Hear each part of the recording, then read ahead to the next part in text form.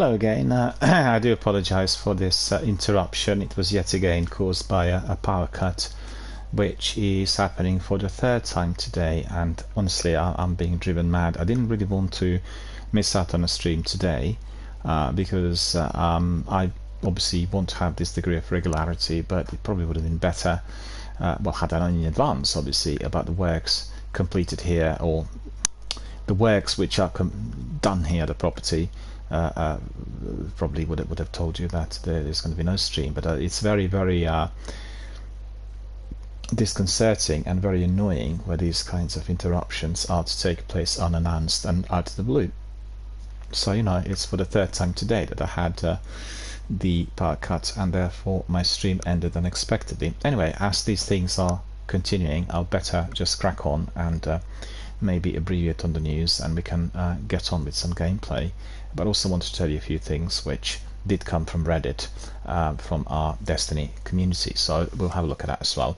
I was telling you about BioWare and Mass Effect and all the problems there with the storytelling, and I just think generally what we've seen and observed is that the games that have the greatest longevity are the ones that are story driven. So I think that's critical for all the games to consider, and I think Microsoft in particular and Xbox are keeping this in mind.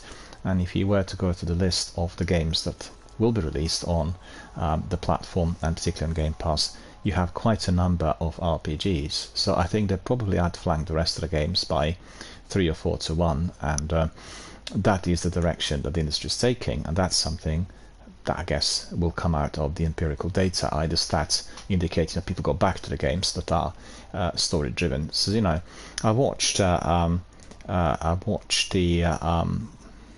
trying to think what it's called, Joseph Fares, the famous Swedish game developer, and he talked in a podcast recently. I think it was an Xbox podcast. He talks about the need for the developers to understand that there are going to be trends coming in and going. You'll have trends which are based on Battle Royale or PvP or any other activity, and he said what will always bring people back to a game is the beauty of the environment and the beauty of the story, the immersiveness of the environment, the consistency of the storytelling. And I think I agree with him. And they asked him whether he thought some of those games are going to be replayable.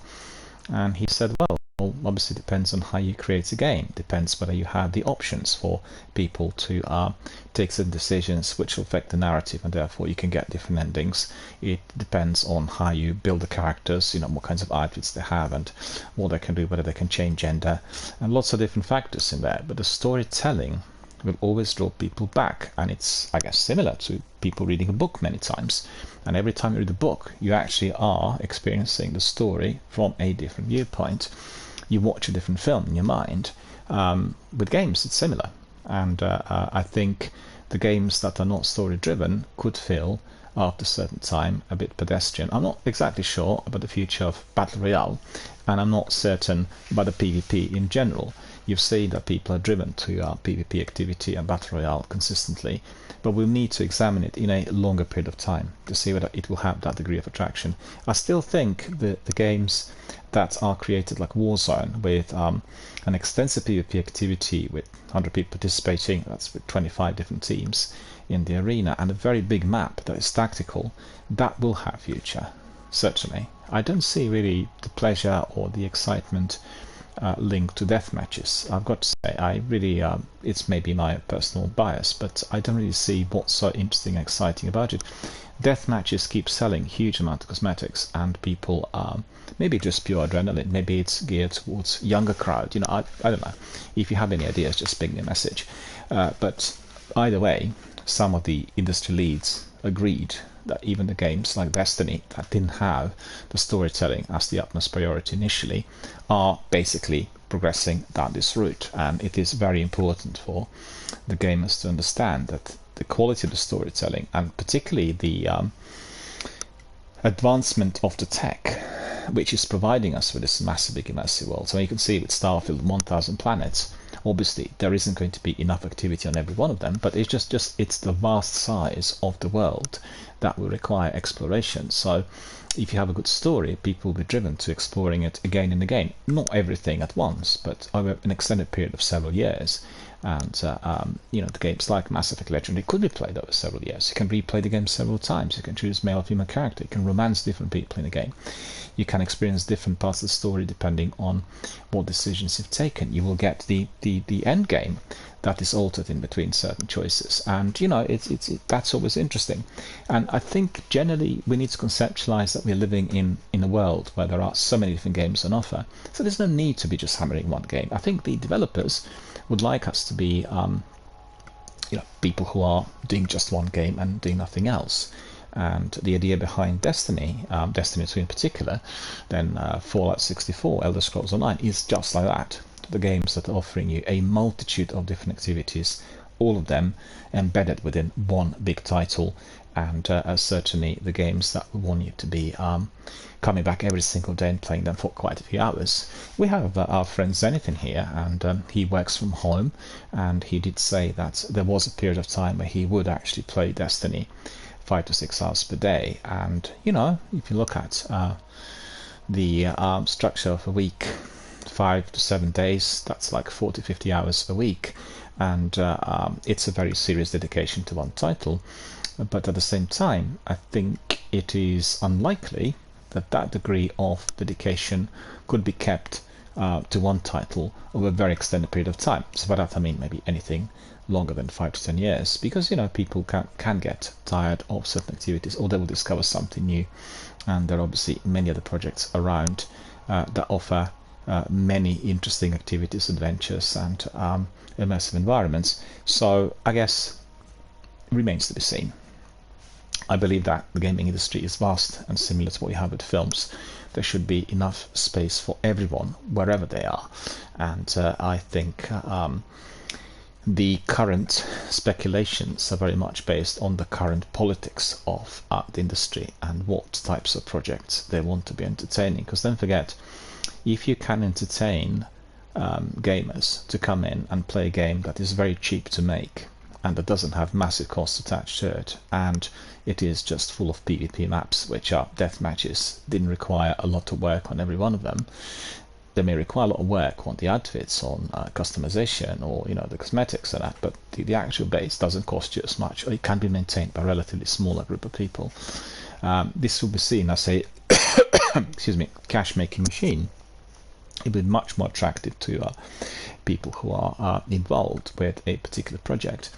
And for instance, you've seen with Apex initially had a very small map, and the characters were imported, created. The characters were very much based on what we've seen in Titanfall, so it didn't really require a massive input.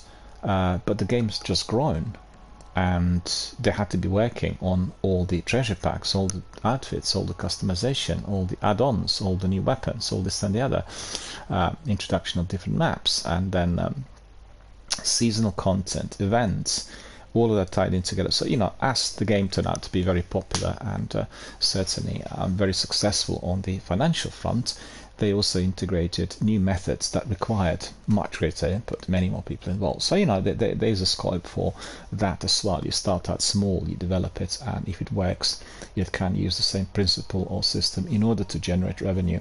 And I think the games like Fallout 64 or Starfield, indeed here Destiny 2, they will be successful. They are providing you with a multitude of different types of gaming activities, massive big environments, different planets, different characters, different customization. The bottom line is the cost. You will be attracting millions of people worldwide, but the cost will be basically bleeding you dry. And I think this is another factor that certainly the developers will consider. If you imagine, for instance, Bungie divorcing from Destiny and starting out on something similar, which is like the beginning of a new series, it would be just phenomenally expensive with a huge risk and many problems attached to it. I'm not saying it's impossible, but you will have to have that degree of capital and longevity secured in order to get games to be performing and to be worthy of somebody's inward investment.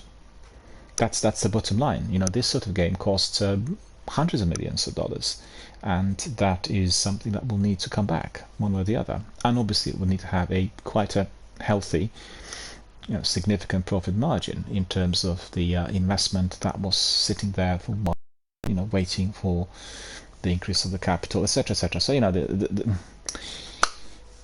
in order to understand how everything is progressing, one needs to have the overall knowledge. And my feeling is that there's enough space for everyone. And I feel that the Battle Royale or PvP games with big maps will survive. They always will be popular. They will resemble a football match. You will have different teams coming in, and every single time you play for a different team, it's a different game, right? Because the people are different. You know the rules, you know the map, you know the terrain, you know where you need to go, you need to where you hide. But actually the activity is significantly different. So that is, I would say, an important discovery. As such, games will require certain capital and certain input, but they will still maintain the in-game mechanics, the maps and the overall presence that will be interesting to many people over a long period of time. And I guess it's also down to the mindset of a gamer. Some people will always prefer PvE to PvP for various reasons. That will include the drive not to be involved with something that is fiercely competitive and perhaps abrasive or aggressive. And to those who are just enjoying the lengthy campaigns that are story driven, so exploring the world, you're learning about the story. Like in here, there are people who are constantly collecting information about the lore because they want to find out what's actually happening in Destiny. And it's a tricky task. You will not be able to find that easy. The best way of doing it is probably by reading some of the articles or descriptions through various hubs online. And I've done that several times and tried to work out what was going on. I think eventually we are going to be getting a much more consistent narrative structure, which I believe is beginning to emerge now with the last 2 seasons. I thought the storytelling in the weekly content has been very good. We are quite clear on what is actually happening, who the enemies are, and what the overall status is. And I really look forward to seeing that being developed even further. Alright, so that's all about the BioWare issues and the things mentioned in relation to the new games. And we've heard also about the Orion Studios, and you'll be familiar with them being involved with Baldur's Gate, and that's the 3rd installment in the series. And they have, well, the assumption is they will feature 17,000 possible ending variations, adding further to the game's replayability. I think that's pushing a bit too far, and I think it's a huge danger for the developer to state anything of that sort. We've seen the same sort of thing introduced by Ubisoft with Watch Dogs Legion, and I watched the introduction when I can't remember whether it was a showcase or there was a special presentation in the game where they talked about walking the streets of London and picking up anyone who you met, and therefore you could turn that pedestrian into a fully playable character who will become part of your team, and they will be conducting the war against the dictatorship that indeed is plaguing that futuristic London in the game. So I thought this indeed was going to be fantastic and revolutionary. They indicated this is a new concept, no one's ever tried it before, blah blah. Did it work? It did not. It provided something completely different, and that killed the game. That killed the game. It's as simple as that. So you should never ever come up with so-called revolutionary ideas and concepts if they are not going to be backed up by certain realities, i.e. working in practice. And I think that's really the difficulty. I'm a bit suspicious, a bit apprehensive about these 17,000 endings. And we heard from Game Rant that Larian Studios, who is a Larian Studios, Baldur's Gate 3 seems on track to be one of the most epic classic RPGs in a very long time, and in line with that, the Dungeons & Dragons based adventure will apparently have a mind-boggling 17,000 ending variations, granted being the follow-up of what are considered some of the best CRPGs of all times, but BG3 or Baldur's Gate 3 has some high expectations to meet, and the developers seem to be striving to reach that bar. There is so much content, in fact, that Larian estimates it could take 18 playthroughs of Baldur's Gate 3 to experience everything the game has to offer for a single character. So 18 times you can replay the story and you will get a variety of different outcomes. That's astonishing. That is certainly possible, but 17,000 different outcomes? That sounds, slightly ambitious, right? Some other developers actually complained that Baldur's Gate 3 is setting an unfair standard for RPG studios that may not have the funding, extended development time, or huge team that Larian does. However, most gamers recognize that Baldur's Gate 174 hours of cutscenes, that's almost 200 hours, like 174 hours of cutscenes. So it's a huge amount. I'm not sure what cutscenes there were in Mass Effect. There was quite substantial, but this is exceeding anything I've seen in a video game before, I think. Correct me if I'm mistaken. If anybody else knows any other game that's got more cutscenes than that, I would be very, very happy to know. And they said this is more an exception than a rule, and it's not to be expected from most other RPGs in the future. Along with that impressive number are the 17,000 endings that apparently exist in Baldur's Gate 3. One of the writers has spent about 6 months working primarily on the end of the game, and Extra Life had a chance to sit down with her and ask specifically how many variations of the ending there were, to which the writer responded approximately 17,000. This doesn't mean there are thousands of different story endings, but rather variations that will take into account all the different choices a person has made throughout. You see, that's not really a very, very good description. So it's 17,000 variations, which means it may well be a different kind of dialogue that you are applying to your NPC. That's not the outcome. It's falsely presented, I'm afraid. I'm not sure whether it's falsely presented by the Larian Studios, the people who were conversing there, or by the Game Rant, but it's completely misleading. I've read that several times today, and I was under an assumption that there are proposing that there will be so many different endings. A variation means that you can choose a different dialogue. That would be my understanding.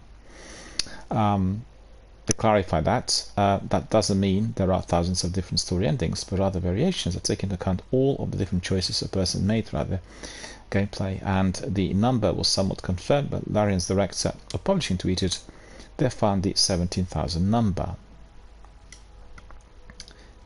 Remains to be seen.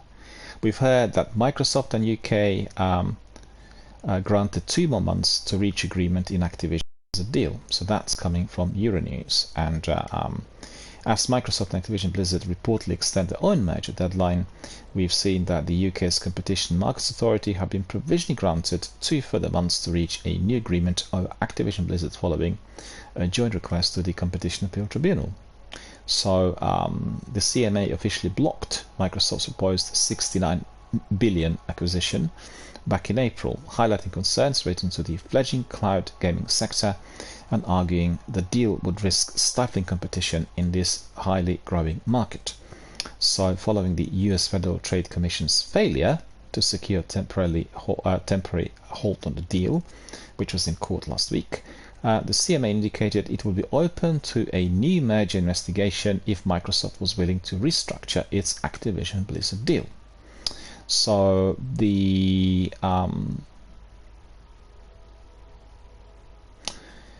it says, in order to facilitate those renewed discussions, Microsoft, Activision and CMA, which has now extended the deadline for its final decision from July the 18th to August the 29th, all agreed a 2-month stay of litigation would be in the public interest and made a joint submission to the Competition Appeal Tribunal.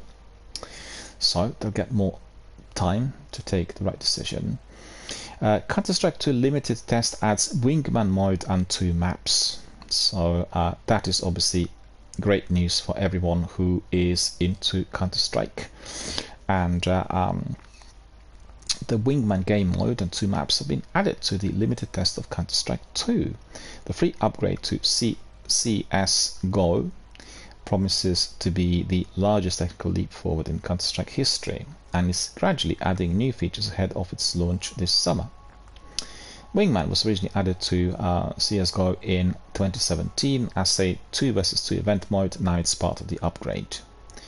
They also added the Overpass and Vertigo maps. The former is available in Deathmatch, Casual, Wingman and competitive game modes, while the latter is available in just Deathmatch and Casual game modes. The Nuke and Office maps have been removed according to the patch notes shared on Steam. So if you played Nuke, then you're not going to be able to access it. Twitch is in a crucial trust building period. It must listen to the streamers. Words only go so far. It's been a difficult year for Twitch so far. The Amazon-owned streaming platform is continuously evolving and offering new products and tools for streamers, but it never seems to quite get things right. Take revenue split for instance. At present, Twitch offers streamers a 50-50 revenue split in comparison to 70-30 on rival platforms. Yet, the introduction of a new Partner Plus program with a higher split has been met with criticism, with streamers claiming its threshold for acceptance is unattainable and anti-community. We talked about this here at some length.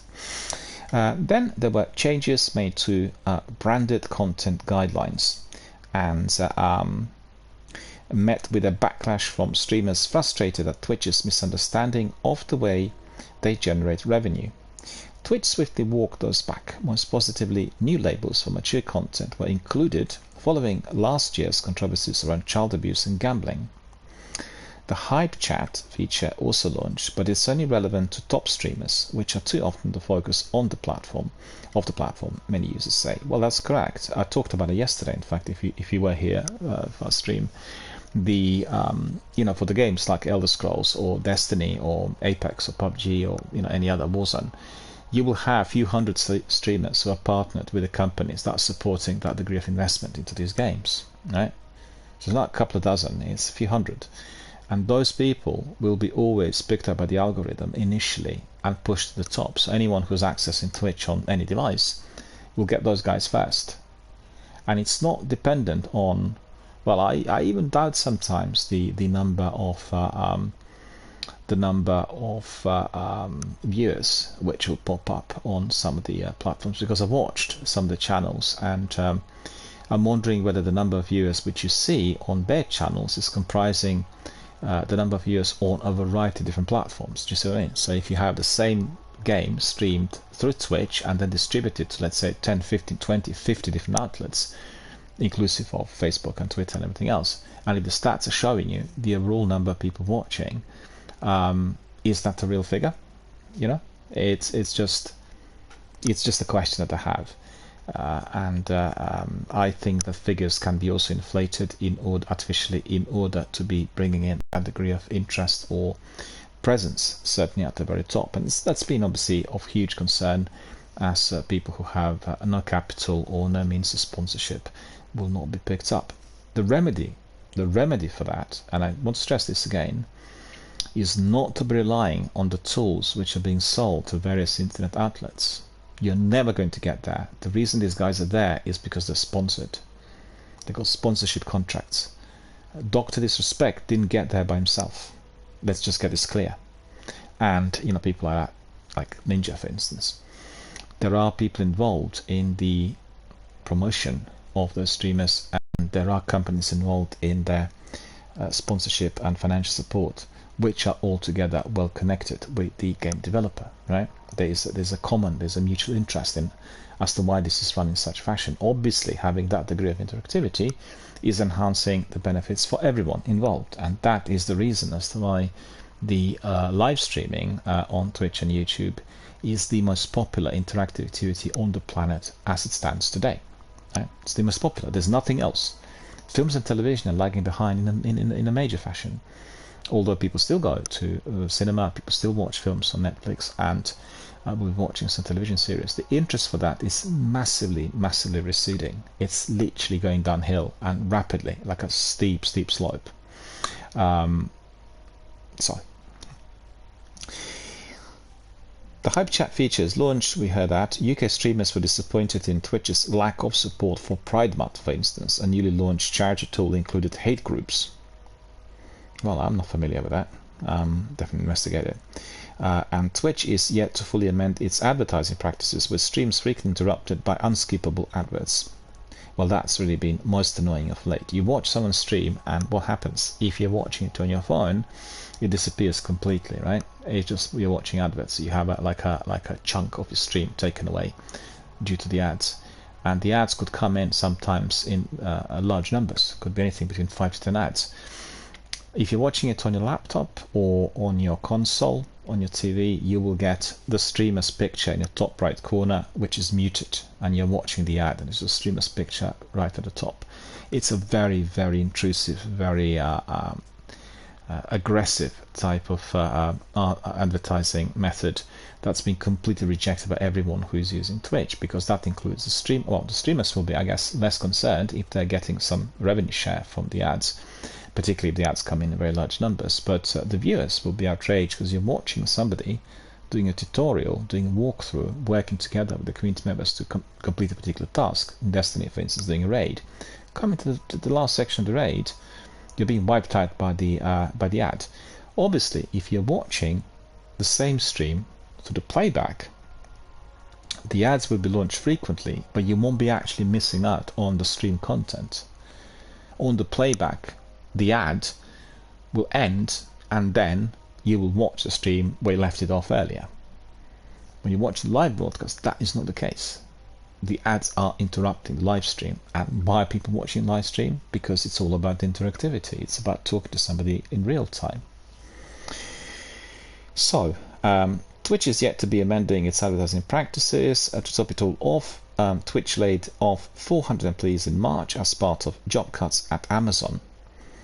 So 400 people went, and I guess ever since Amazon got involved, you know, the everything on Twitch became more tricky. That's just the way it is with these types of mergers. And let me just have a look. Bear with me a second.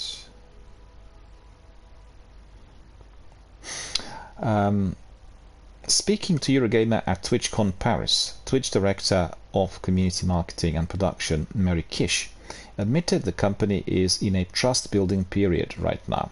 So she said, "We are a community. It's really easy for me to say we love the community and community first, but that has to be earned through actions over time. Words only can go that far. I think that we are at a vital and crucial time to ensure that over the next period of time we are showing our actions, and we are really proving that we care deeply about this community, and that we will do what we can in our power to ensure that this place is healthy and it's safe and it's the best place to build a community and achieve your personal goals." Well, I would just simply say that that's definitely not the case. The community on Twitch is not particularly safe to start with. It's been massively enhanced and improved in recent years, without a doubt. But there is a lot more that needs to be done instead of using just AIs and mods and algorithms and automated services bots. They need to have a much bigger team working on the safety in the same way as you have it with Microsoft and Xbox, right? Xbox is probably the safest platform that you can use in order to do things gaming related. There's quite a large team working on not just the safety of the participants and the safe conduct. They also have a new department working on everything that is benefiting the environment. So kind of energy. I can't remember what they're called. This is the particular title I listened to. I listened to the executive who is responsible for this department. It's really interesting. This person worked for the US government and worked worldwide on everything to do with energy, you know, from preserving the energy sources to making sure that the environment is not littered by people dumping something which is inherently damaging to the natural resources in a very huge quantity. So she's like I think she's a doctor of astrophysics, or so, you know, I think absolute top profession, and she's the person who has been very, very involved with this now for Xbox, and she works for Microsoft, and therefore she's been in a job for a little while, not for a very long period of time, but I was just astonished by the quantity of experience that she'd had. You couldn't have had a better person to work for you, somebody who's spent a whole life trying to make sure that the energy resources are properly explored, yet not to an extent to which anything we do with them will be completely obliterating natural life. So, anyway, anyone interested, just go to Microsoft. You'll be able to find the section. So I think Microsoft and Xbox are definitely excelling on that front, whilst Twitch is definitely not. And let me just see what else she said.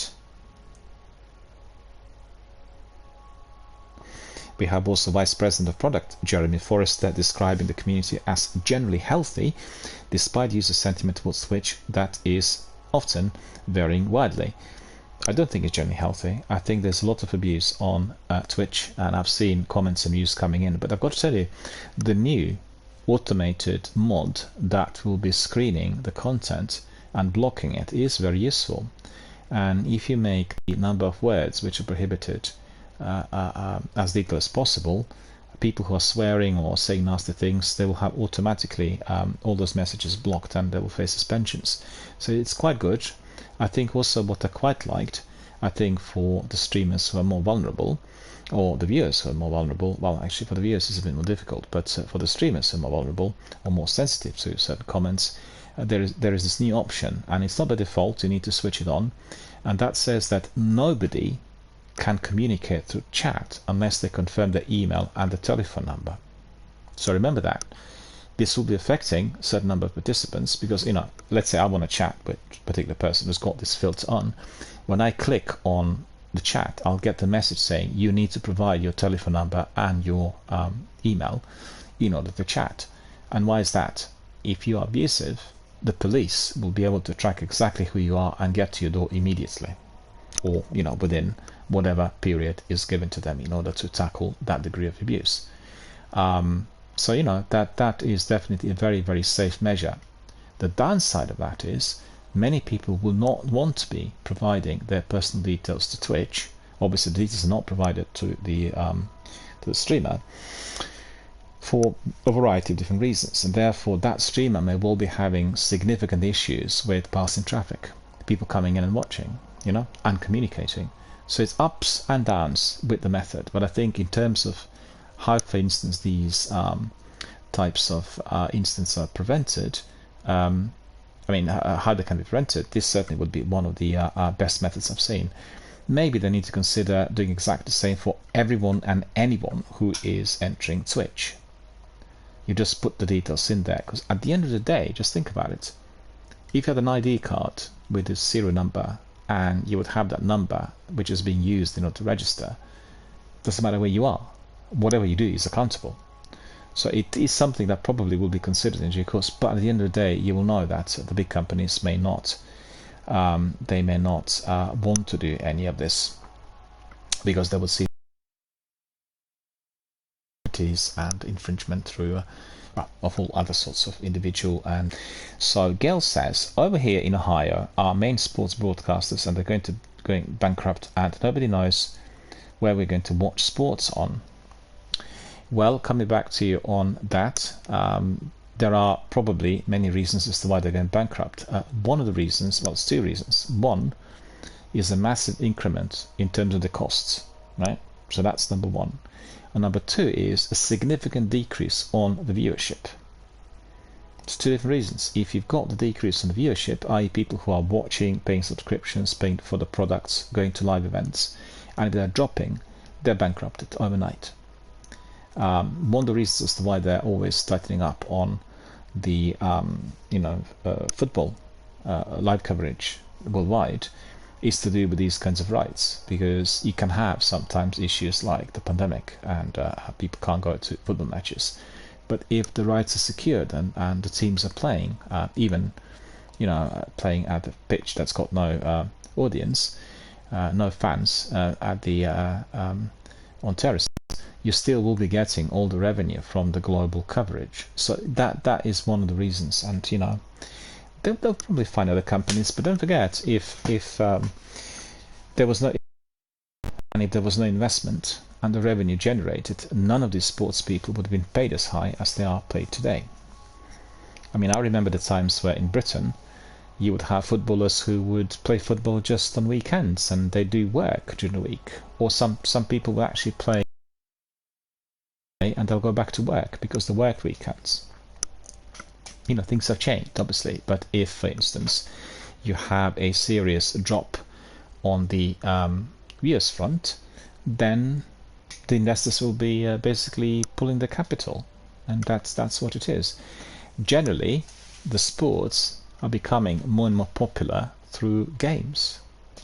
I mean, Xbox is offering so many different games through Game Pass, and I can't personally say that I'm a huge fan of sports games. I maybe need to spend more time really exploring them and playing, because I always thought sports are to be done outdoors, right?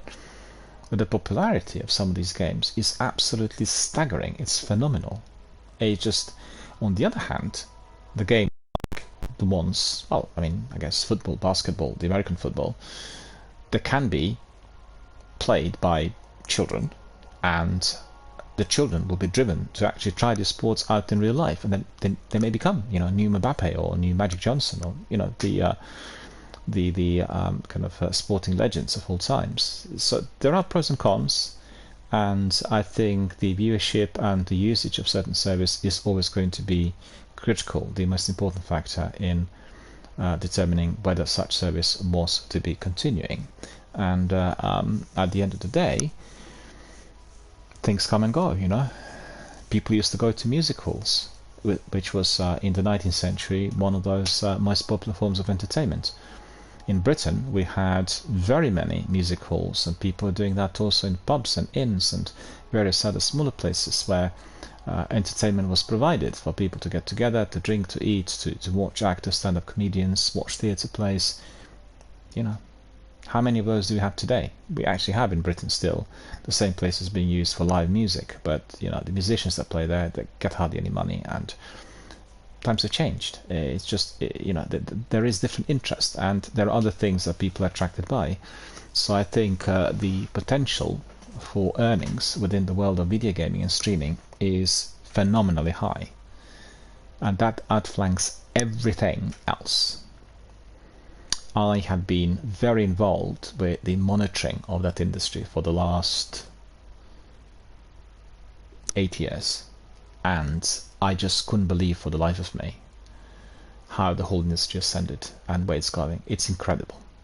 If you think about the way things were in 2015, the way they are today, from the graphics, through the means of earning, through the investments, through the treasure packs, through cosmetics, cosplay, streaming, interactivity online, 4 billion people playing video games every day, accessing Twitch, going to YouTube. It's incredible.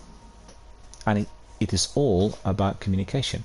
I just want to ask Gail, Twitch might lose me if they do that. Gail, you said that. What did you have in mind? I'm quite curious. The standard policy on providing them with your full details. Is that what you meant? Well, it's already there. If I, for instance, apply to my channel, no one could communicate. Obviously, I don't have a problem in dealing with all the participants in the ways to which I do. You've seen how this is conducted here with the mods that watch the stream and myself obviously observing all the interactions.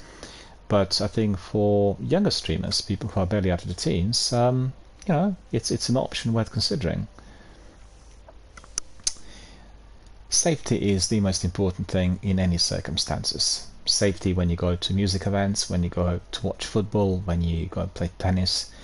You know, it's of primary concern. So I think it needs to be reflected through the online communities as well.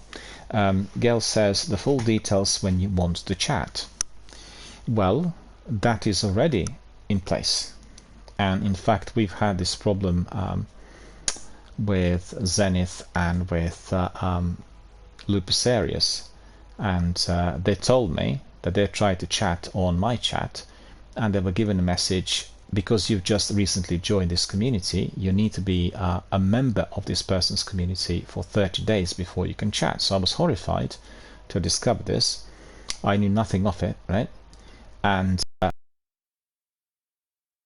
people informed me about this. Initially, I thought that this was a restriction on his account and not on mine. But as the other person confirmed that they were getting the same message, it was evident that something happened through the Twitch updates. That was not known to me. I was not informed of that. So once I've gone to the settings, I discovered that this was the automatic safety measure, which all channels that come into the category of associate or a partner would be getting without any warning.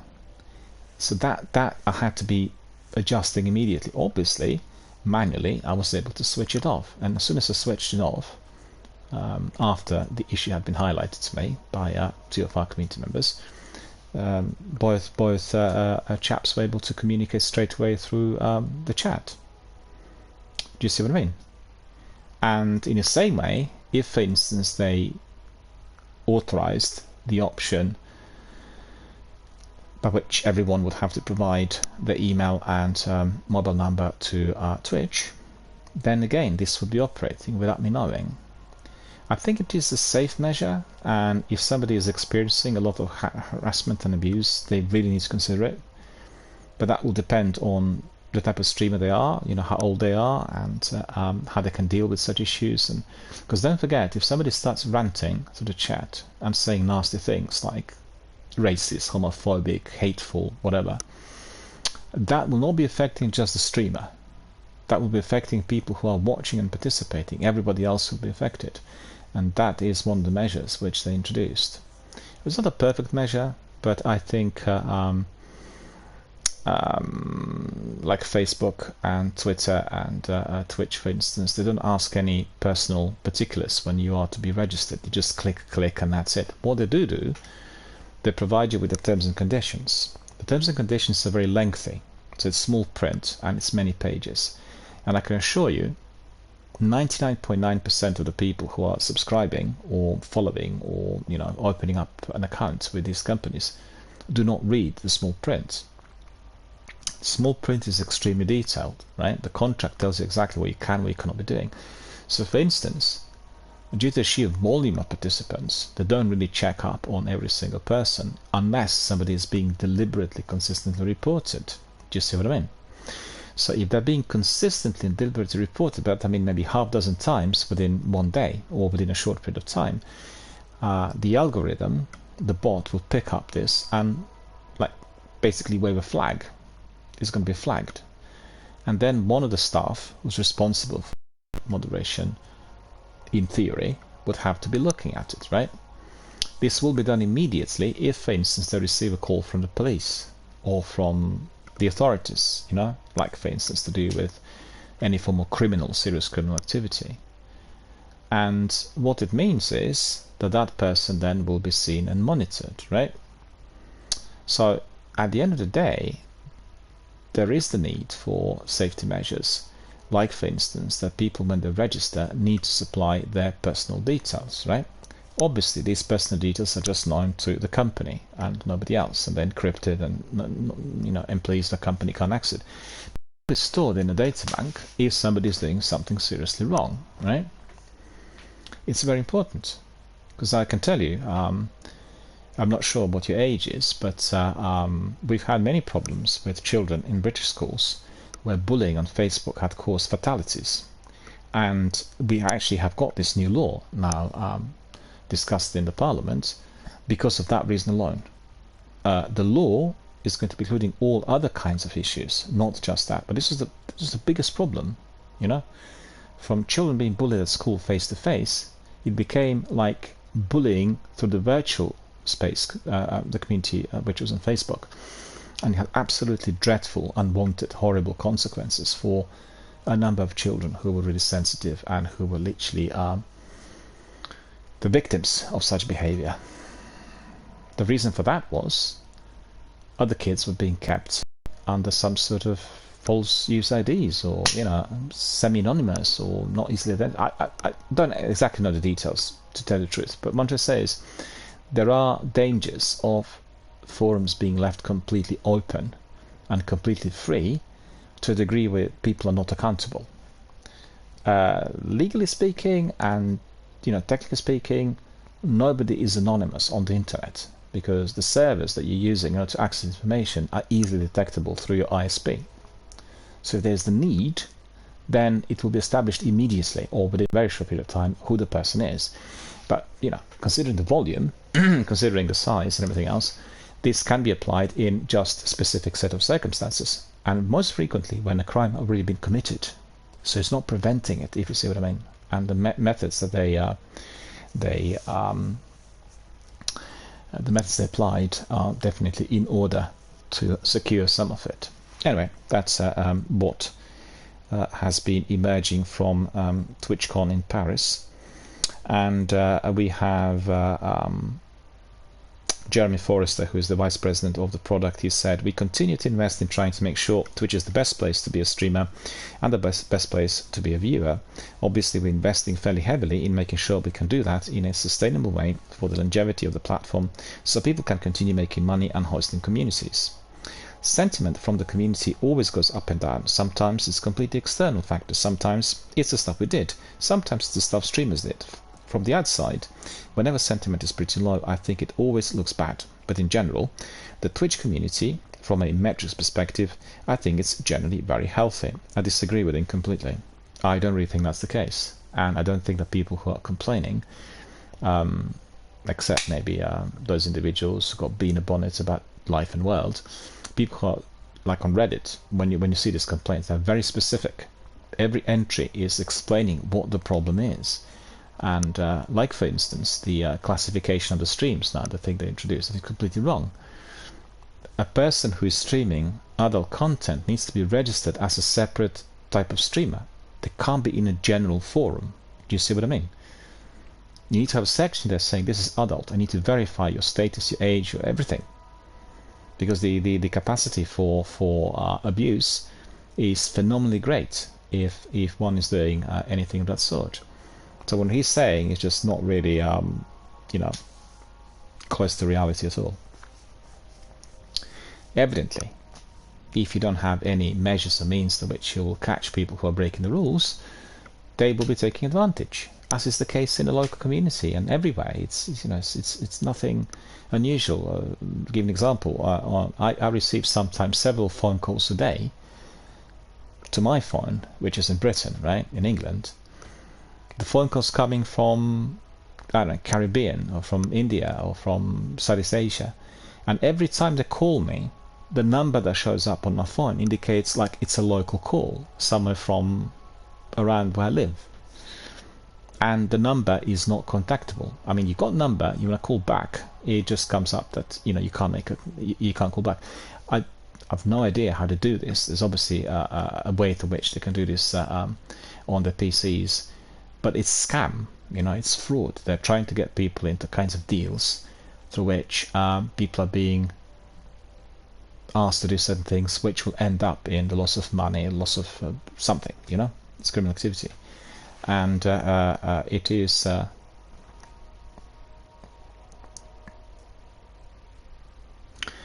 what I think is, what Red described was that you've got the biggest mobile operators dealing with this, and I'm actually with EE, which is one of the biggest, the most popular ISPs and mobile operators in Britain. Previously they were called T-Mobile, and they can't really do anything about it effectively, because these individuals are a step ahead, and that's just, from my point of view, completely wrong. These individuals should not be a step ahead. The ISPs, the mobile operators, will need to have the tech and the methods to clamp down on that kind of abuse, because it will result in fraud. Somebody will be losing money. Somebody will trust such individuals, so obviously using false representation in order to gain confidence and trust of the person who was taking a call, and then trying to defraud them, Gail's asking, when did you add more or DB Miller channel points rewards? Well, I'm still working on that. I was doing this yesterday, and I was reworking, well, not reworking, I was basically enabling many things that Twitch had introduced in recent months, and they're not still fully active. I've introduced the emotes and the icons that people will be getting if they reach certain level with their viewership. You know, somebody viewing the channel, let's say for 10-15 hours, and then they will be automatically given this reward. But I still need to see whether it's fully automated, or I need to be doing that by myself, and I need to really investigate it. I've not been using the various tools that Twitch has been introducing in kind of during the last 12 months or so. I still need to investigate this. But the idea is that, for instance, if somebody is generating the points, we will need to find the way through which the points will be then rewarded by something. And I need to see whether I can get the rewards directly by myself, or that is something that Twitch will be mediating. So you have to leave it with me for a while. I'm just trying to make it more interactive, doing it step by step, you know? I'm not trying to coerce everyone to be watching the stream in order to be generating rewards and then getting nothing for it. But we need to find what the best way about it will be. Oh, you got already 13,000. You've got very many. Well, leave it with me.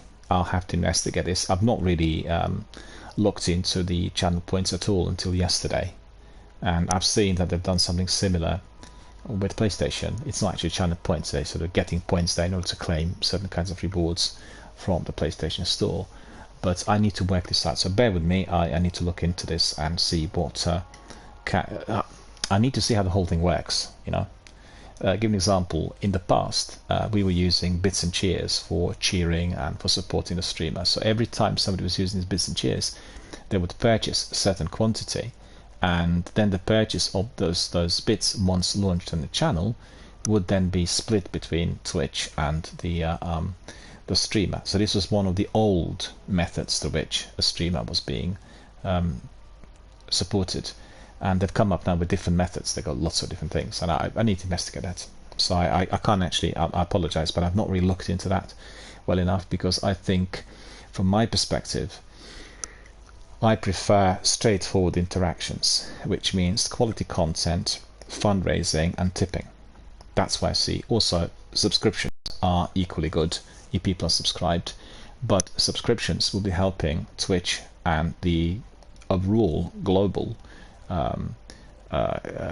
content creator community, as well as the streamer, whilst tipping is supporting the streamer directly, you know, because when you tip the streamer, you're using the direct method through which the streamer is then receiving that degree of financial support. And with charitable fundraising, whatever is being donated goes directly to the company that is being presently supported or promoted. And we have here Simp Fortune. Hello, how are you doing? Good to see you. Thank you for joining us. How are you? Whereabouts are you? We are just still doing a bit of our community Q&A. I'm doing the news and talking to Gail and a few other people in here. So I hope everyone is finding some of these news interesting, because, you know, Twitch is the platform that's most watched, really, as far as the streaming online is concerned. And these are the news coming literally from the convention that was held last week, and definitely very, very interesting. So I don't agree with the Vice President of Product, Jeremy Forrester. I don't really think that what he said is indeed relevant. Maybe to a degree, but I don't see it as a something that I'd see as a fully safe forum, because it's very far from that. And it certainly looks like the platform's metrics are on the rise. At the TwitchCon Paris keynote, Kish stated that Twitch's European audience had quadrupled from 100 million visitors in 2019 to 400 million in 2022, who watched 5 billion hours of content. Yet the comparison to 2019 is important. Twitch saw a surge of growth during the pandemic as the population was put in lockdown, and that growth has since been in decline. Well, I'd say that this has been definitely spotted on all platforms, literally everywhere.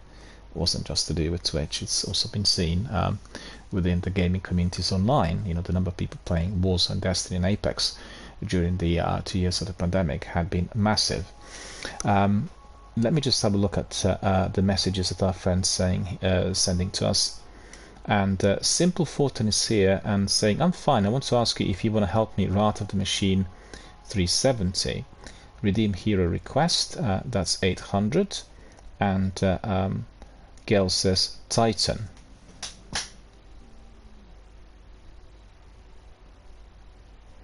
So you picked up the I take it that somebody had picked up the icon which you can claim, right? So once you've got the channel points, you can just claim the icons. I actually set up the icons yesterday. I've set up, well, quite a few really, and they're quite nice. Quite you've got sometimes like a clock, or you can have a power tool or various, and I think the channel points can be used in order to get these. So if you like any of these, you can claim them back straight away. I know about everyone being able to redeem some of the points through the icons, so that is after people reach certain kind of level, but I was more describing the actual rewards. Do you know what I mean? When somebody is a very dedicated community member, participates all the time, enters competitions, collects, so we come up with some sort of reward, like a game or like a physical product which somebody can receive, and that's something I can be granting to people independently. But I need to double check with Twitch whether I can do that or not. You know, it doesn't clash the agreement with them. What they have at the moment is you will get access to games which are presently being supported through Twitch, and these games usually sell a lot of cosmetics and various products. So there's a connection between you getting like a support it, and I need to know. But what you did is the most of which you can redeem some of the points, and then you can use these icons for your own personal benefit anywhere.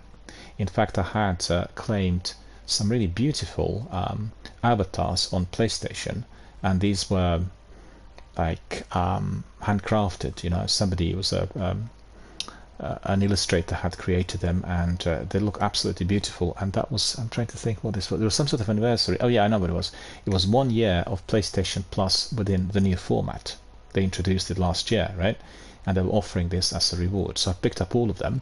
I've not used them yet on my PlayStation, but they're really very good, and they look beautiful, and they are very original because the images that I picked up were being done by an independent illustrator, yet the character is blending in with with games like Horizon Zero Dawn and Apex, and it's just really good stuff. I got it for free. It was part of the subscription. So they had a mini festival lasting a week. Can't remember what it was called, State of Play or something like that, on PlayStation. Coming back to the figures that I just mentioned, Twitch having 400 million people who were watching it in 2022. But last year, I'm not surprised, because we've had the increment of about 100% on the overall video gaming activity within the same period. So from 2 billion worldwide, it's gone up to about 4 billion. Whether this is a verifiable figure is something else. But I want to come back to our friend Simple Fortune, because Simple Fortune was asking us whether we can help him with Wrath of the Machine. Simple Fortune, can you please type in here your user ID and the platform you're on? I will not be able to do Wrath of the Machine straight away, but if we have other people coming in later, once I start streaming the game, we probably are going to be able to get in. Tell me what platform you're on. Are you on PlayStation, or are you on PC, or what platform are you on? That's the main thing, because Destiny 1 is not a cross-platform game, and we can't bring in anyone who isn't on PlayStation at the moment, right? I mean, I've got it on Xbox as well, but I can't stream at the moment due to the Twitch app glitch and problems. So just please, Simple Fortune, let me know what the score is really with your platform, and if you're on PlayStation, we can try to get people to do the raid, and we can do it at some point. I don't think we can do it straight away, because generally for the raids we plan, and then if we had Matthias, we had Zenith, we had Gail, myself, yourself, and maybe Sekapupu,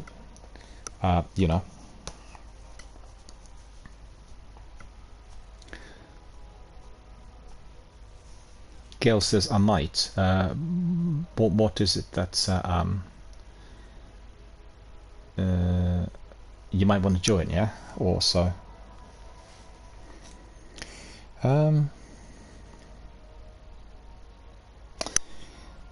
So coming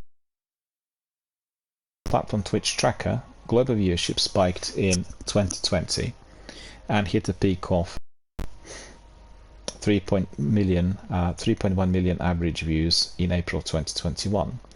Now in 2023, that average had dropped to 2.3 million, still double the 2019 stats, but on a gradual downward trajectory. Anecdotally, 2 streamers say they have seen a drop in viewership over the past year. I think this is unrealistic. Gail's saying, I might do a raid. So yeah, we have to get enough people. Can you ping a message to our friend Simple Fortune, because he's probably not watching anymore. Can you ping him a message asking about what platform is he on? Because we need to figure out whether he's on PlayStation or what, and then we can provide him with the sufficient numbers, evidence, and answers. Because I can't actually ping him a message unless I'm doing the news still. If he wants to do that, he'll need to state what platform he's on, and then we can get people together. But as I said, we don't actually do raids generally on the spot. We need to prepare a bit and consider what to do and get people together, get a full squad. I'm sure that Matthias and Zenith and Zekapupu and Captain Jack and Furry Spider and all the other guys would like to come in, but I need to actually bring them in. They need to be available, and they need to be able to step in and help out, and also get prepared, because Wrath of the Machine is, I think, the most difficult raid in Destiny 1, and doing it on the spot may or may not be a good idea, depending on how many times people would have completed in the past.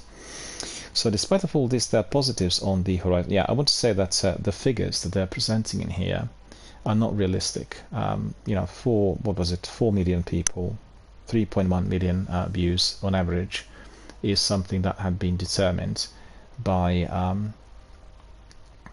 the lockdown, the pandemic, the times of people literally spending all the time indoors. And evidently this would be the only means to which people communicated and entertained themselves, and therefore we had such huge numbers. People can't be doing this if they have work, be busy with other responsibilities, when life is fully kind of up and running, compared to the times where everything was shut down and where we had to be closed, spending time indoors. So it's really not realistic. And I think also we are frequently pressurized by the investors and people who are wanting to make quick gains on certain increments, and we need to really put this into reasonable perspective. It's not possible to have the same figures maintained over an extended period of time where there's no longer lockdown, right? Gail's saying, Wrath of the Machine, I have a quest for. I have a quest for it as well. I've never completed that raid, so I'm also up for it, but I want to know from our friends what sort of platform he's on. He's not answering, so I think I need to ping him a message. Just see whether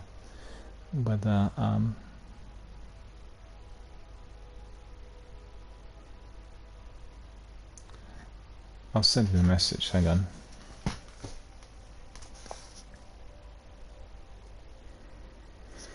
Yeah, he's not in our community, so I can't send him a private message.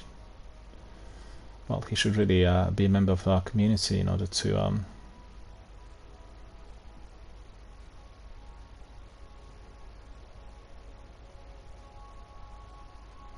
It's interesting, because I'm just looking at the stats. I clicked on Simple Fortune, and I'm getting a very detailed breakdown of everything related to this person. So that's something new as well. I've not seen this before on Twitch. To be fair, I've not been using this new system of modding, which had been introduced recently, but that's pretty good. And they've got really quite a lot of new safety methods. Sounds really good. I can see that Simple Fortune is not a member of our community, and therefore I can't see it. Try again. Hang on.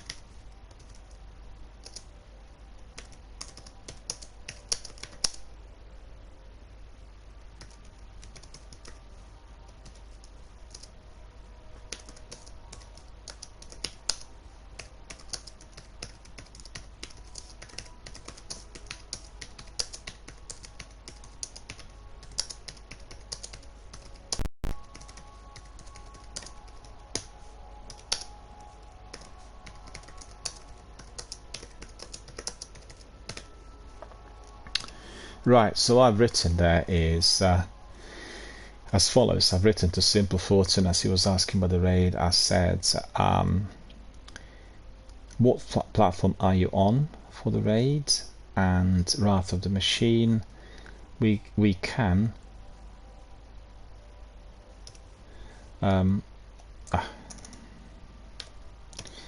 we can get our community members to do it with us at some point, but not straight away. Either way, let me know. Okay, so we've got that.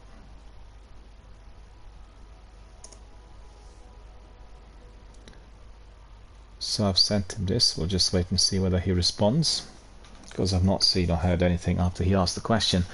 I think people need to be a bit more patient rather than just fire off the question expecting everyone's going to be able to answer them straight away. But I thought I tried to answer as quickly as I could.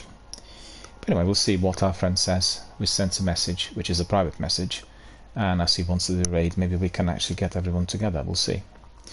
Alright, so going back to it, despite all of this, there are positives on the horizon. At TwitchCon Paris, the platform announced a string of new products to support the streaming community, in particular a new Discovery feed, which is a scrollable feed of short clips, and the Stories feature, which will boost the profile of streamers while offline, improving engagement. I need to look into this. This is a brand new product. I'm not actually seen it yet. That's very good. It's a bit like the reels and clips that you get on Instagram and Facebook. You do like a short one, less than 30 seconds, so that will be providing people a very quick clip to find out what your streams are like. And I really quite like the idea. I need to really pay more attention to that and maybe bring in somebody to do it for me, because it'll take a bit of time.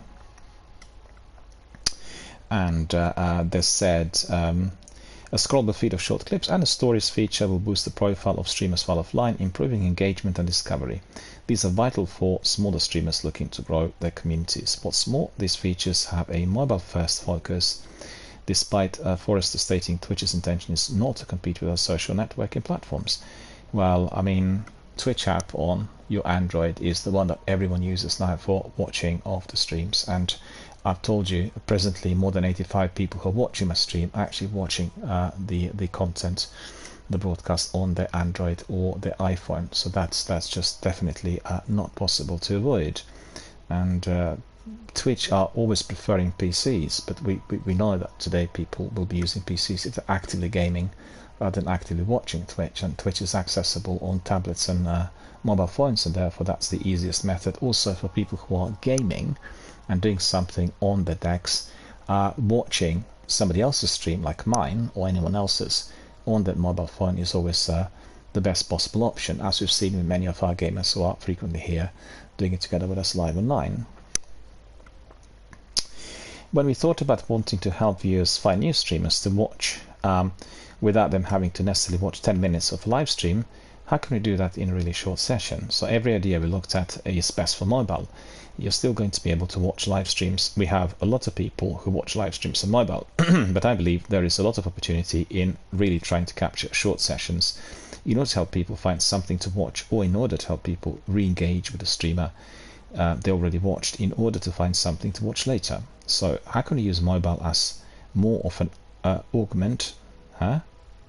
So how can we use mobile as more of an augment to how we've watched it traditionally?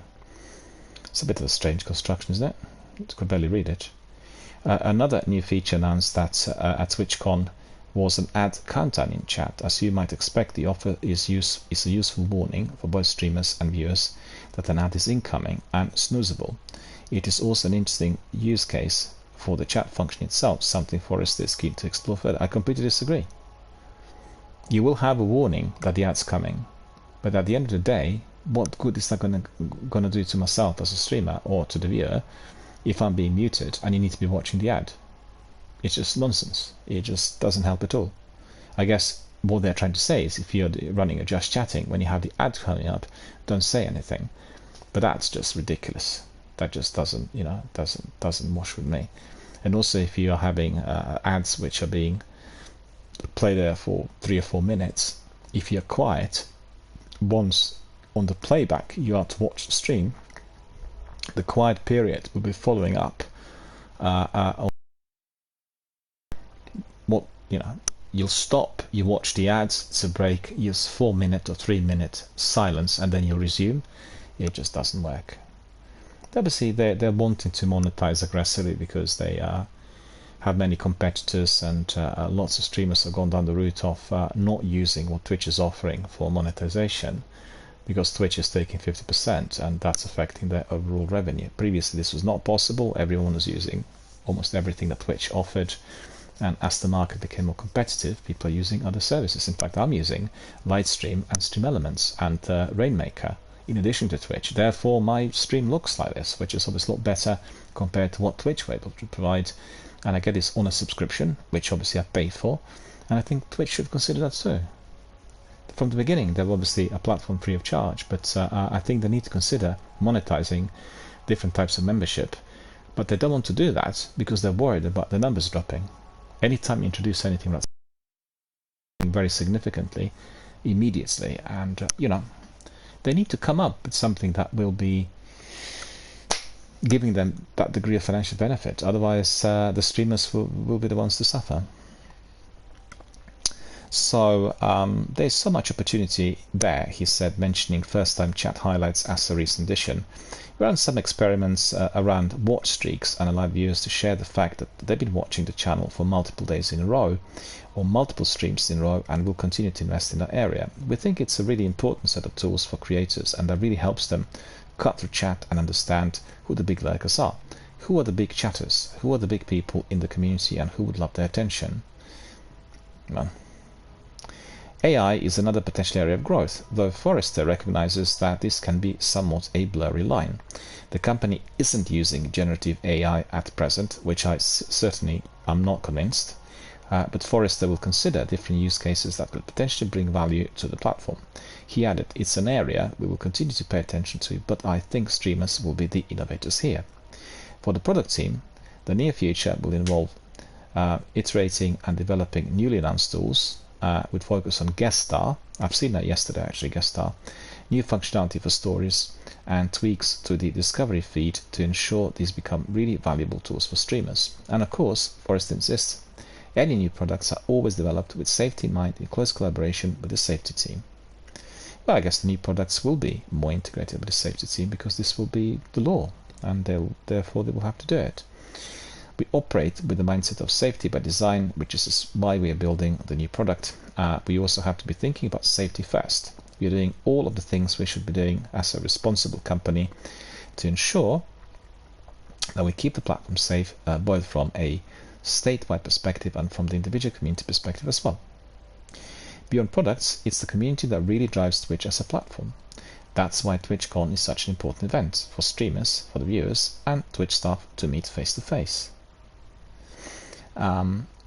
It's pretty vital to me, said Kish of the event, citing the Meetup and Ambassador programs as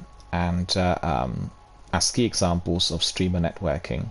These are the times when we get to shine and see our programs in action and see the value in them with people's faces and their reactions. There's a bond and a trust that you can only get when you actually look at someone in the eyes.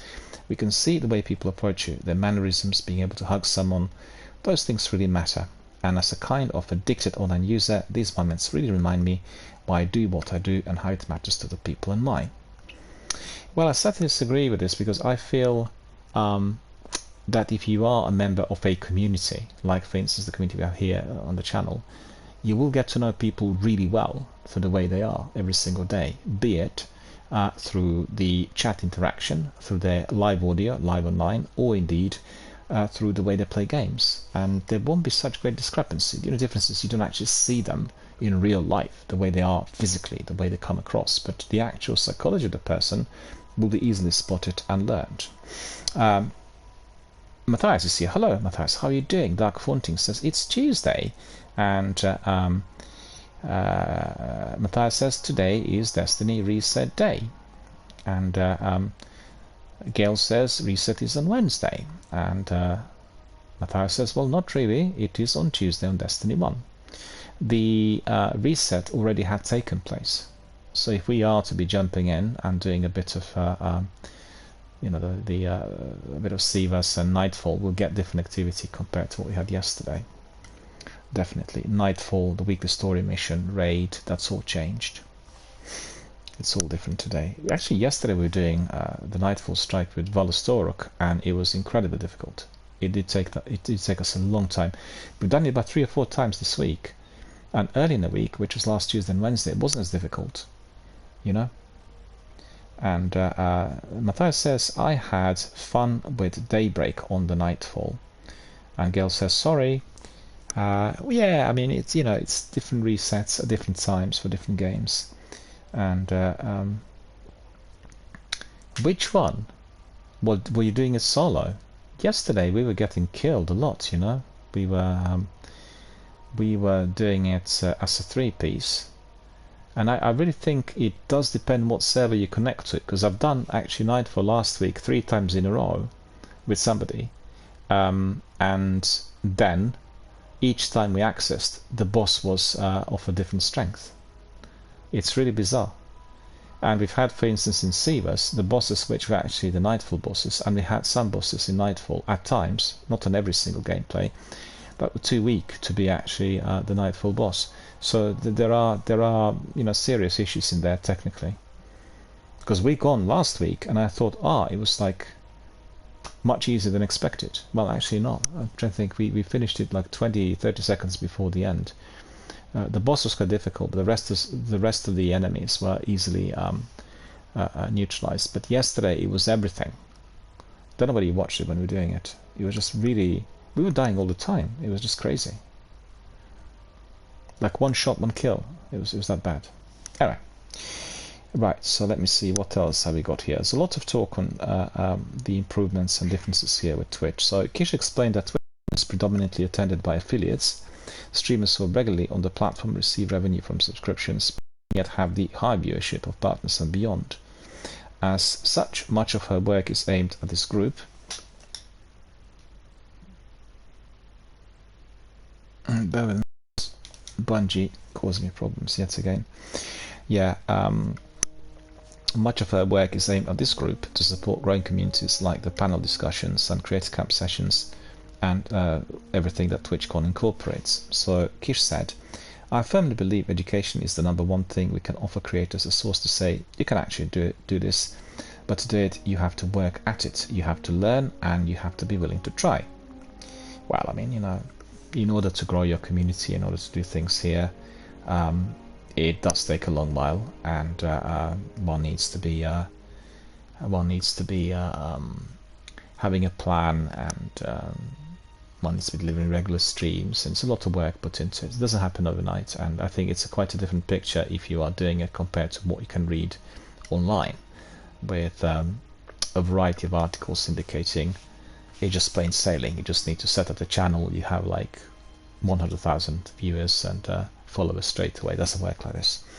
And obviously people go to such conventions to make new contact, to make new friends with the streamers, to see them in real life, and the benefits are just massive. And I encourage everyone, if you have a TwitchCon type of event in your immediate area, to go and visit. You will walk away feeling very, very encouraged, enthused and happy, but without a doubt. And another major area for Kish as head of community is improving diversity. Look at the top 50 streamers via Twitch Tracker, and the vast majority are men. Kish is passionate about uplifting women on the platform and ensuring the safety. It's been very difficult to see it alter, and I've never really seen it alter, said Kish, of the dominance of men on Twitch. Well, it's really weird, you know, because the vast majority of streamers I watch are actually female streamers. I'm not sure whether that says something about Twitch or myself, but as a person who's always been helping the people in the need, and people who are, I guess, having it harder in life, I always had but I always believe that for hard-working female streamers it will be much more difficult to break through the ranks, and therefore I supported them as much as I could. I think it's similar to what you experience in the music industry in particular. And I worked with very many musicians in various capacities over the years, and very, very difficult for female musicians, particularly if they're playing drums or bass or keys, to be, or even guitar, taken seriously by some of the other participants, and it's always a very, very hard struggle, and therefore I think it's extremely important that we offer as much support as possible. Let me see what our friends are saying, and Gail's asking Matthias how he is, and he's saying he's alright, and hoping that Gail's well, and Gail's asking what happened to your left foot and left hand then. I think Gail's asking me. It's my leg. It's not my foot. It's my left leg. I have a well, actually quite reasonably severe hamstring injury on my left leg, and it's been bothering me, and it has affected my sleep last night again. I didn't go anywhere yesterday. I just went to my local Tesco's to get something to eat, but otherwise I've not gone anywhere. And today I was walking with a crutch, the proper hospital crutch, just to alleviate the pressure from the leg. And but it's bothering me because I'm not sure how I caught it, and I think probably to do with swimming on Friday, or something else. I've no idea. I've not actually exercised because of that, and I'm not sure what's caused it. But hamstring injury is a very uncomfortable type of ailment, because what happens is your whole leg gets affected, and it does react on pressure. You've seen that with people playing football. If they get a hamstring injury, they are being taken off straight away from the game, as it can be aggravated by walking. And I think that's probably what happened to me on Sunday. I went to our neighbouring town in order to get my dinner. There's a place there which I use for grilled dinners, a very good one, and I ate there throughout the pandemic every single day, and therefore that lengthy walk, I think, just made it a bit worse.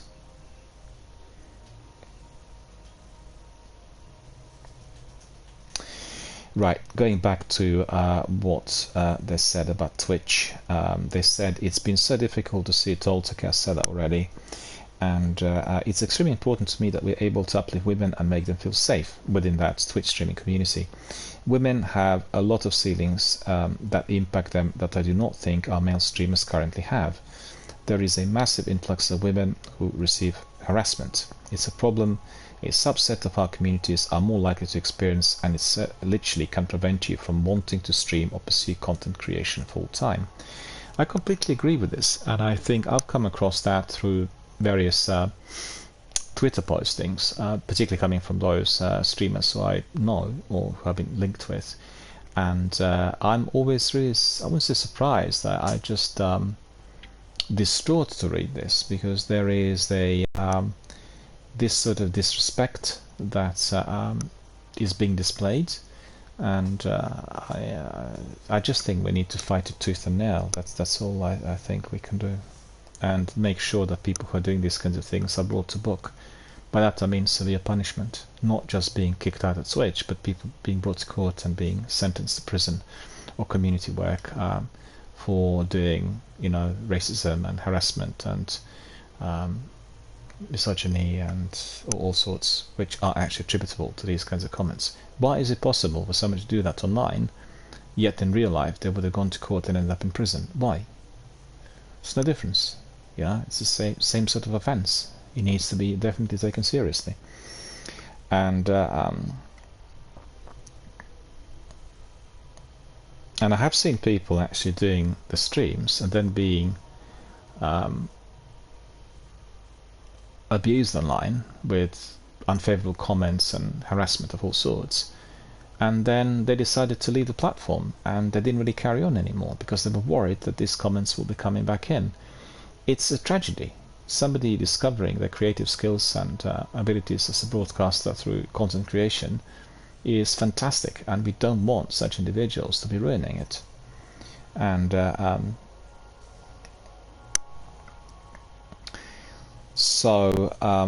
let me see. Earlier this year, Twitch created 3 guilds to support minority communities: a women's guild, a black communities guild, and a Hispanic community guild. Why are women in a minority in there? I don't understand. That's really weird.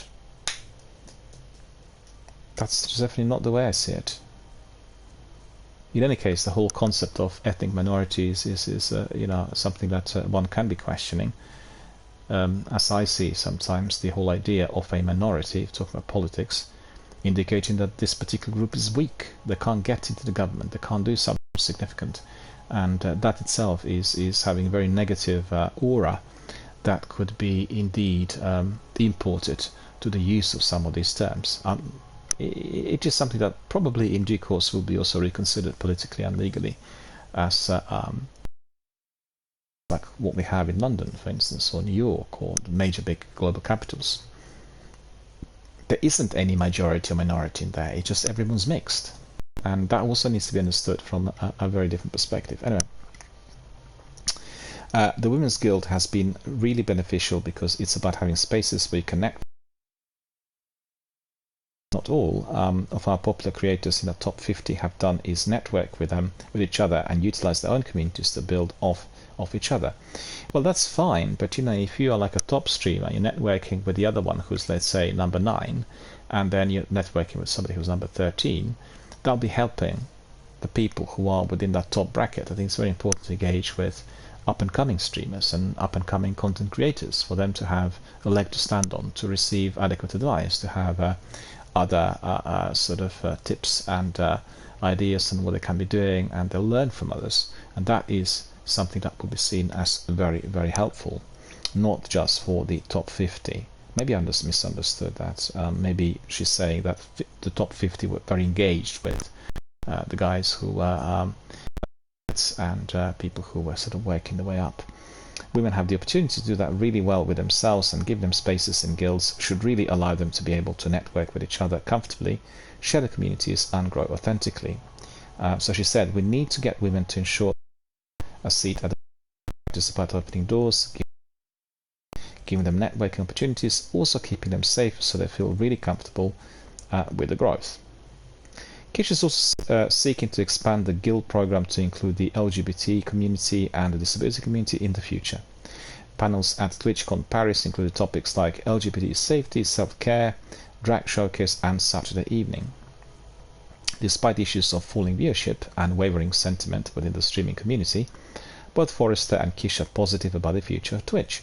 I'm excited about the things we're building, and I think they have the potential to really make significant changes to how streamers utilize the platform.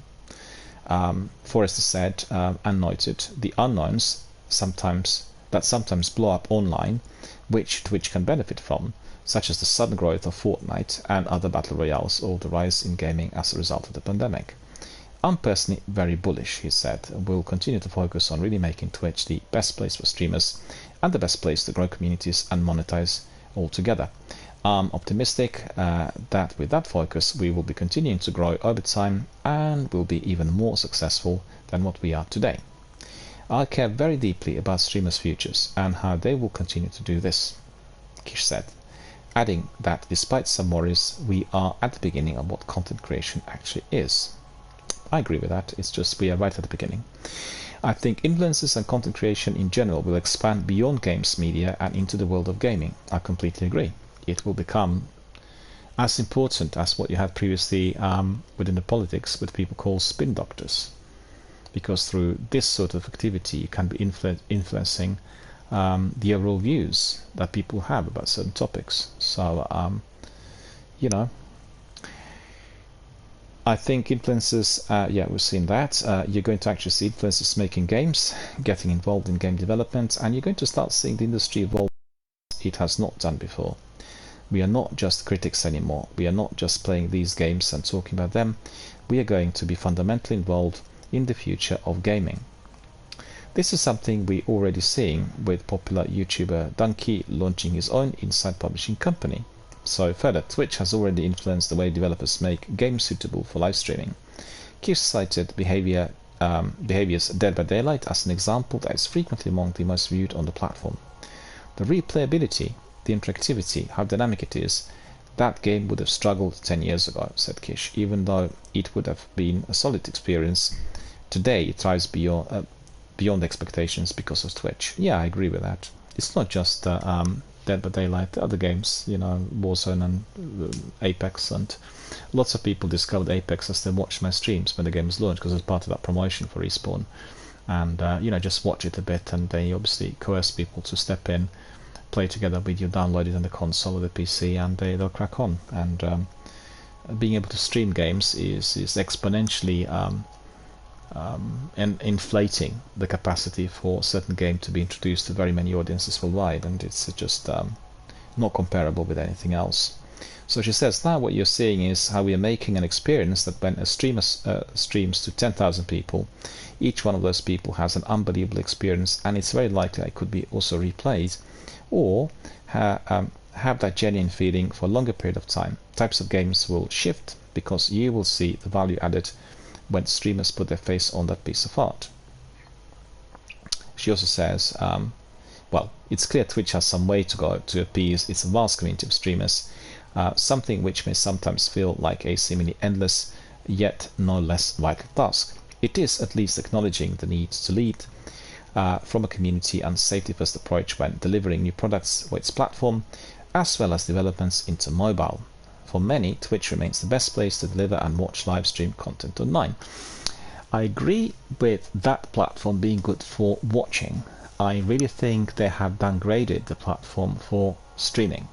And anyone who is streaming on PlayStation and Xbox previously was able to utilize on the app very well. There were no problems, it streamed well. But today they seem to be having the bias towards PCs, and the apps for PlayStation and Xbox are not functioning properly. The one for Xbox is particularly bad. So I don't agree with that. I think they need to reconsider whether they want to allow Twitch to be used for the streamers on cross-platform, any platform, whatever you choose to have, and not to be just biased towards PCs. And the reason for that bias, I believe, is purely monetary. If you are on a PC, you will be able to add tools and things which will bring the financial benefit to Twitch directly. If you are doing it on consoles, you are to be using third-party providers in order to monetize or in order to beautifilize your channel, and therefore Twitch will not have any financial benefit whatsoever. They signed agreements, they allow other companies to do it together with them through these business partnerships, but I can see where the problem on the financial front is coming from. Alright, my friends, I think that's all I wanted to say news-wise. That really gives you a very good picture of what's happening in the industry. So now is the time for us to re-engage with, I wanted to give you a bit more on Destiny and Reddit. We'll leave that for tomorrow. Today's stream has been affected by power cuts there later, and I lost my stream at one point due to a sudden power cut that actually interfered with our broadcast, and you know, we just crack on really with some activity. That's obviously the best thing to do. Let's see who's out there, and I'm sure our friends will want to join us. We'll see whether Matthias, do you want to join us? Are you at work, or are you having a day off? Would you like to join us? And Zenith, let's see if Zenith is there. We had such a good session the other day, Zenith and me, and I really had been introduced to deep focusing and the way Zenith does it, and I'm absolutely in awe of the I want to send the photographs to just remember that I said that, did I not say that, Matthias, yesterday? I said that I would be actually sending you the images that Zenith forwarded to me with this customization, and I didn't do that, so I stand corrected and I apologize. I really should have sent that to you yesterday. Just bear with me. I will send you these screenshots straight away, so bear with me.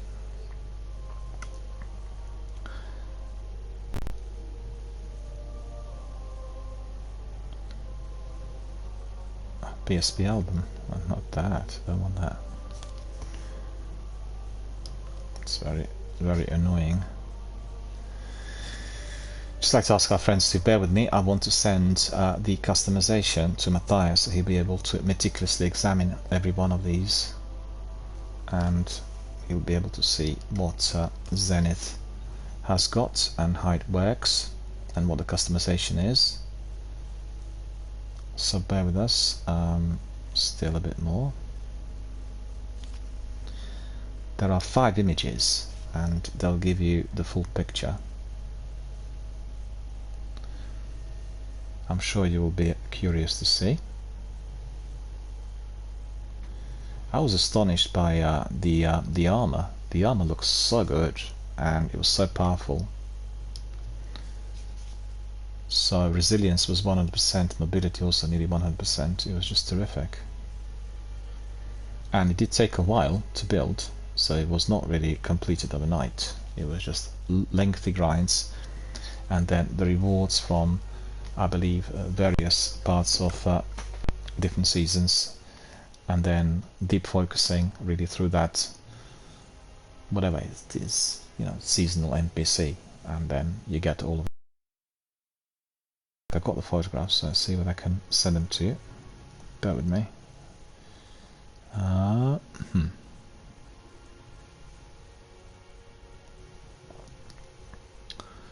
Screenshots. Yeah, that seems fine. Hang on.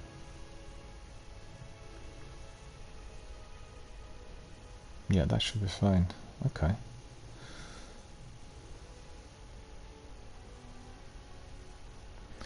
So bear with me, I'll send you this. It'll take me a minute.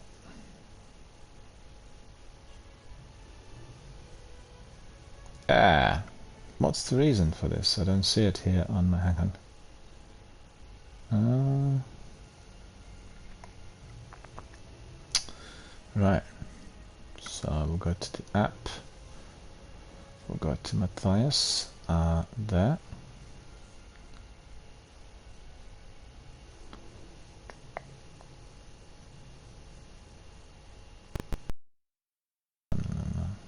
Oh, I see, here we are.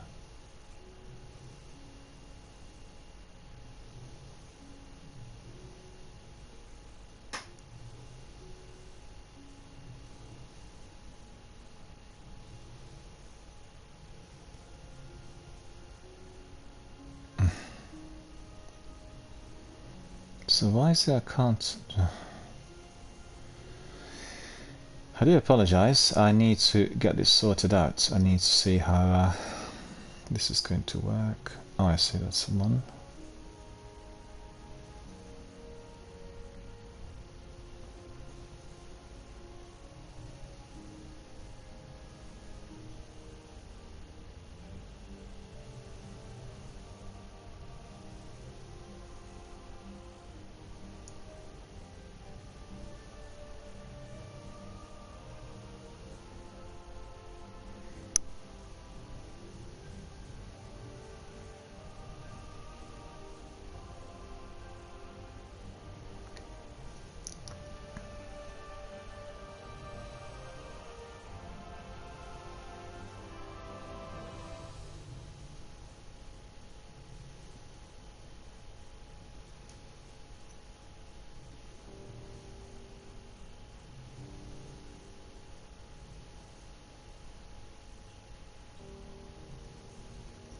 I'm gonna go 1, 2, 3, 4.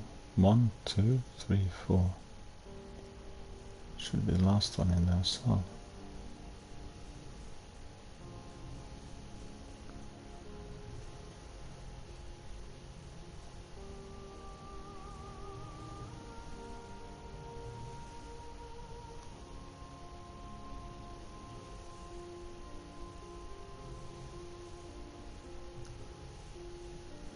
I think I still got to send you the last one. Hang on. This one.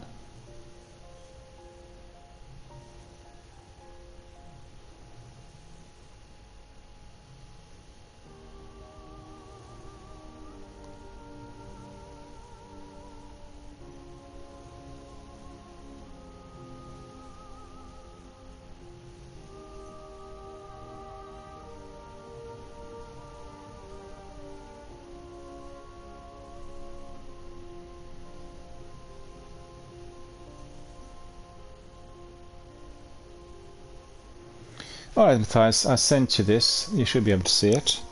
I sent it to you through the direct messages on PlayStation app. So have a look. Let me know what you think. Hopefully you'll find it as interesting. I thought I was very, very, very interested to see it, and I really want to be doing some of that in the sequel.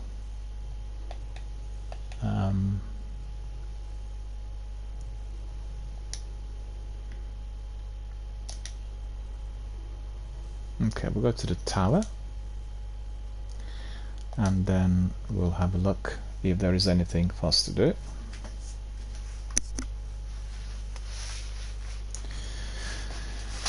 My friends, I've got to be away for 30 seconds. I'll be back very, very shortly.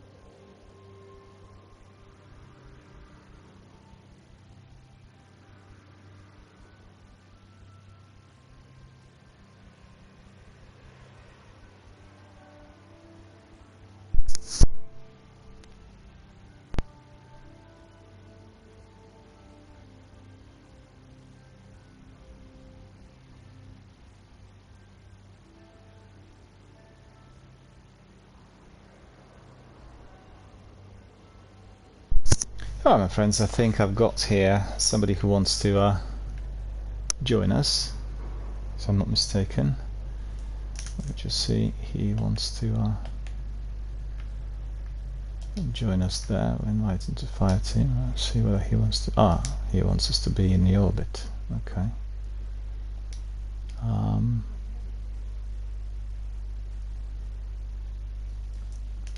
See whether we've got many enough bounties. I guess I can pick up a few more from our friend.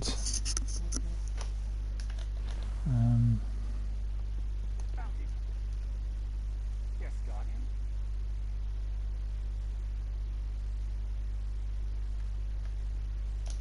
Check.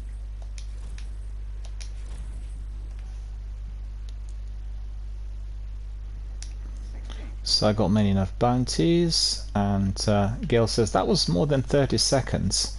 Yeah, I'm walking with a crutch, you know. I'm like an invalid at the moment. I can't walk, so it's just trouble, really.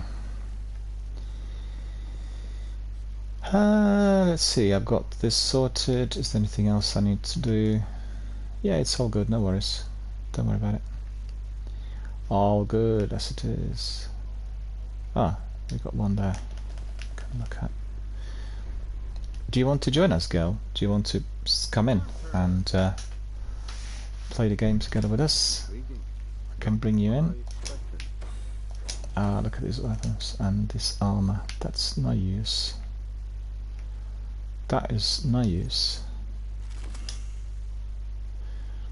Our friend says, "Oh, just kidding. I know that. I know you were kidding.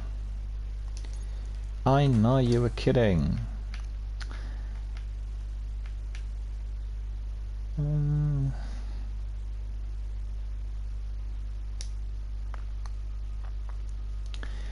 My left leg is not in the good way, you know, not good. And I'm getting a bit worried. This has been going on now for almost 4 days, and probably if it carries on like this for a day or two, I'll have to go to my doctor or to a specialist to see what's going on, because I think it is it's this hamstring on my left leg. And I've got to say, I have another injury that flares up from time to time, which is on my heels, and I managed to kind of almost completely get rid of it in recent years, but I've not been walking with a crutch now for, well, at least three years or so, and 4 years. So I'm a bit concerned, and I'm not sure what aggravated it. I've just gone and I've done my swim as usual on Friday. It didn't seem to bother me afterwards. I have no idea what caused it. It's just that it really hurts, you know. It's. I never used to get hamstring injuries. I mean, remember even carrying like 50 pounds on my back and everything, and never ever had any problems with it. So I'm not, you know, I'm not at peace with it, because I worry that perhaps it's the wear and tear on the knees that's causing it. Not sure. Anyway, we'll go to orbit and then we'll wait for our friend, and I'll invite that other person who has been generally bringing me in through PlayStation. I don't think he's aware of us being live on air, and he always wants me to join his team, and actually anyone who's participating live on air, unless they are dedicated community members, will have to be joining this team, just in order to make sure that what we are displaying to the audiences worldwide is you know, as it should be. Okay, let me see whether he's still there.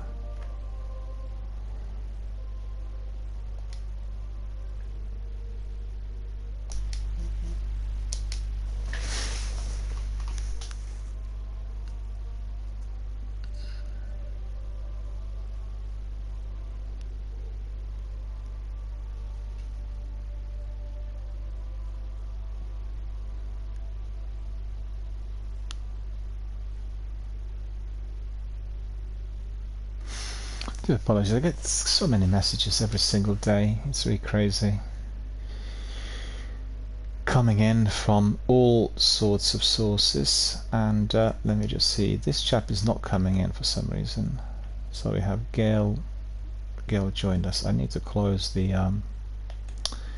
access, because the game keeps bringing it back to public all the time, or friends only, and it needs to be always on invitations. So every single day I forget about this, and then I'm reminded of it. We've not had any unwarranted contact, but you know, in the past, when Destiny had many more people up and about, then I would get people just literally the same second when I went to the tower and when I logged in, there'd be 2 people joining straight away, even before I was able to change the settings. And every single day, I mean, I leave that on invitation every single day, and the game's switching it back to friends or public. I have no idea why. It's just, let's see if it's got anything on default there. Settings, gameplay, button controls, control behavior, accessibility, helmet, audio, screen balance. No, it doesn't have anything else. I'll invite him again. Hang on, see whether he wants to come in.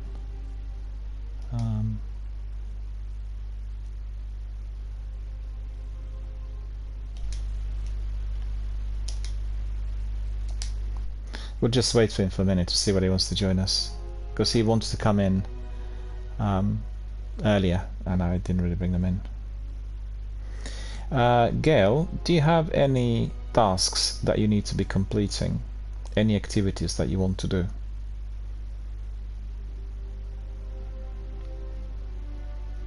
And that would be on your progress. You know, you go to progress, and then you can look at quests. I mean, do you have anything that needs completion? Because I don't fancy doing the strikes. Well, we can probably do weekly story mission and Nightfall, as it's been reset. And I think Matthias probably at work, and then he departed. Matthias, you still there? I sent you that Zenith armor, which was done through deep focusing, and just have a look. I'm quite curious to see and hear what you think. I really love the armor, and it did take a long while to build, so I will be following Zenith's path, I think, in Destiny 2, because that's one of these activities I've not been really paying too much attention to, and I can see the huge benefits from that being completed.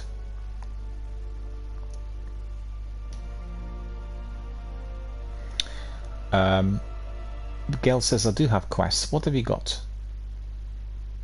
Actually, I'll put you on the team leader, and then you can basically choose. Hang on, what am I doing? I'll give you the. You can just choose the activities. We can do anything, yeah. And then after a while, wait a minute.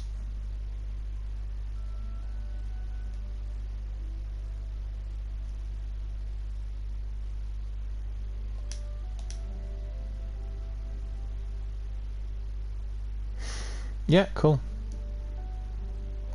Just you can proceed. We'll do that.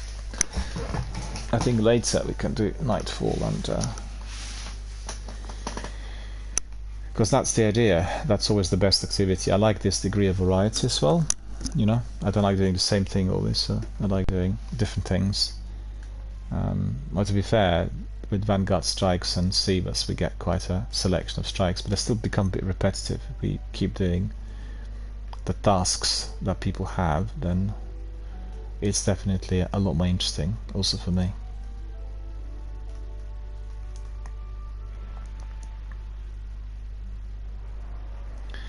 I did want to tell everyone earlier that yesterday. High Priest has crews pushing further underground in the Plague Lands. Looks like a large-scale mobilization against a hive nest. An army of hive controlled by the Splicers would be the end of old Russia. Could be the end of everything. The devils are evolving. Neutralize them before this goes any further, Guardian.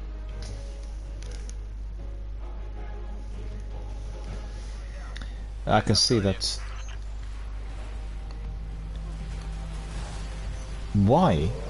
Hold on. Why did we go in? What's going on? There's something wrong in there. Our friend Matthias says that he is at work today, therefore he will not be able to join in. So no worries. I just I'm curious about the outfits. You know, the armor that I've awarded and what you think. It's from the sequel. It's not from Destiny 1. But I'm quite curious to see whether, you know, the whole processing of deep focusing would be as interesting to you as it appeared to me. Obviously, I'm quite curious to hear.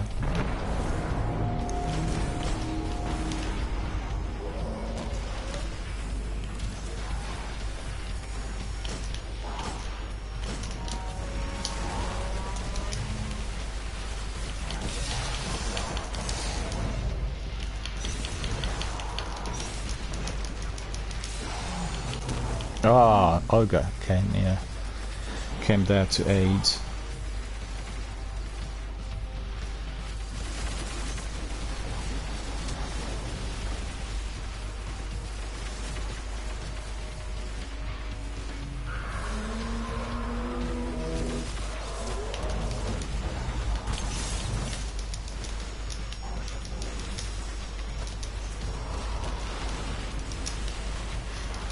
Oh, I've got my ammunition in there, that's annoying. Look at that, he's chasing me. That's annoying too. Take that synth quickly.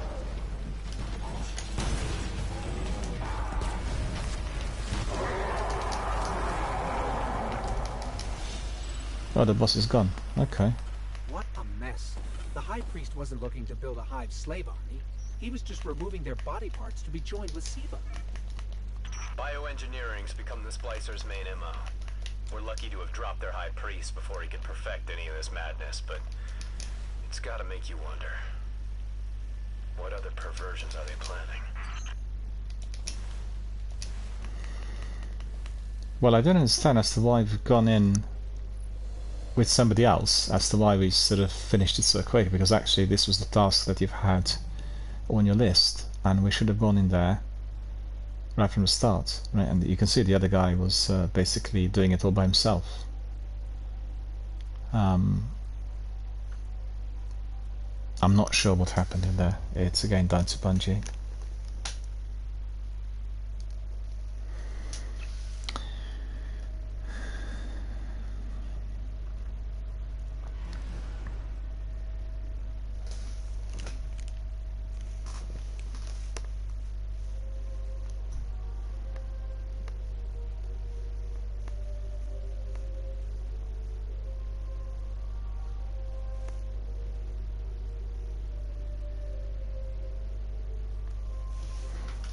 Okay, let's see what other tasks you've got. Let's do whatever. Iron Temple, yeah.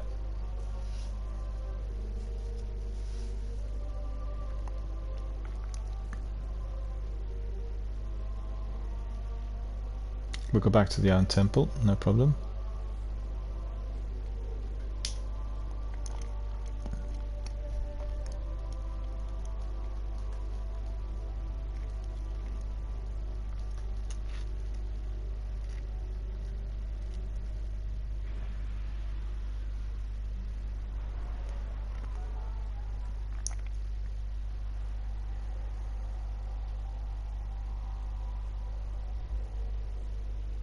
I just hope my leg's gonna get better, because my left leg's badly affected, you know. My right leg has a bit of hamstring irritation, but the left one's really bad. I really don't understand that's why it happens. It's just, I don't think that I was doing anything different to usual.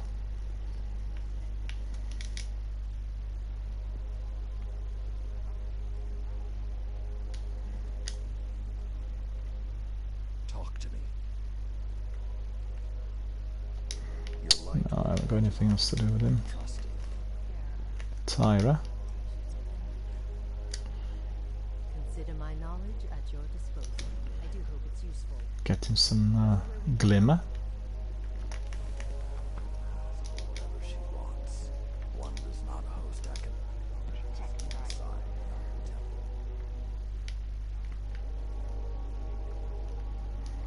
Postmaster. I hope you are doing well, Guardian. Check, check, check.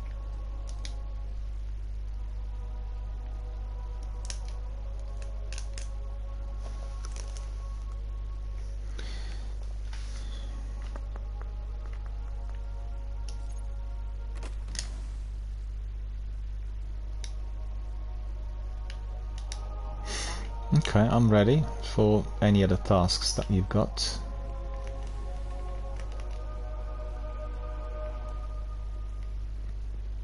Guardian, we have a lot. Shiro.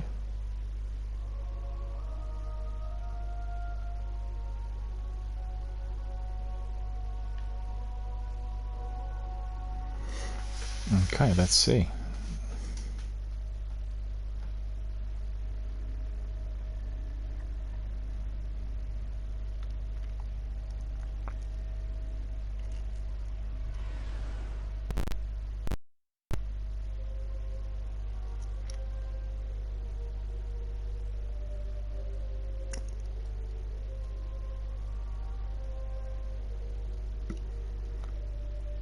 We'll go to Devil's Lair. Okay. Old Russia. Light 320. That will be a bit harder. Let's see what I've got. What weapons? Alright, that's good.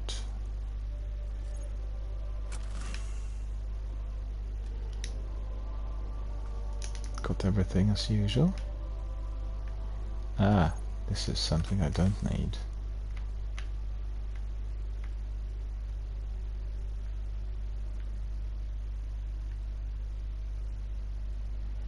Yeah, for this sort of mission I don't need to have the best kit. Yeah, it's okay. Yeah, we can do it. Gail's asking, is it okay to do it on light 320? Of course it is. We'll walk through it. Sepic's perfected. Ah, these legs. So annoying. Well, Zenith told me he worked on that armor for quite some time, and the trick there was in adjusting the mods that go to your ghost together with the mods you're using on your armor, and then also keeping all the rewards, all the engrams you get through seasonal content, and then use them for defocusing. So you could just, like, you know, keep using it for the very best stuff in there. So that's really an advanced method. And it's just the appearance of that Titan is so massive, you know, that Titan looks so deadly. and I'll try to do something on mine which is similar. Because generally, as a streamer, as somebody who is very much focused on the community content and community participation, I'm not really The House of Devils marked you as public running enemy number 1 these after you crashed games their Prime server. according to the Your rules old that you friend, have Sepix Prime, is back. if you were doing it Apparently just for better yourself. than You know, ever, it's just the Devil I've got Splicer different was focus, and Destiny has been very Zavala is much not part too and happy parcel about the of idea the Splicers what we playing did God here here. on the channel. I can't blame And I guess I keep ignoring certain things about the game which are very important and perhaps even very attractive I'm to sure some of the the Fallen viewers, will be but happy to see us. I'm learning as I go along, you know. I learn something new every single day.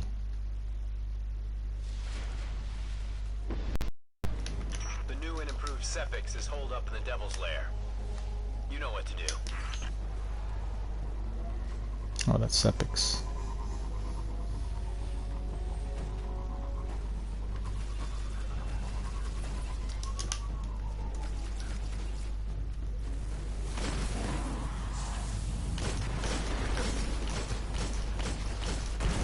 It's taking a long while, I've got to say.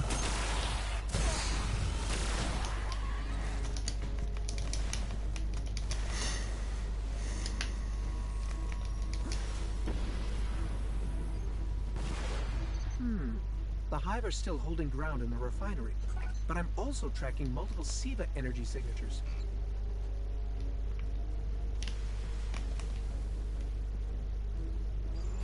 Well, that's new.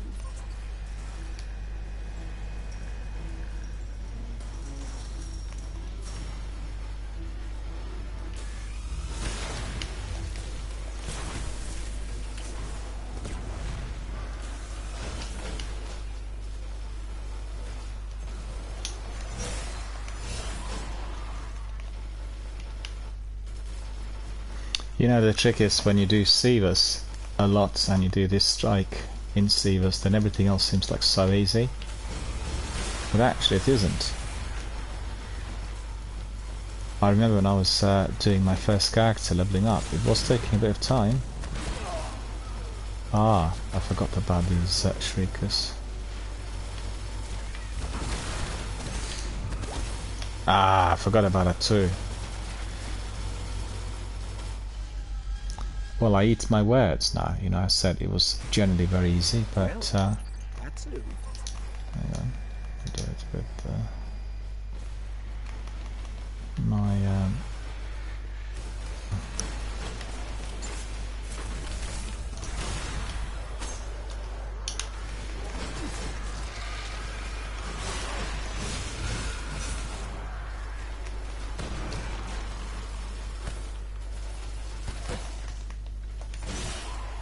Why was he there?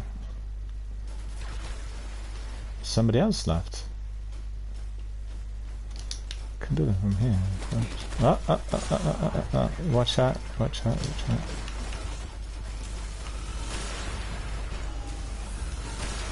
It's the other one also up here.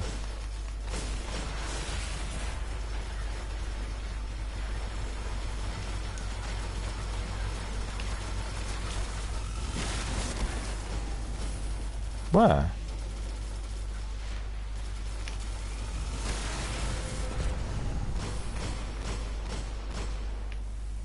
We don't actually have to go here, you know. Let's go the other way.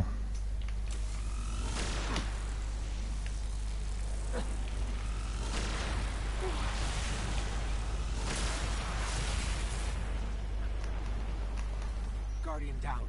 Oh.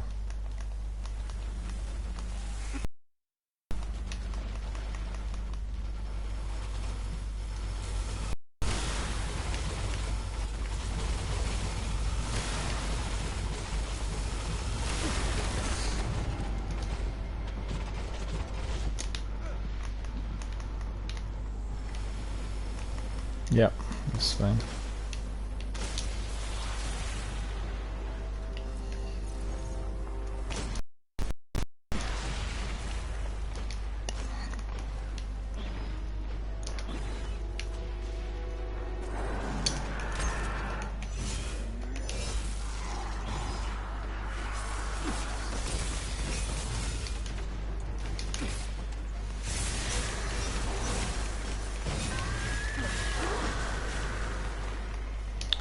just remember these as well. See there, those. See these? Because they'll hit you from behind if you start walking here. The splicers have a laser grid blocking the way. I should be able to disable it. Special In the meantime, ammunition. do not touch the lasers and watch my back.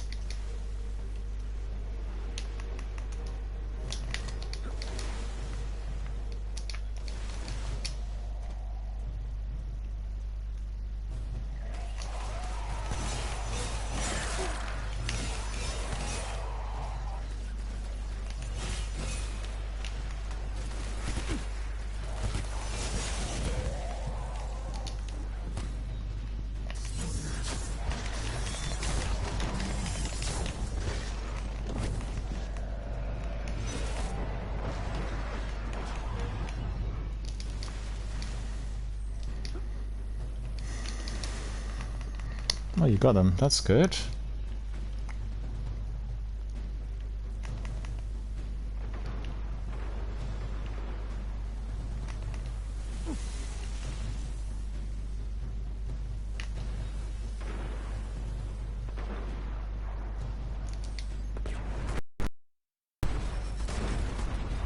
The splicers really know how to encrypt their systems.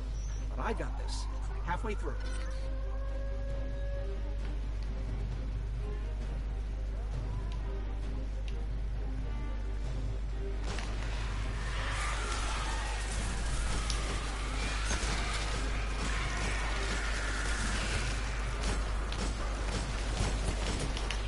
Hang on, there's a sniper in there, I do not see.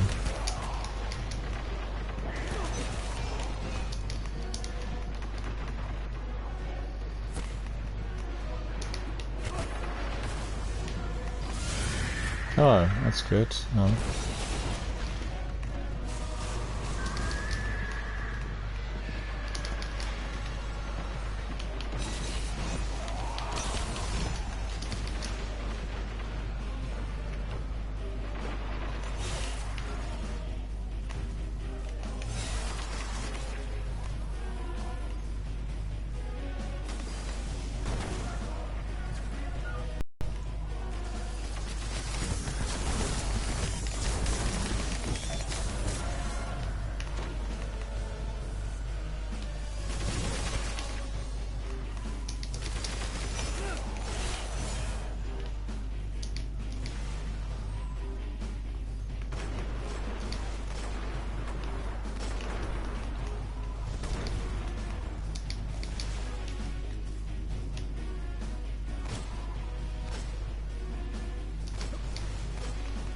All these must have still need to be sorted.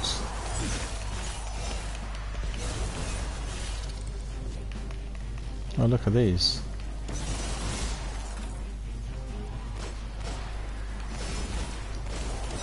Ah.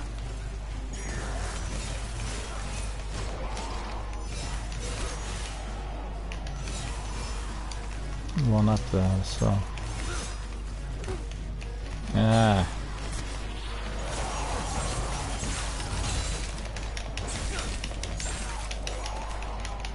Why did it not chuck this grenade?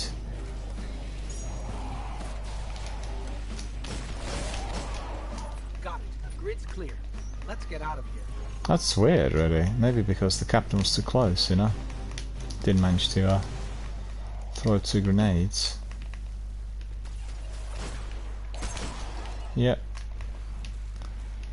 Now it's going to be Sepix. Well, one of us will need to have Gjallarhorn.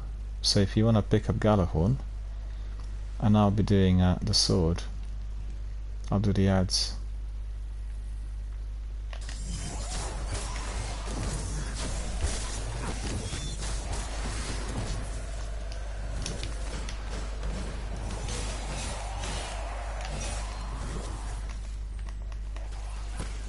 One left.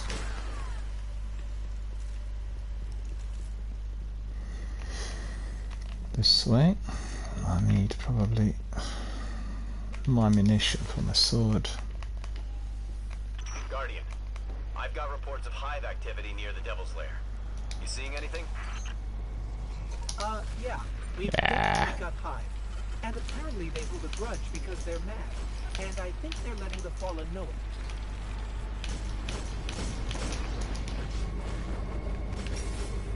Where is the heavy ammunition?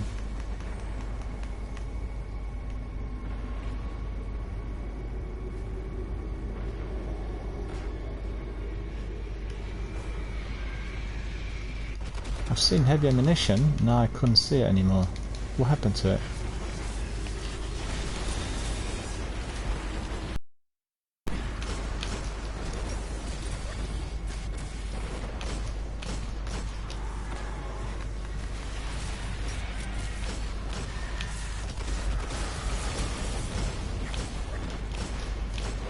Guardian down.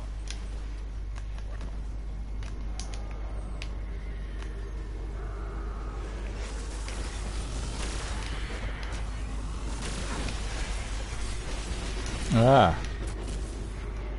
I'll revive you, hang on. There's just lots of enemies out there.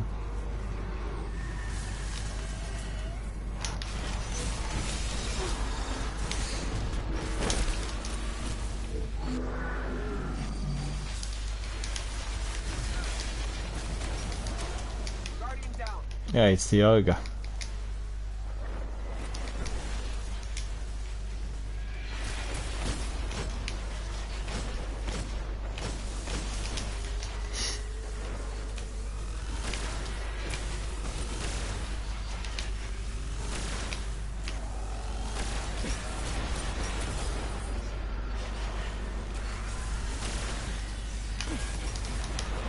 Oh.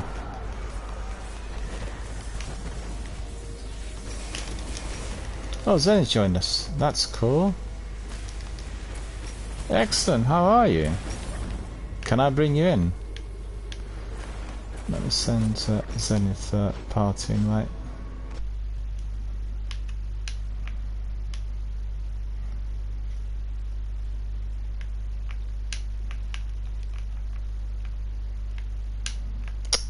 I apologise to our friends and viewers, I need to get in our friend Zenith, but it's just not happening. Hang on. Why?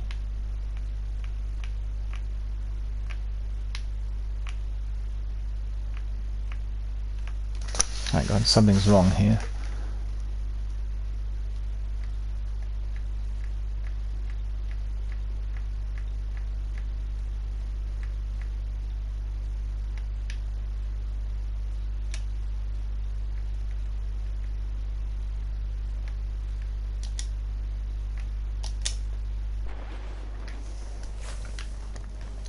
I apologise to our viewers, but anytime I'm trying to bring somebody in, we get this dreadful, awful blue screen that keeps cutting into our stream, and you know.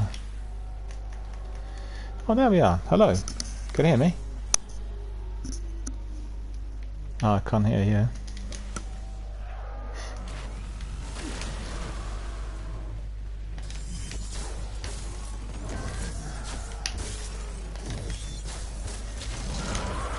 There we are.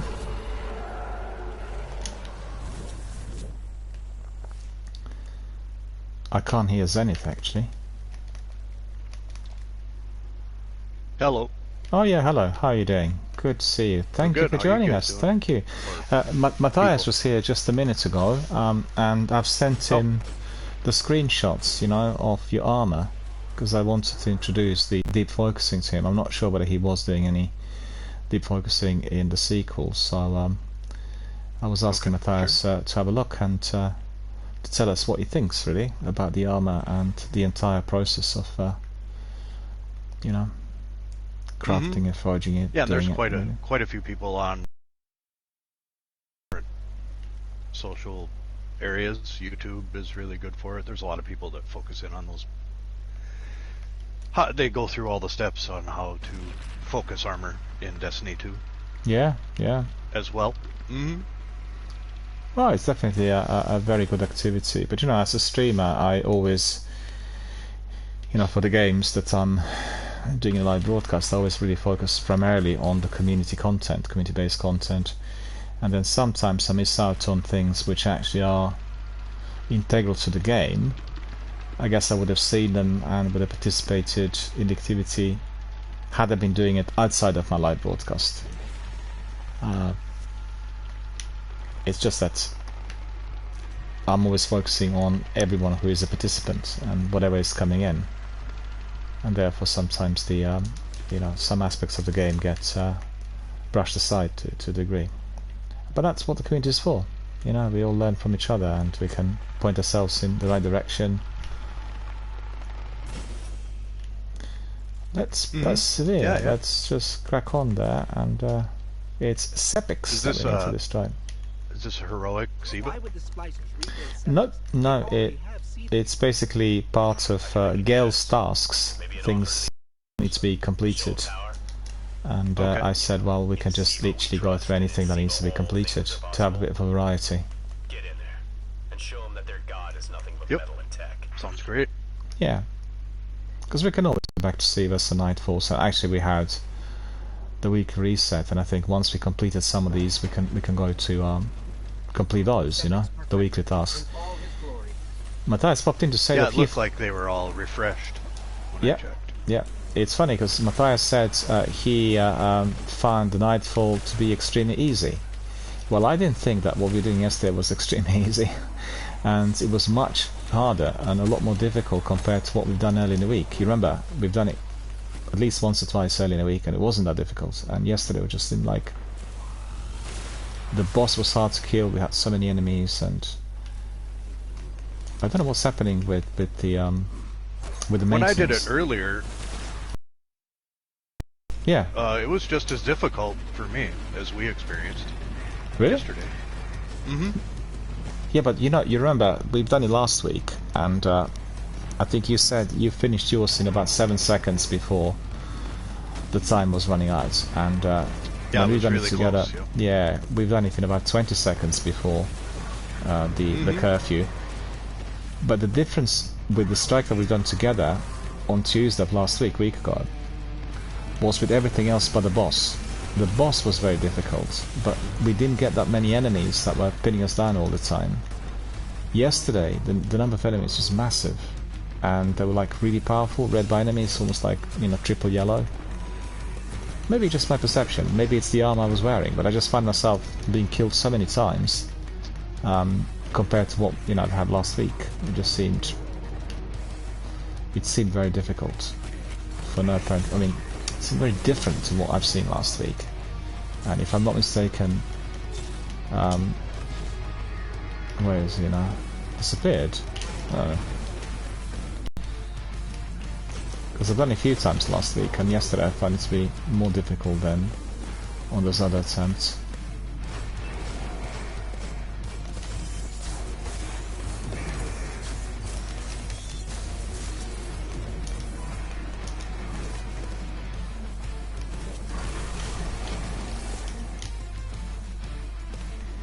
But it's always interesting to enter a challenge. We also had somebody popping in earlier who'd asked us to do a Wrath of the Machine raid, and I said we'll get back to him. We can get a team together, but he wants to state what platform he was on. But then he didn't tell us what platform he was on. Just popped in for a bit to say that he wanted somebody to help him with the raid, but we don't do raids on the spot. Man needs to be a bit more prepared.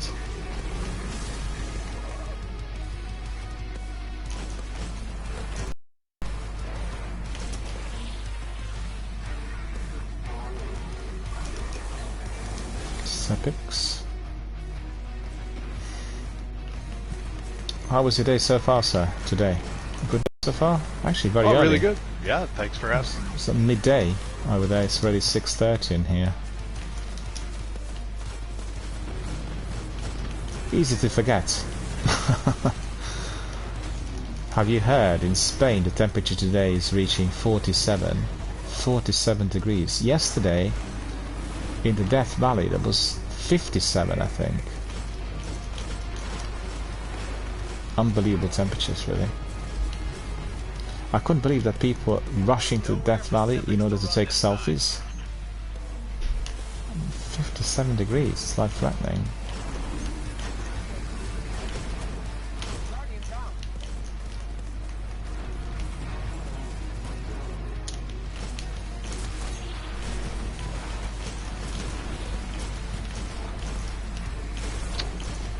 There's a bubble in the middle. Yep. If you need it, should give you an overshield. I haven't got anything in there.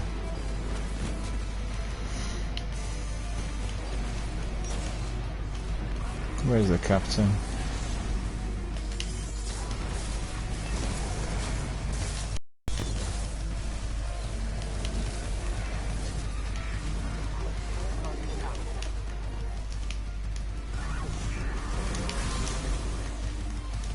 Well, Sepex really is in love with me. Just likes chucking those massive grenades at me. Perfected Sieve offering I picked up. Alright.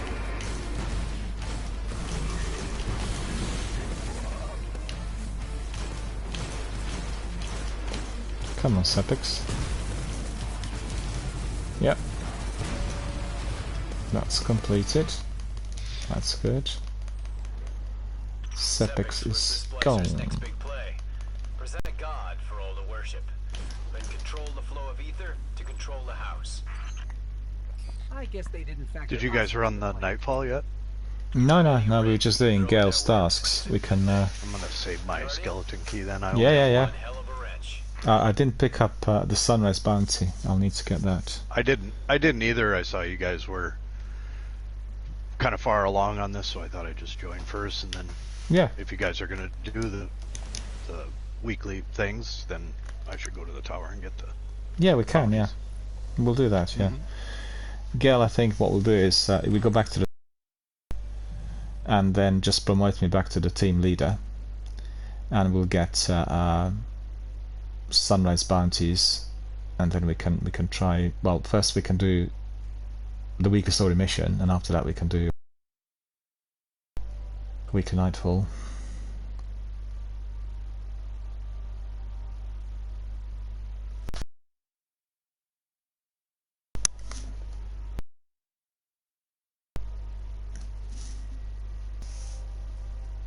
Yeah, going back to orbit. If you could just promote me back to the team leader, we can do that.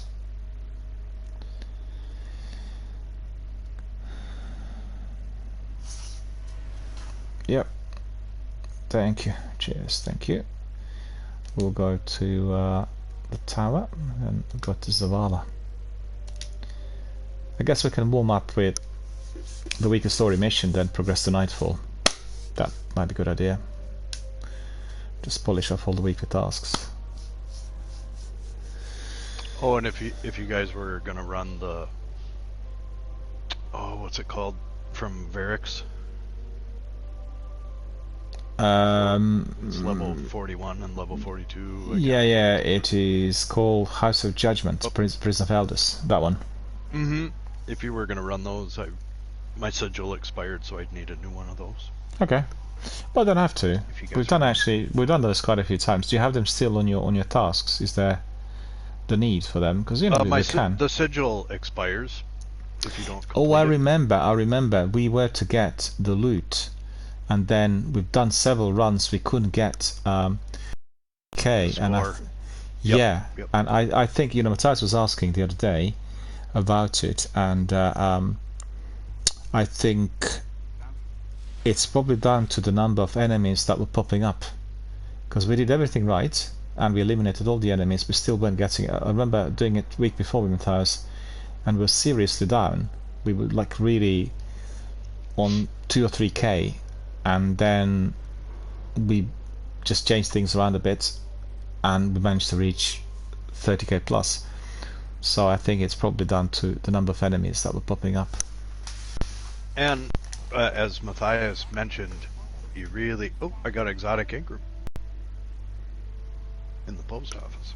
As Matthias was saying, precision shots are crucial. So I'm trying to do precision shots most of the time, but again, I'm not that great at that. I just want to get rid of the enemies, really, right? So when I focused on that, our score was better. And then, again, it's hard to do that, for me anyway, precision eliminations. Well, I think in Destiny 1 it will be down to the type of primary you're using, and generally for the precision weapons, well, as far as my experience I think with goes, me it's more my aiming, Daniel, but you're nice to say that. Blame it on the weapon.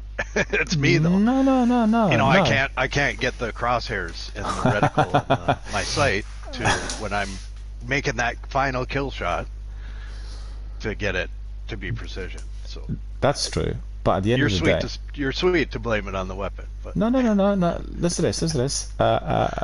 You will find I almost sometimes say 14. that some weapons swivel faster than some other weapons, right? And I had the same problem with Scout rifles, pulse rifles in Destiny 1.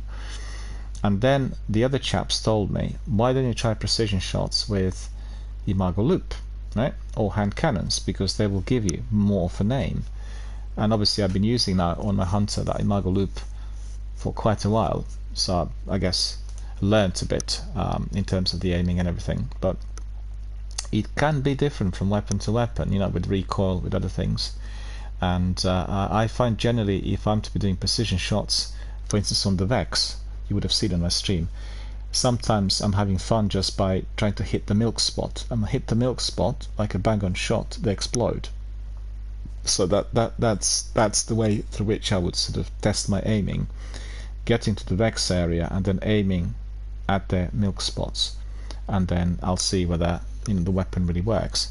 I find it more difficult with some other weapons if I'm to be getting such precise shots at the target.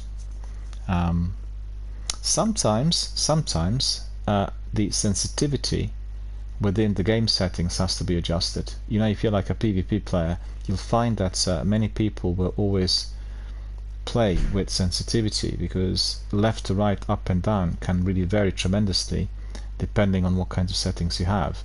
I'm not that keen on very fast movements, you know. So if I'm to be leaving it on, let's say 10 or 15 or the maximum sensitivity, I get very dizzy. I can't really play the game like that. Yet I've seen people being able to, younger people in particular, being able to use or utilize on rapid sensitivity, for which they aim really fast. But you know, I guess my CNS is just not wired for that. I suffer collateral, so you know, one of those things. Let me see where Sekapoop is there. Send him a message. Hang on a minute. I asked him the other day about joining us sometime, you know, and not heard anything back. Bear with us a second, just want to double check. And where is it now? Discord.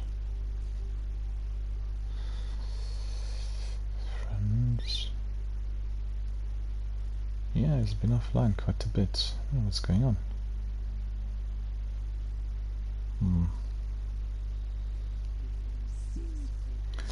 Not sure. Right, the time for me to pick up my oh, someone left. Who left? See, I'm still here. I think it's probably changing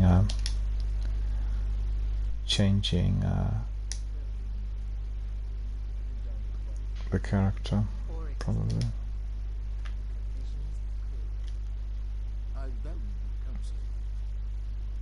Ah, Gail says that she needs to go now. Fine, yeah, no problem.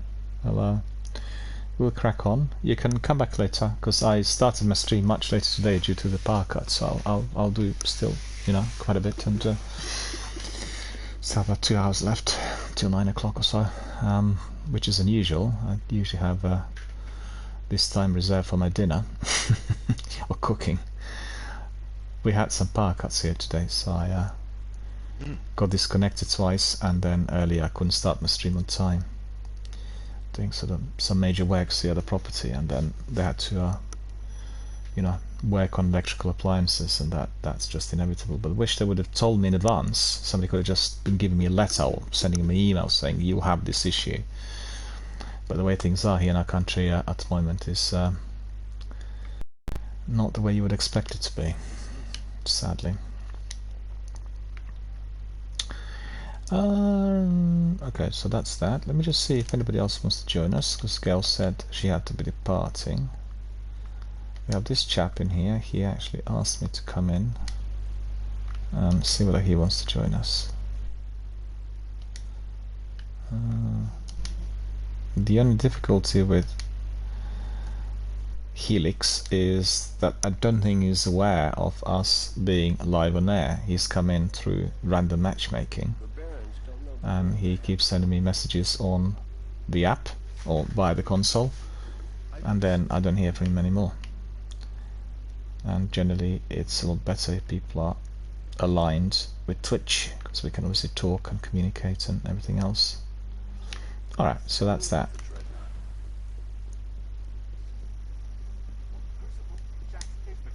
I think I'm full really bounty wise. I don't think I've got any space there for... Yeah, got my sunrise. I'm curious to see what Nightfall Strike we'll be getting today. And we can do Prisoner of Elders as a two-piece, but we'll have to be we'll have to be very, very death averse, because with a challenge, you know, with the rounds, if you're killed, then that's it, and then you don't get the loot, or not as good. Well, there may be somebody else joining us in a bit. We'll see. Yeah, I'll look. I can look too. See who's on here.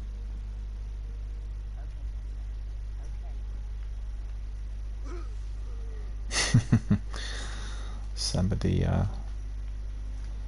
trying to master the jumps into the abyss. Look at that. Oh, mind you, I can go now.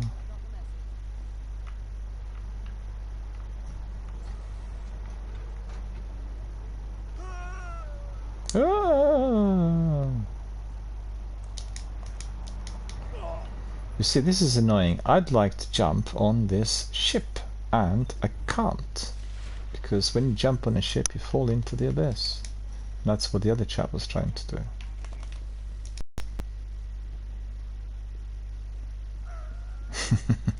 He's trying to do that so hard, and it's not working, because it's not what we are meant to do.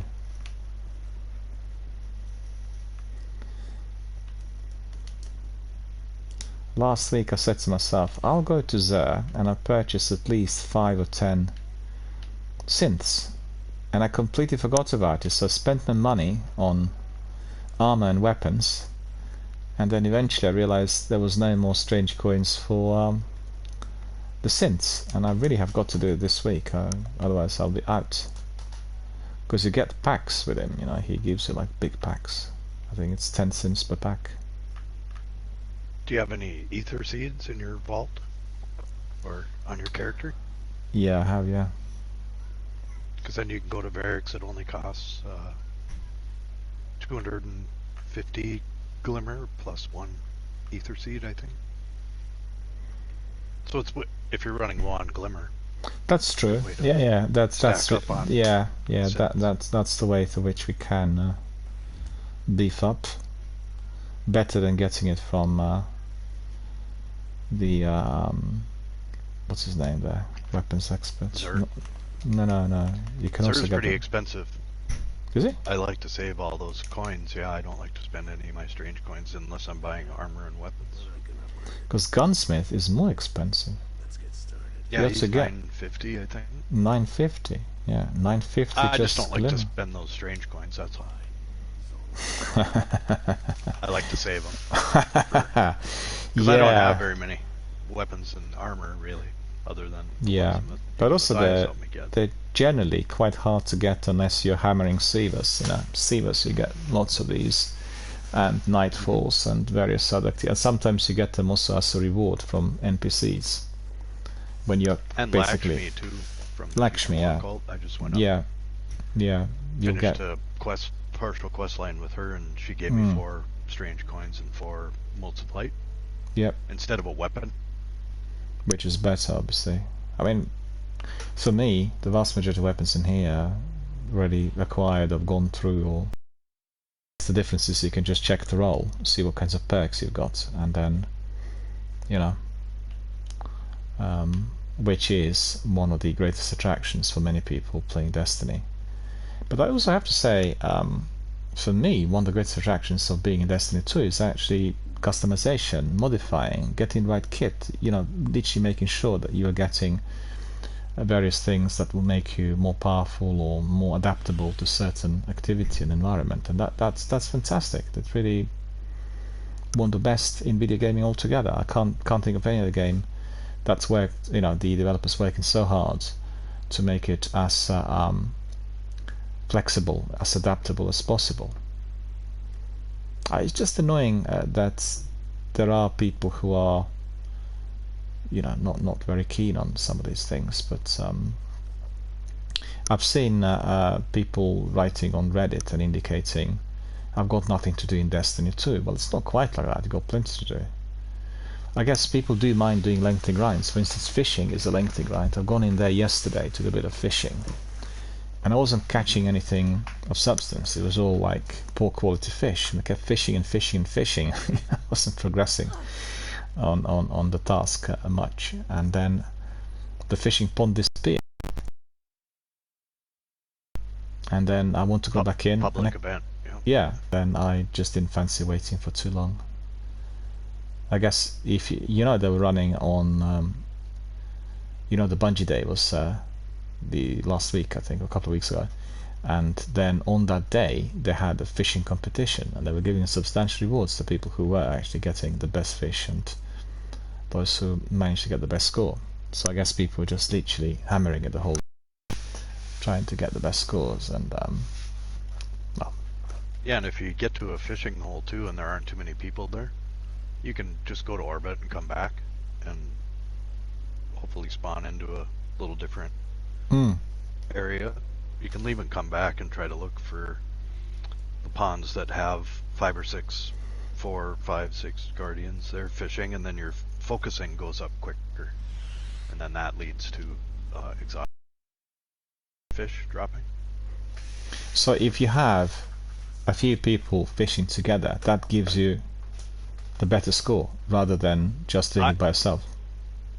Yeah, ideally you would have fire team members that are on the same page with you, and then you can get that focusing up, and you can just leave all your fish in the water when the fishing goes away, because that means public events there.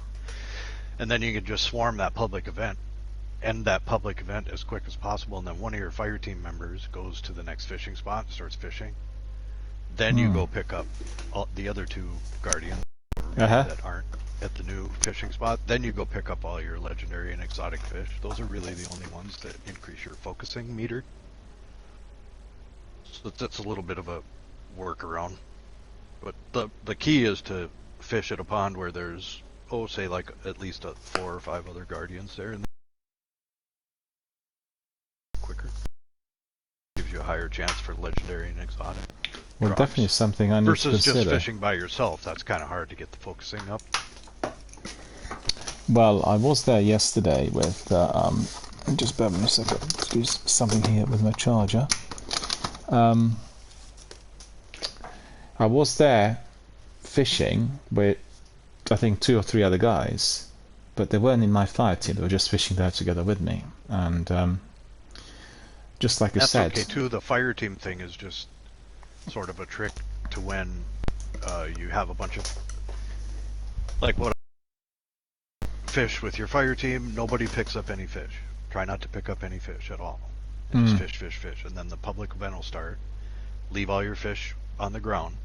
Go to that public event. Rapidly complete that public event. Even if it's not heroic, just get it out of the way. And then one person goes to pick up to start the new fishing spot when it spawns, and then you'll see that when the new fishing spot, then pick them up. Then pick up all your fish, and that'll give you a head start on the focusing. So that's really where the fire team thing comes into play. When there's a bunch of people there, that's kind of hard to do. You know, if it's just a bunch of randoms there, but still, 5 or 6 random guardians there fishing is going to increase that focusing meter much quicker than if you're there just by yourself. Yeah. Well, that's very important. That's why I'll load in if I go to where, and some ponds are exotic if you hover over the symbol on each one of the locations, like the Throne World or EDZ or Nessus. If you hover over that, it'll tell you it's exotic. There'll be a little word that'll say exotic there, and that's the pond you want to be fishing. The one that's designated as exotic for the day or the week. Yeah. Well, I didn't pick up any exotics or legendaries, so just like all greens, and kept fishing. It's progressing at great speed. But I've just gone in there for fun to find out what it's like, and well, I'm just curious to see what we'll be getting this week, because it's already been reset, and we completed the story missions with Asa being rescued. So I'm wondering anything else really, because we still have how many weeks? About 6 weeks, right? Roughly 5 weeks. Which is 6 weeks. So 5-6 weeks of the season left. Isn't that right? Am I mistaken? The actual season, when will it end? The end of August? Yeah, I think it said 30, maybe 34 days left. 34 days? Not the end of August? When I looked, I jumped on last night just to goof around, and it was, I think it said 34 days left in the season. Yeah, you're right, actually. It was about 35 the other day when I was in it. And a bit strange, because I think for me the story is done, because I completed the story mission. On my Titan, I could do it on my other 2 characters, because you can do it on all 3 characters. And you start from scratch. Correct.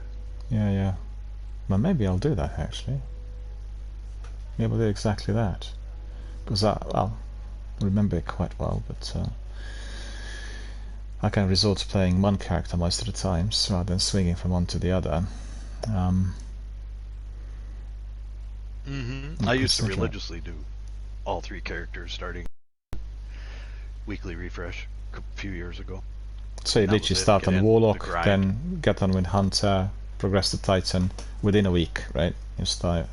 Yeah, all of those things. Yep, bounties and weekly bounties. Daily I guess that's the bounties, best way of doing it.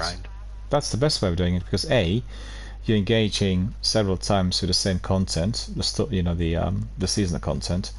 You're obviously grinding and leveling up with each one of them, and they're more than ready to connect with anybody else who wants to come in for other activities, to be part of a team or do a raid or anything else. That's the best way of doing it. If I was to be streaming Destiny 2 every day, I think I'd do exactly the same thing. But Destiny 1's been always more popular on my channel, and I just I don't know what you heard, but I was reading quite a lot of stuff that's come in from TwitchCon in Paris the other day, and it was last weekend, not this weekend, before last, and it was a big event with a lot of aggro coming from the streamers, directed at the executives, because people had a huge amount of problems and huge dissatisfaction about the recent changes. Like, for instance, what you discovered was just one of them, and a lot of people had problems with the new rules and new things which were introduced, particularly with classification. So they were trying to kind of explain what was going on, but what to do. And that's the same for Facebook. They were a small startup initially, and they were offered for free for people to join. So it's already many years since they're offering the service for free to everyone. And evidently they had to find a means to which they can monetize to make the revenue. And I think, generally speaking, as streaming had evolved and became more competitive, and with other companies coming in that provide certain services like overlays or streaming engines and all sorts, Twitch has got a very narrow window for which they can actually be making some money. So that's a serious problem, and they're introducing these rules in order to tighten up on one hand, particularly when it comes to what kind of content is being streamed. Then secondly, they're introducing all these things which are extremely unpopular, like for instance advertising. You watch someone stream, the adverts hit you, and you got to listen to these ads. They come in sometimes in videos, sometimes they come like a 5, 6, 7 piece, and the streamer's muted. If you're watching it on your phone, you can't actually see the streamer at all, but if you're watching it on your PC, it comes up on top right corner. You can see what's happening there, like a small icon, and everything else is this ad. This can't be popular at all. And they said now, well, what we'll do is we'll introduce 1 minute before the adverts kick in, we'll introduce an alert so the streamer knows that the advert is about to kick in, so they can stop the stream. You can't be stopping the stream if you're doing these kinds of activities. If you're doing just chatting, you can be quiet, but then what happens is you watch it live, and obviously as the ads disappear you can resume. But on the playback, let's say the ads are lasting 2 or 3 minutes, and then you keep quiet for 3 minutes, so the ads end, and the person who's watching the playback will have 3 minutes without anything being said. You'll be quiet because you were waiting. Do you see what I mean? On playback, the ads are interfering, but you're not losing the content because ads are slotted in and the content, plays out as it should be. But during the live stream, you're missing out on what's happening in between. So, it's just a no-win strategy. And so they talked about all these different things that they introduced, and I think it's half-baked. I don't really see. I mean, they're obviously doing a few things linked with safety and battling against abuse and all that, but they need to do a lot more if they want to retain this position in the industry, because inevitably the competitors will come in and they'll come up with other things, and I don't really didn't find it particularly encouraging. For instance, give an example, there are so many people who've been using Twitch in order to do some illegal stuff, and now they introduced, it's similar to what they had in the 1930s with certification, the pre-code, and films that came out of 1934 had that Hays Code attached to them. They said, well, we are leaving this forum open to everyone, and everyone can join, but if somebody wants to be streaming mature content, they need to do this and classify this prior to every single stream. So the first thing that happens is you can't do this on console. You've got to do this through your PC streams. So how is this going to work? Many people stream off consoles. It is not going to work there because you can't be doing it to the console. It doesn't have the menu allowing you to classify your stream. I don't have a problem because it's a family-friendly channel. But, with people who are just chatting, somebody shows up in there dressed, scantily, and this could be seen as a mature stream, and therefore they could face a suspension or ban. They've not really been thinking through this too well. And the other thing linked to that is, in order to monetize, you're offering this service all along. Why not introduce some subscription options where people can subscribe and they'll contribute on the monthly basis for a nominal fee, I don't know, $5, whatever. You still get something extra and you will be able to monetize. They don't want to do that because they're worried that the vast majority of people who enjoy the free service will just disappear for the time being, and they cannot be allowing, even if people disappeared for a week, this could kill off the company, because the investors could basically pull out all of the investment and say, 30% of those people decided not to stream this week. We don't want to invest our money anymore in Twitch. So it's a serious problem for Instagram, for Facebook, for Twitch, because you want to offer it for free to everyone. Yet you need to have the means to which you will monetize, and it doesn't always come up with the best option. That's the trouble. Right, if you're ready, we can just crack on with some activity. Let me see if anybody else wanted to join us. No, we don't have anybody else, so I think we'll go for. Let me see. We'll go to Orbit, and then we'll. You want to work on the story or the Siva strikes before we hit the nightfall? Maybe we can get a third. Yeah, I think probably we'll do story. We'll do story first, and I think for our weekly nightfall. Just bear with me, someone's attempting to call me.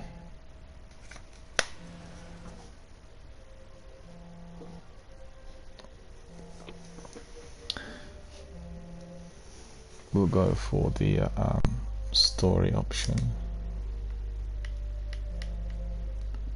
Let's see.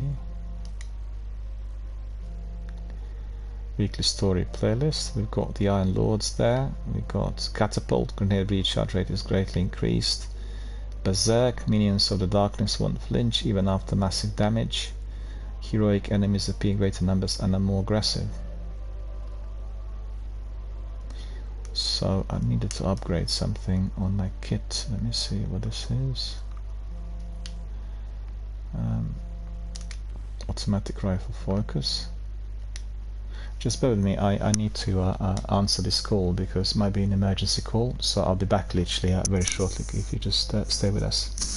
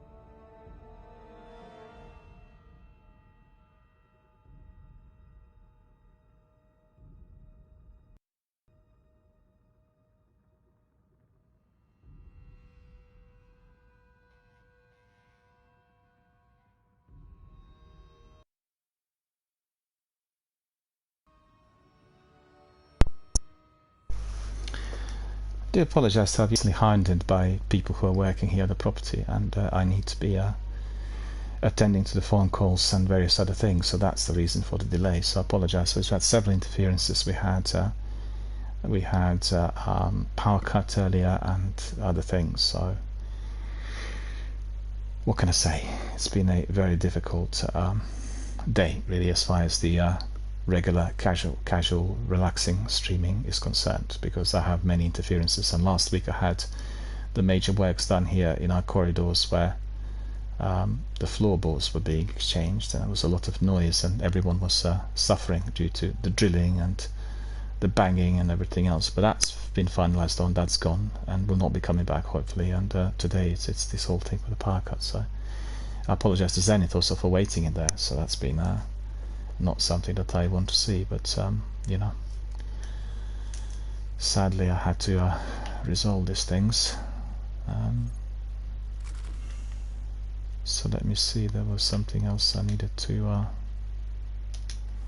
masterwork. So that's been masterworked. Okay, let me see what we've got there.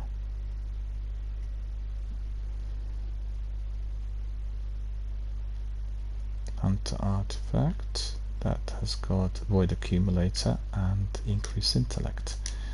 I think Zenith and me will be cracking on with some story missions first. We'll check before we depart whether... No, we don't have anybody else at the moment.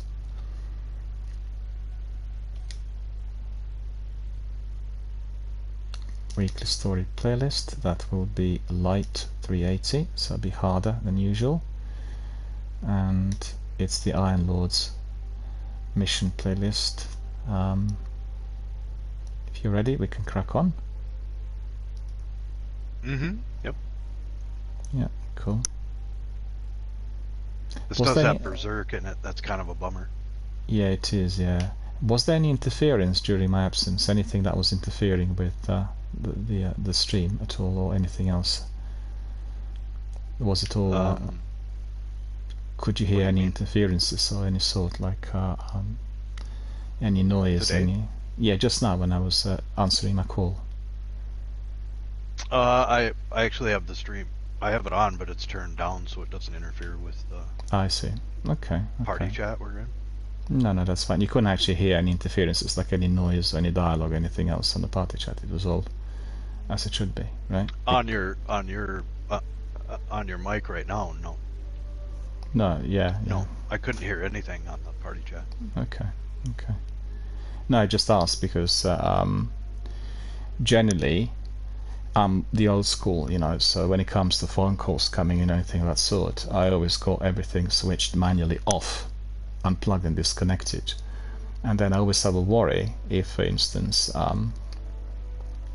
with PlayStation, you have your headset attached to the controller, and then with some headsets and some settings, what it'll do is when you unplug your headset, the mic which is on the controller will pick up peripheral sounds, or you'll pick up what other people are saying, you know?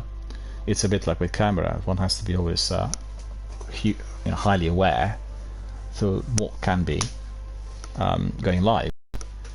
And I've tested that many times, but still, because I'm using this new setup here on the stream, I'm always a bit conscious of the fact that there may be some interference. Like for instance the other day when we were doing the works, my mic was plugged in and everything, but I was very concerned that the noise could be heard live on air.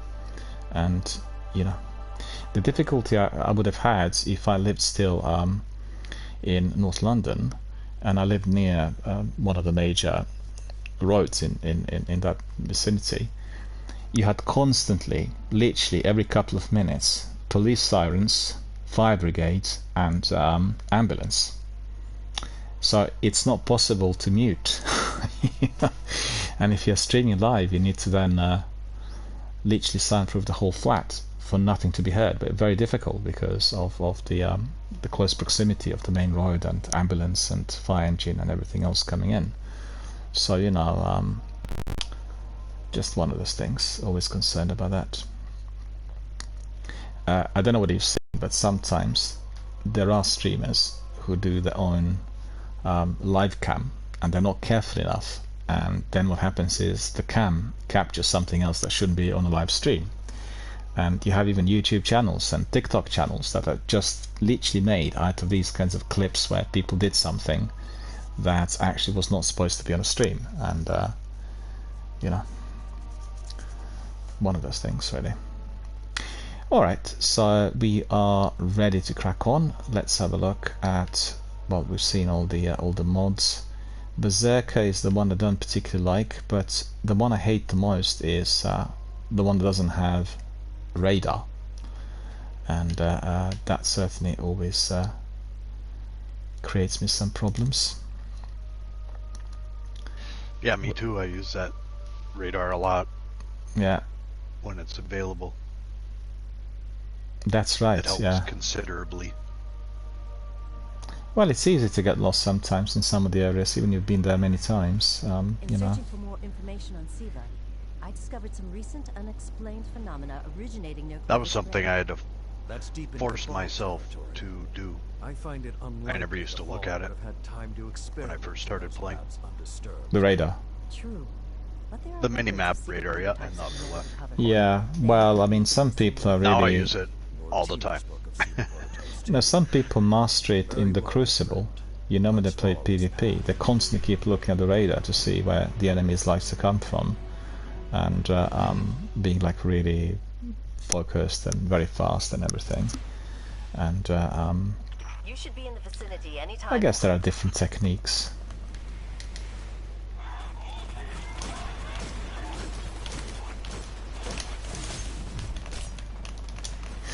Well, this feels hectic.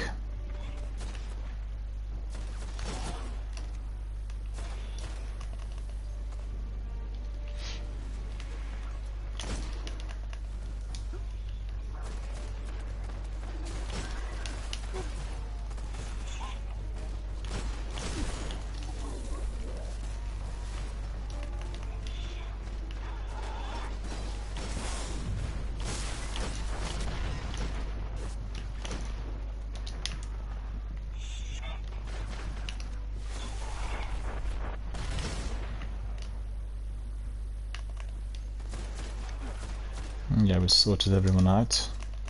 I can guide you to the biolabs, though it may take some investigation to locate the Siva prototypes once you're there.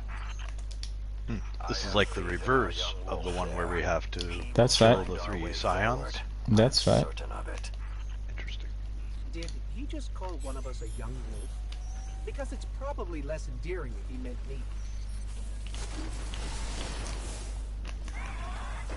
Well, it's really slightly disconcerting, isn't it? Because we do see this so frequently, and this is just the exact reversal, at least in this section.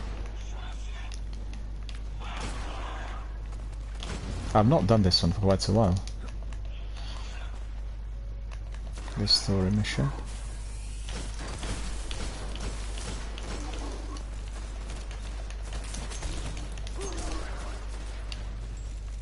I'm not seeing any flashing lights advertising Siva research. Maybe there's a console that can help us narrow things down. This one here needs our ghost. Okay, what do we have here? I'm walking with a crutch at the moment, you know. I injured my hamstring on my left leg, Intact data store just below us. and it's gone really Yeah, I worse heard you during the last mention that couple of days. yesterday. Yeah, I've never had hamstring injury all my life, so I don't know what's going on. And I thought perhaps I aggravated it on Friday when I went swimming, and then on Sunday when I went for my dinner and I walked to the neighbouring town, it just went much worse, you know, like really bad, and could barely walk. So hopefully it'll go away. But it does seem to be, it's bothering me of late a couple of times, but never as severely as this time.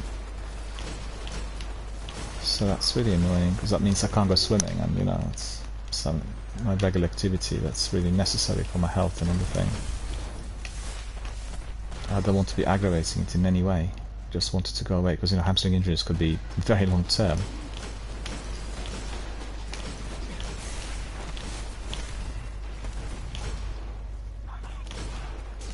You know, these scions are taking 3 precision shots.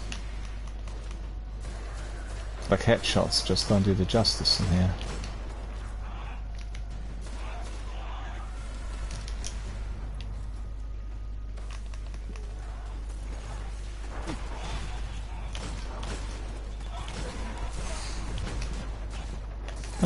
Ah, Colossus got me. I was a bit careless there. I wanted to super him. He won't see you. You can probably revive me and... Oh, and I can respawn, that's fine, don't worry. Just realised. I wanted to super him and I failed. I'll do that. Oh, where is he? Oh, there he is. See, he's taken super, 3 tethers, he's taken more than half dozen shots and he's still standing. So that perk is making enemy really powerful.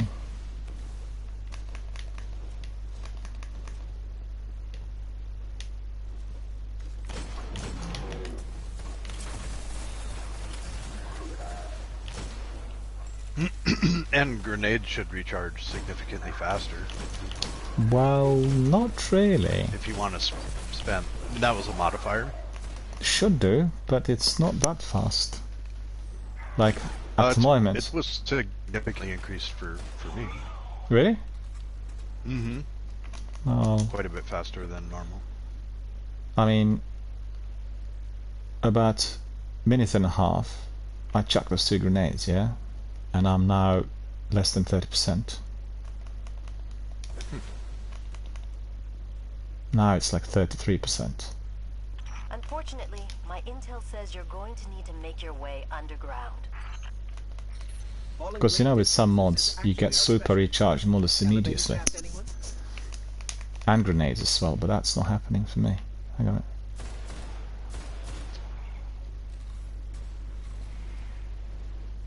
I'm still not even 50% on the grenades.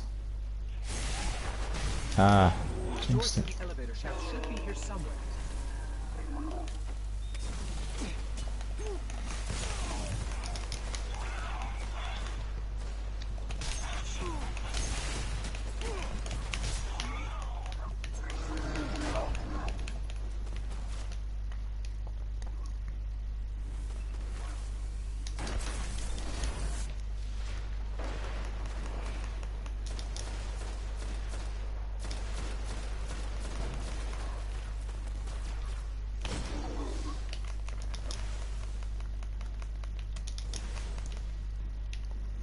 Right, then let's go in there.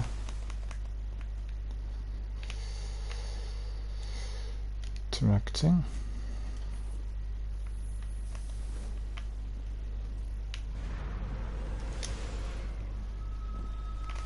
Nothing says we're in the right place, like Dead Fallen.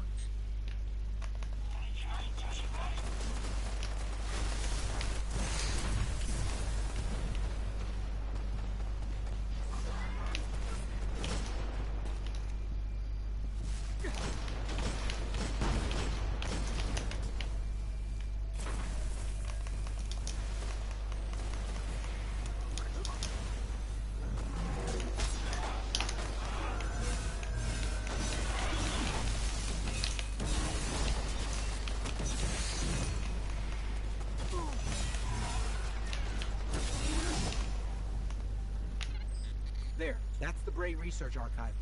Now to rummage through its files. Interesting.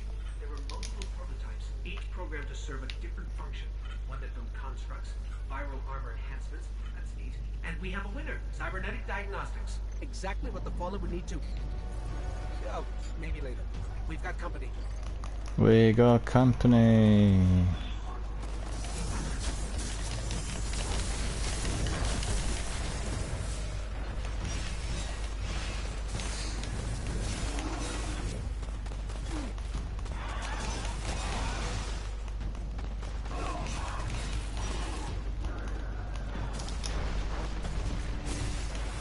Yeah.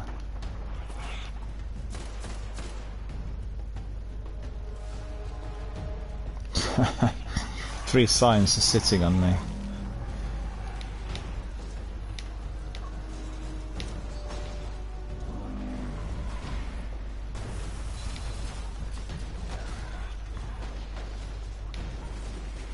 I'll respawn in a couple of seconds, that's fine. Not to worry.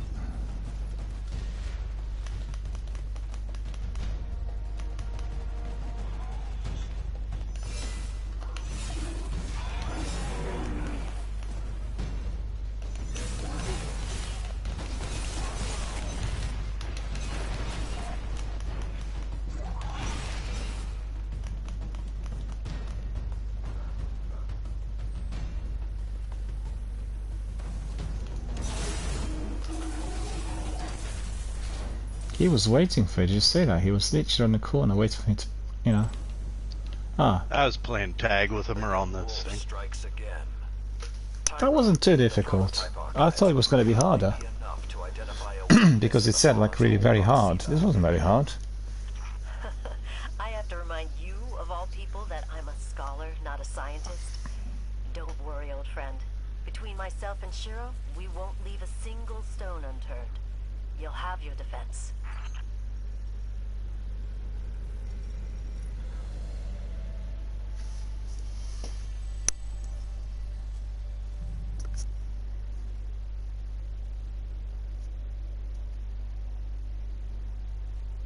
I kind of like dying. I die a lot, you know. This is what Matthias always says. Oh, you die a lot, you know. It's like 14 deaths the other day. And the reason for that was I had, well, the armor that wasn't compatible, I think, with the activity. So the there was something to do with the mods I didn't really pay attention to. Alright, so let's see, what do we do next? We completed these. You fancy doing the Nightfall, or do you want to do a couple of Sivas? I'd be nice to do the Nightfall with a third. Okay. Okay. So if you want to do other things until we yeah, sure. I'm not somebody fussed. else, let me check the roster again. Yeah. Make a story playlist, Siva Crisis Heroic. Change. There is somebody in the tower. We played with them before, just randomly. Yeah. I could see if they want to join. If they join, we could pop into the Nightfall. Yeah, yeah. Bring him in. Invited. Yeah. Is that that Helix Felix guy? Foliate Helix 7. Is that him? No. Fully at Helix. I think they're way too low level for the Nightfall, but it's Lolo Lescar. I'm not sure who that is, but when we played with them, they didn't have a mic. Okay, fine. Yeah, try to bring him in. See whether he wants to join us. They seem like a good player, so I just sent him a friend invite, and they accepted Yeah, let's see. a while back. So we'll see if they join.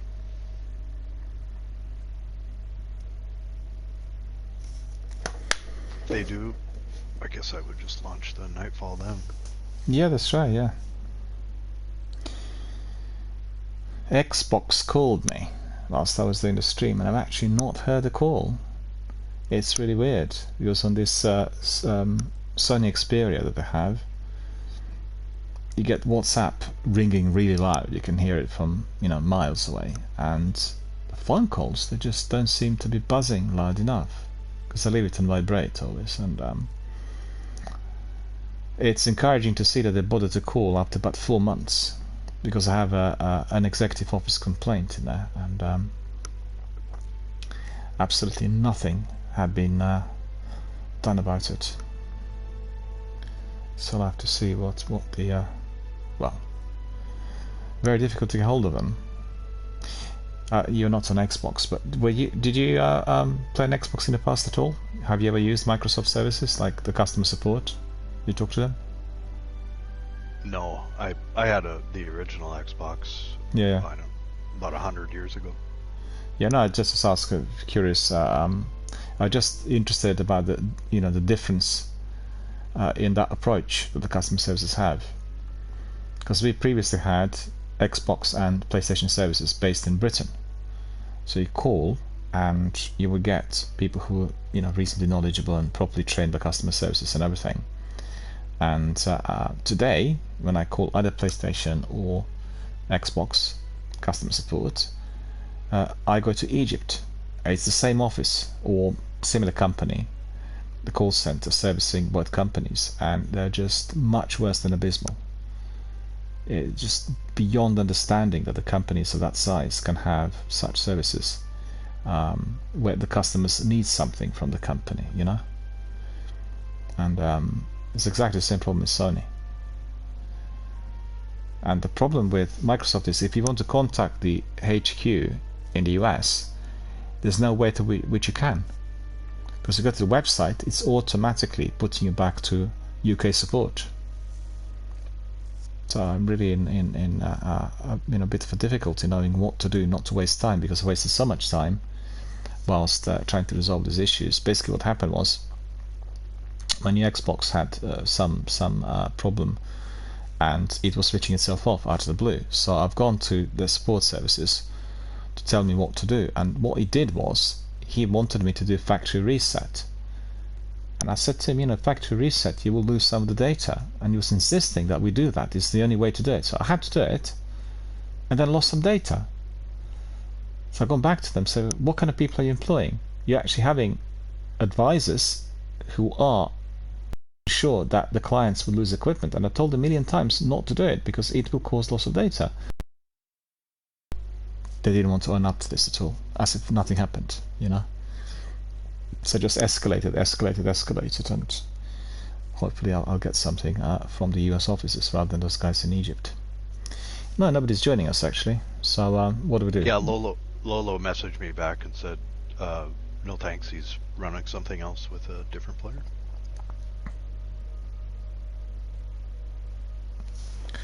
Just a minute. Girl asked whether the stream was ending, but I wasn't sure whether this question came in. Just not been spotted straight away. Girl, are you watching? You asking if the stream's ending. Stream will end in about 90 minutes or so. I'll end it at 9 o'clock. It's later today because I had all these power cuts and everything else. So I'll still have about 90 minutes. Because we're just literally shopping for somebody to join us. Can you join us? If so, our problem and our headache is resolved.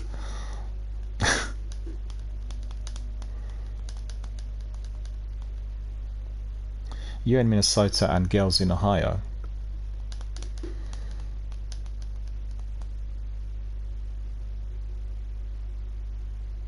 Yeah, just tell do the night, or at least because we really fancy that exotic armor or exotic loot.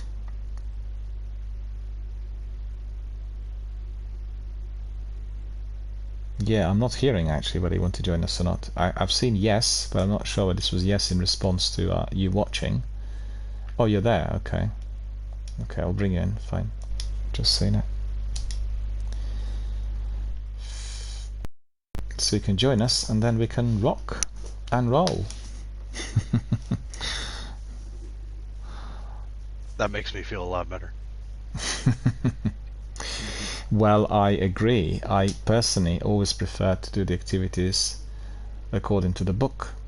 A raid with 6, strikes with a 3-piece, because that's what we need. That's what the developer wants us to do. Try to cut corners or do it solo, etc. Some of the activities don't really as I should. I sent you an invite. Can you see it? Gail, I sent you an invite, so you should be able to come in.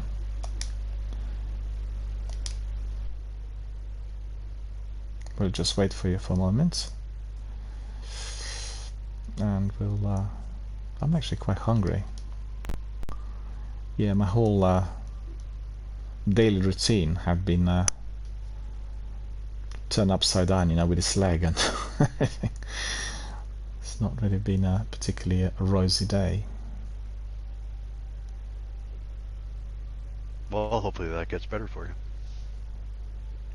Well, I'm not quite sure what to do, because, swimming usually helps, but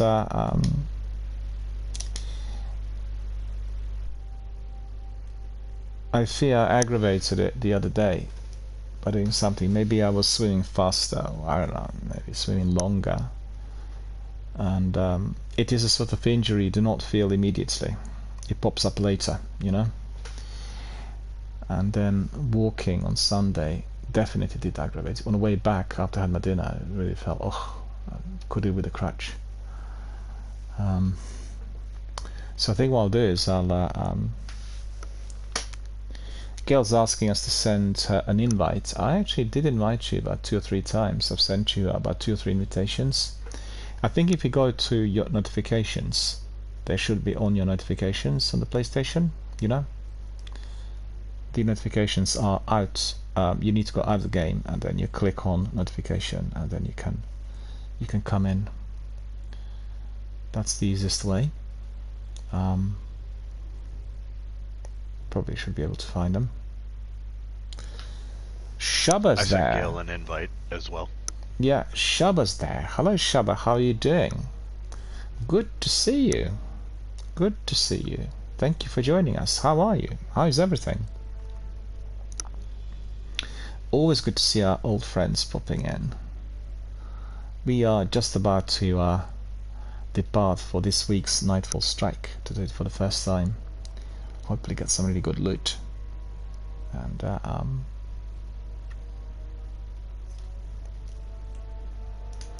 I'll send you another invite. You probably are not receiving invites, so there's some sort of issue in there. I don't know what it is. I'm just sending another invite to Gail. You should be receiving them.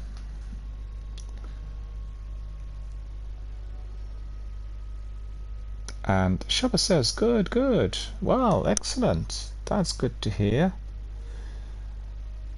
Well, we're all doing reasonably well.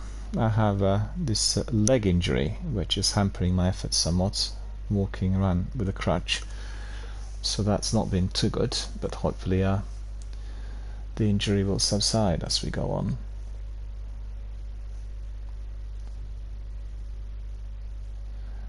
Gail, can you confirm you received his invites?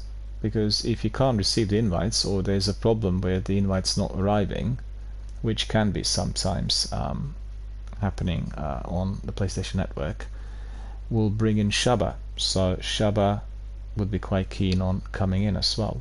So Gail, just can you tell us whether you can come in? If not, we'll bring in Shubba. So we'll have a 3-piece.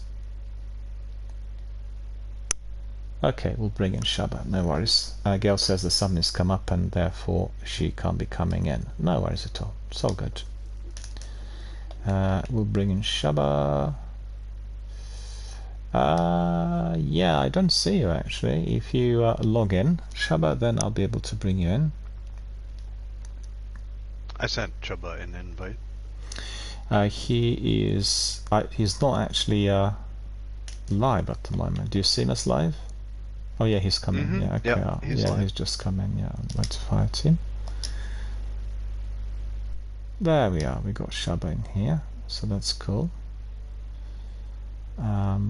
Let's just crack on. Do you want to add him to the party? Yeah, I should do actually. Hang on. Yep, we'll do that. Just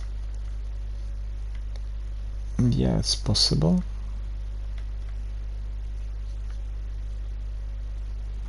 Oh, that's cool. Let me just get... My controller's not working anymore as it should. I apologize to our viewers for that dreadful, dreadful blue screen. But that's the way PlayStation works. Hello? Are we all there? No, it's wrong actually. That's wrong. Hang on. That's my fault.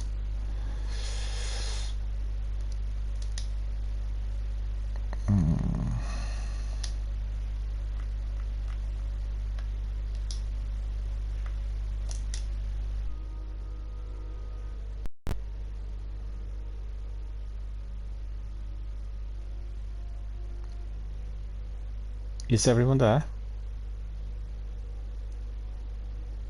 Can we hear each other? I have some problems in here with the party. It's not connecting as it should.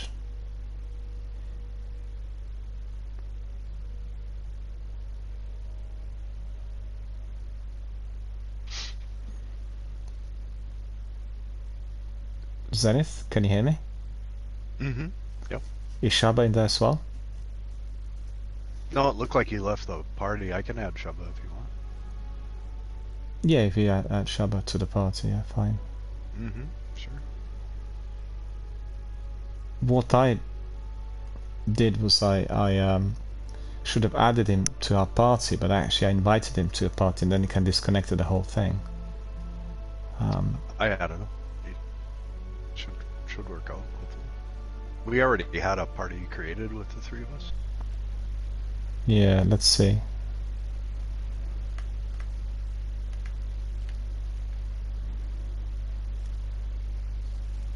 Can you hear me? Can Shaba hear us? How you doing, pal? Awesome. Thanks for joining. Awesome. I don't actually hear Shaba here.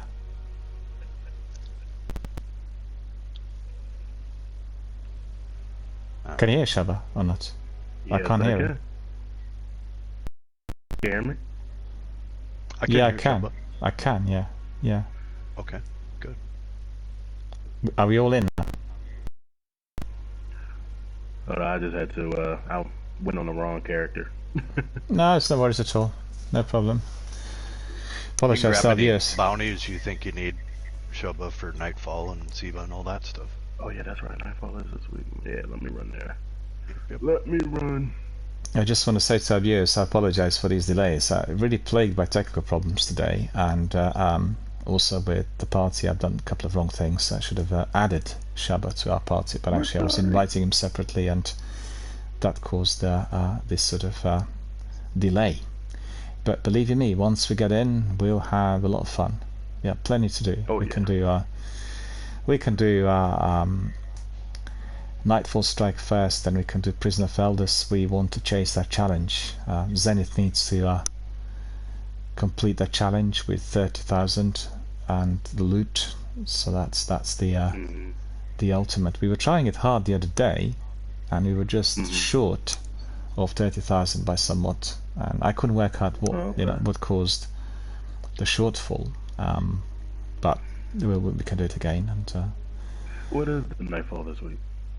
Unknown. No, I'm not sure. That's the first run on Nightfall for us this week. The reset was earlier in the day, so. That's not bad. Oh, we have several people joining us. We have Matthias joining us, saying, "Hey, I'm back. Nightfall isn't too bad this week, and it's Nexus Mind, so that's the Nightfall that we are going to be facing." And Gail's Is that asking, the big Hydra at the end? Nexus Mind. I think it's the so. it's the big Hydra. Yeah. Barrier Hydra. Yep. Gail's asking everyone, actually saying, "Have fun, you all." Thanks very much. We are going to have fun. We are looking forward to these activities. Thank you. And we'll crack on with Nightfall and then with Prisoner of Elders. Do you want me to bring you in, Shaba, back again, or are you still on character? No, I'm grabbing Nightfall bounties real quick. Okay. I was trying to store some weapons real quick because I don't have the Destiny app on my phone anymore. Oh yeah. So I'm just like, I hate the fact that I have to go in and do all this. It's taking so much time, and I hate it. You know, Ishtar Collective still works. You know that Ishtar Collective is the app. I tried that. It working for me. What, it's gone dead now? I've not used it actually for a while. I also had it on my phone, and I've got only Destiny 2 left. Maybe they discontinued then with the app. It worked until a little while back. I was able to use, the Vault, and good job you reminded me. It's one of those things I need to reconsider. Need to download it again. Mm-hmm. But I use the app for the sequel. It works obviously perfectly. Obviously owned by Bungie. issues with it. Bungie. Yeah. We talked quite a bit about Bungie in the broadcast, and you know, all the question marks around what will happen next and what we'll get with the showcase event in August.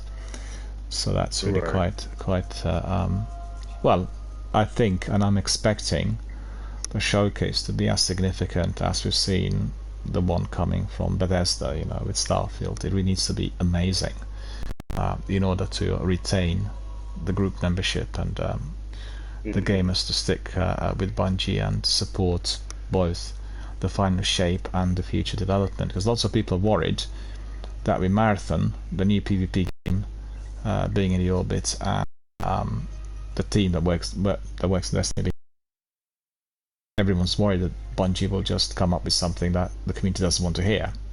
We're downsizing this, we're changing direction, you know. But it's unlikely, as their narrative director indicated that that's definitely not on the cards. They will have a consistent plan for the future development of the story, which will not be focused on the darkness and the light. It'll apparently be focused on the Vex. The Vex are going to be the big baddie, new stage of the storytelling, connecting whatever is behind the Vex, you know, the machinery, the brain behind it, whatever, and that will be the next step. Wait, where do I get the Nightfall bounties from? I totally forgot. Yeah, Zavala, down below. Just go to Zavala. There. I've been going everywhere. I'm like, where do I go? That's how you know I haven't played D1 in a minute. Our friends ask. I miss you, buddy. Yeah, our friends asking whether Zenith did get the exotic quest started today. That's basically the secret mission which we completed last week with Matthias, and we picked up a ghost from that secret chest, and then Lakshmi, and we are to be getting now this new. You can send it now. Exotic. Yeah, I'll send you an invite. And our friends asking, how far did you get then? Okay, so any area will it take a minute or as the invasion boss your next step? Is any area which boss will be your next step? Well, you can guide us through that. We can, you know, attempt to complete this as well, because I need to pick this up. I'm not really gone to Lakshmi yet. Yeah, let me invite Shaba to come back in. We'll get Shaba to come in and invite Fire Team. There we are. The invite's gone in. Are you on PlayStation 4 or PlayStation 5, Shaba? I'm curious. PlayStation 4. Yeah. I'm not wealthy enough to get a 5. Well, I'm also on PlayStation 4, and I'm just saying my controller seems to be playing up a bit because it's been well used over the last, what is it now, 6 years. And same with mine. Yeah, we'll migrate to PlayStation 5 in due course. It's still well, actually, yeah, I actually considered a few months 5 and Xbox Series S at the same time. The way we can get it in Britain, I think the best deal at the moment is through my mobile operator, so consoles, and then you pay them off interest free within 12 months. So and it's very easy to pay off. You know, the for Series S I'm paying like £21 a month, and you know, just pay it off with difficulty. The only trouble for me, if I was to be getting PlayStation, was they didn't actually offer PlayStation as a standalone console. They wanted it in a bundle. A bundle, PlayStation Plus Premium, which I'm paying for in any case, and then some extra games and everything, and that all would just, and also controller, just inflates the price massively. It's extra 200 to 300, something like that, and that just didn't appear to be the best possible deal. The one I got on PlayStation on Xbox Series S is perfect. It just as it should be. So that's the only reason. But you know, maybe we'll be getting PlayStation 5 in due course as part of bigger package. You know, you take out your new Xperia, Sony Xperia phone, and you get the console together with it, which is what I did do. I got my PlayStation for free. Didn't pay a penny. They offered new Sony Xperia in what was the year 2018, I think 2017, together with console. That was like a freebie. If you take out the phone, and the phone at the time was top model, the most expensive one, and you have it on contract, which means you don't have to pay for the phone or for the Xperia, and you just have like the top-notch package which they're offering. So really, that's probably one of the best deals ever. The equipment was worth about 2K, and you know, I just had my contract with my operator, which I paid in any case. So that was really a very, very good deal. Enjoyed it ever since. But you know what? We're a bit trigger happy, so we'll go to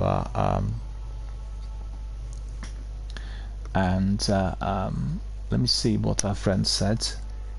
Matthias is saying, I think the Valustoric strike with the Taken Minotaur will work as well, and you just need a big one.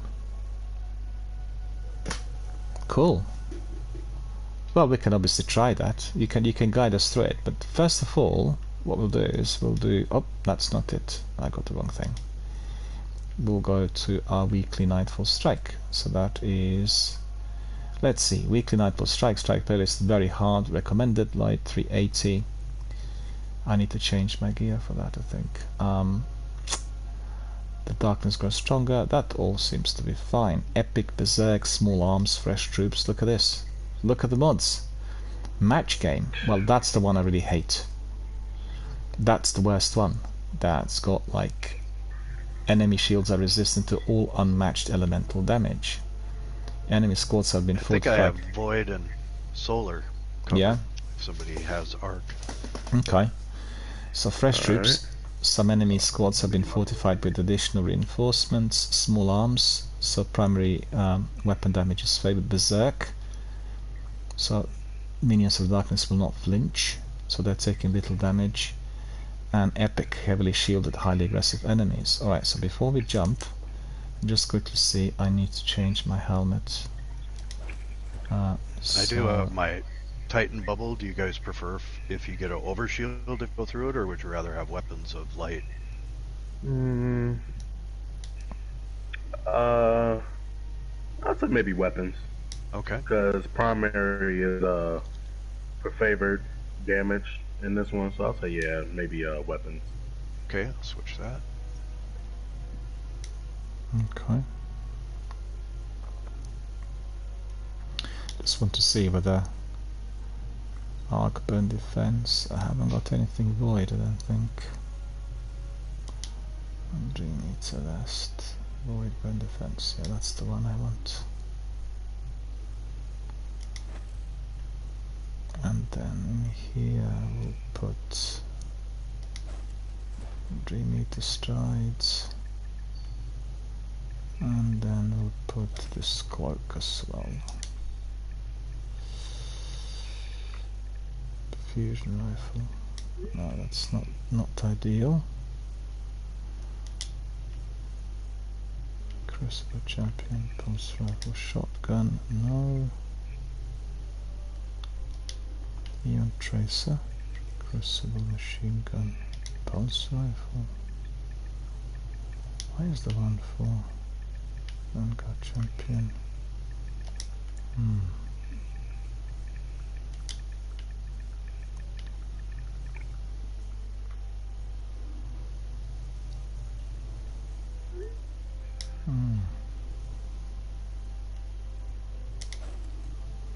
Right, boys, I'm ready, I think. I'm finally sorted. Oh yeah, I've been ready. Okay. Go. So if you're all ready, we crack on with this Nightfall Strike. Let's see. I need to do a donation button on my stream, on my profile, because I'm trying to get another headset because this one sucks. Oh yeah. Well, I recommend. I have to switch. Shaba, I recommend Stream Elements to you, because if you are using any form of donations to Twitch, they'll split it 50-50. With Stream Elements, you will be getting a full donation. But Stream Elements, you'll have a monthly subscription. You have to be on one of the plans. Double check that, but I know that because I'm on the plan, which is very cheap, it's only about $5-6. I get all the benefits that come together with overlays and everything. So that's definitely worth considering. Elements, I've got to say. I'm reading massive numbers of Taken. It's an invasion. Usually all you see out here is Vex. Cade, why are you here? The truth. So it's tipping, you know. I haven't seen you in the Yeah, They'll have tipping. pretty much. Pretty much.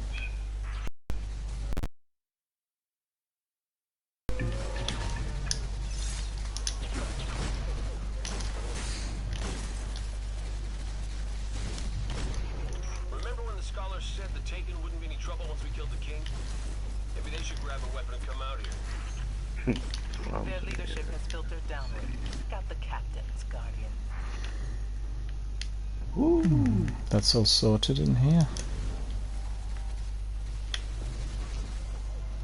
Come on, get out the box.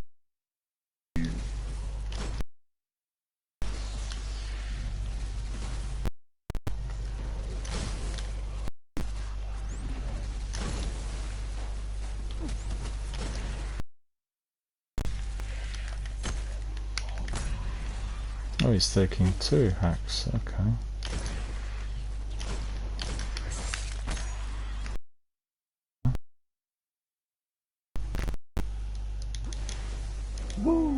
Hello.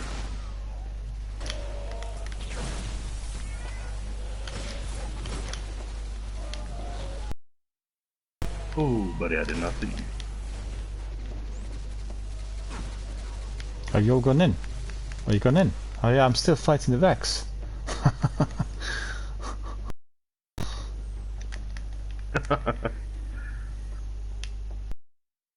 Hey, I was not crazy out of him. Ah.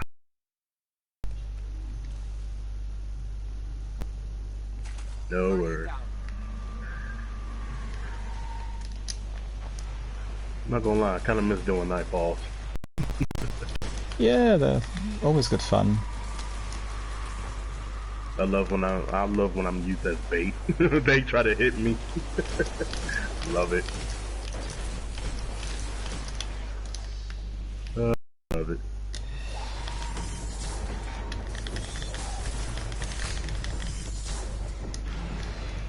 Yeah, I got him actually with that super. It did take a bit of time for him to disappear. Well, the other captain must be there.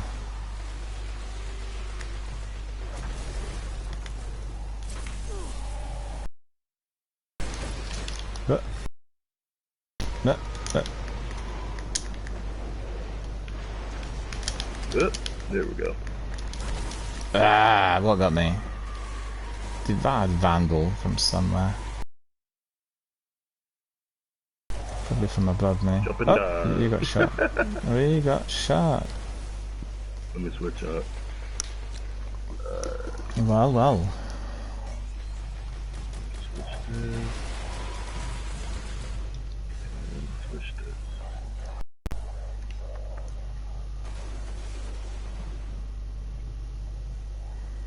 There's one.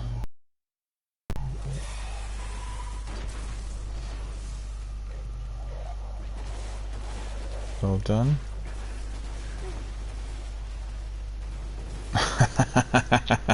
You guys need me to revive you, right? Yeah. Take your time, take your time. I guess we're kind of at the beginning too. Yeah. Could rush in. See if I No, you'll be okay, because they just see who's dispersed. here.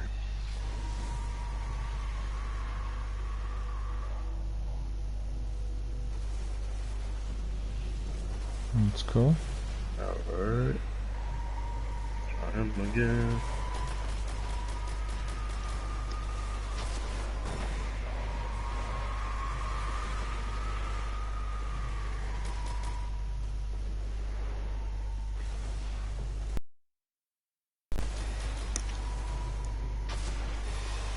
Distraction.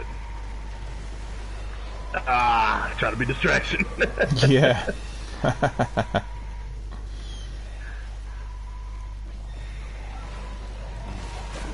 Woo!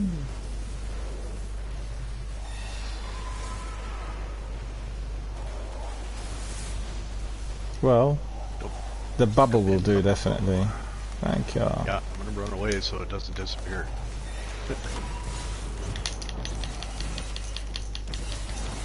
No, he is powerful.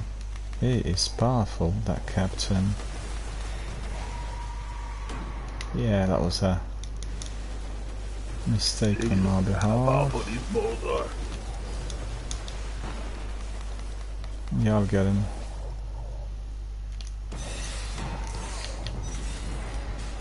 He is gone. Since their king's demise. Got him. God, how powerful these guys were. Well, the captains are very powerful because of the mods. If they've taken it, we can still blow it up.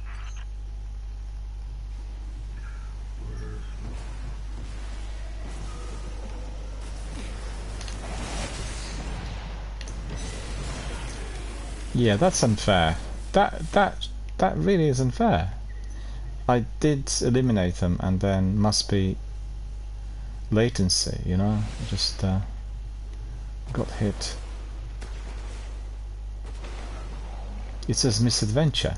Couldn't have been misadventure. There was nothing in there that could have killed me. I should be able to get the revive, Shubba. Okay. I'm just here watching them bubble up. Yep.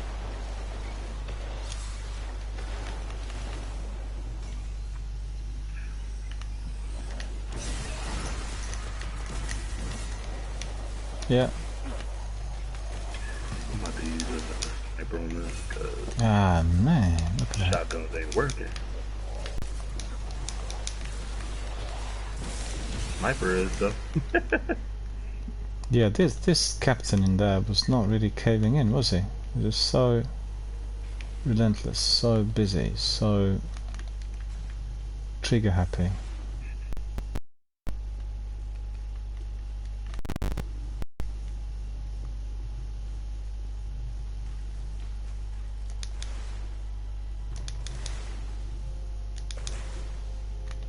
I'm reading a massive barrier ahead. Cade.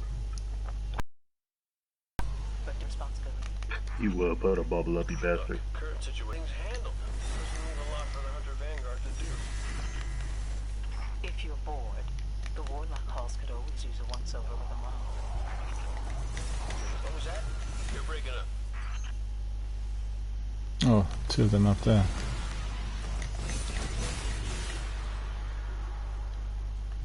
Okay.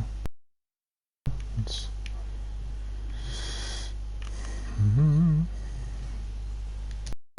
Am I going the wrong way? Yes, I am. this way down. Think.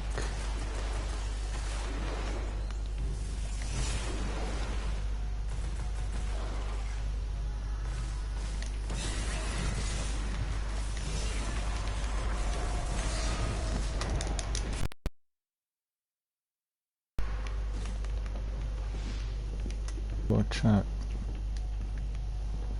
Oh, I need some of that. Got a sniper too, boy.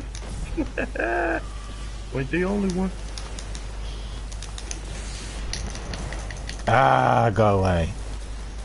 I was being hit by 2 rockets.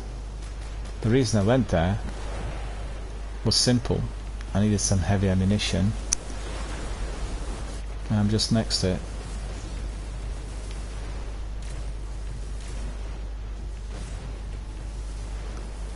Come on, settle your gun. Come on. Come on.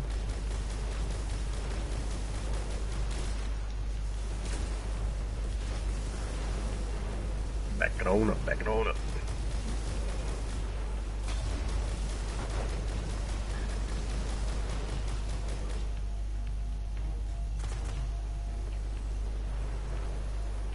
Oh crap, got the ticket.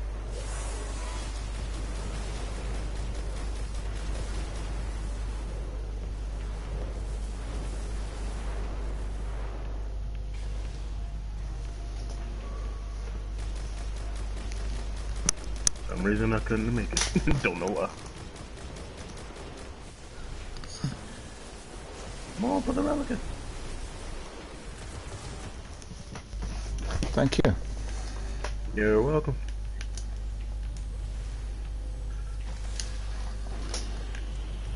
And here we go.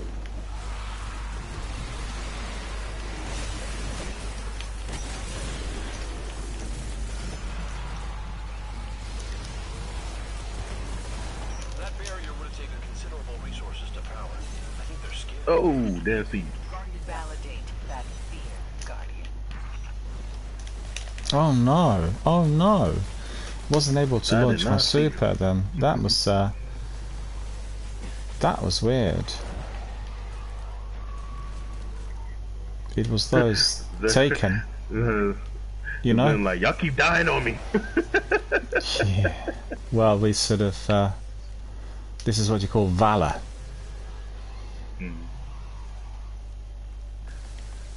Alright. We died at the same spot. Mm-hmm. Should be good. Yeah, you got like 2 of them left. One is just down below to your left. One left still, 2 of them actually.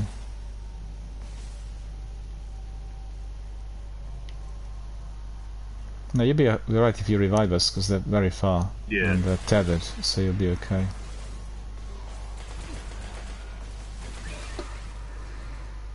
Yeah. All Alright, done. you're good. Not a single enemy left. Just how I like it. Clean decks. Cool. Let's do this. Mind you, the boss is gonna be tricky. The wrong way. Yeah, it's Wait, this did I way. go? No, This then way. what is this way?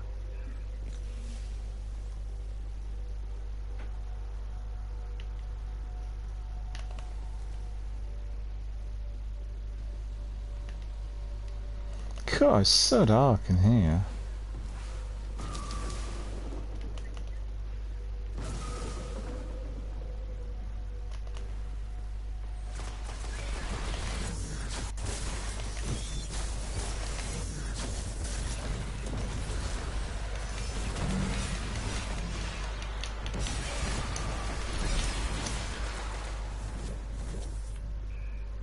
I just think that tether is so useful when you do it with your team, you know, it's so supportive.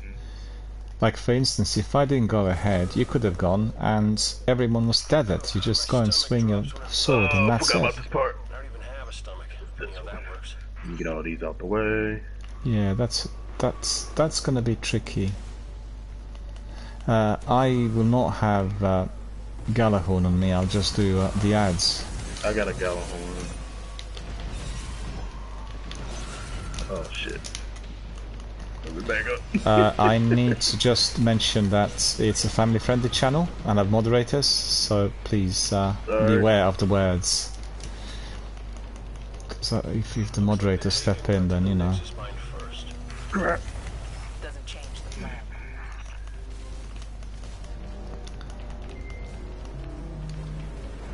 Our friend I'm from gonna put Holland. a bubble here. A hub. Yeah, cool. Show Our up. friend from Alright, Holland, you know, appreciate he doesn't come in anymore because he gets like really excited and oh,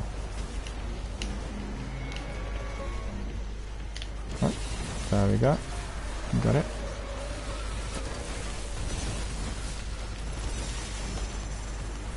Relic. What's to do the relic?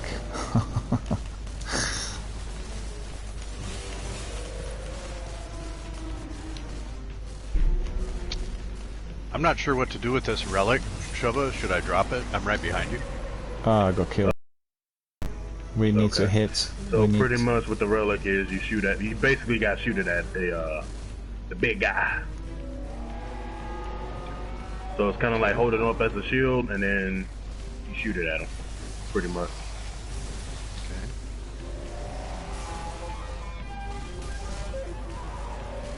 Let's Like take physically hit him with it?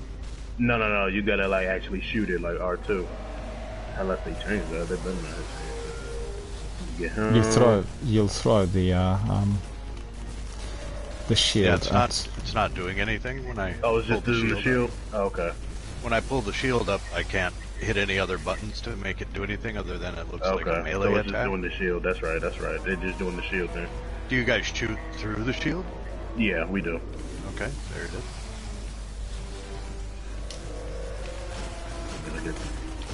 Oop. Must be recharging.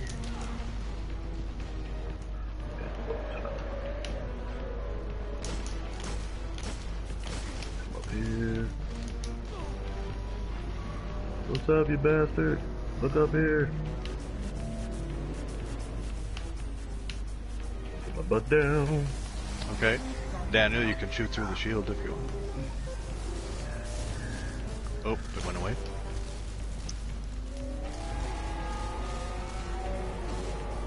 I'm gonna see if I can go get Shoba.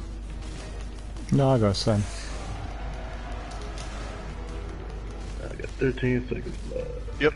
Just gonna chill here for a minute. No, it's just that boss. The boss got me. Well, I wasn't careful, so it's my fault.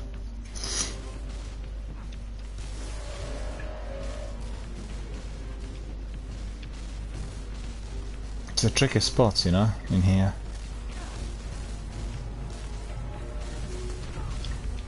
Yeah, we all got lagged. It's just the boss can see us. The boss can see us from there. That's where the trouble is. Oh, I've been brought back here.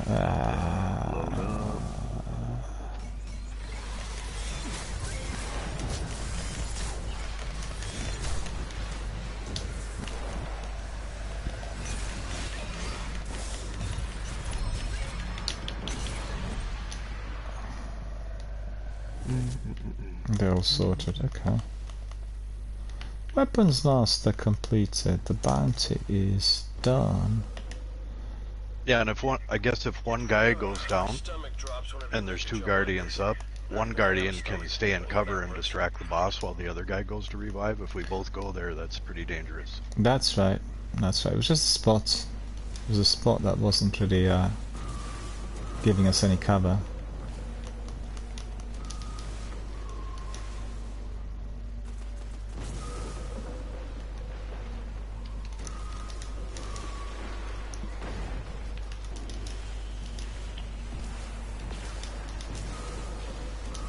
Oh no, no, no, I wanted to get some of that heavy ammunition. Doesn't change the plan. Aye. Thought I was hiding. No, I'm also... Stay alive, stay alive.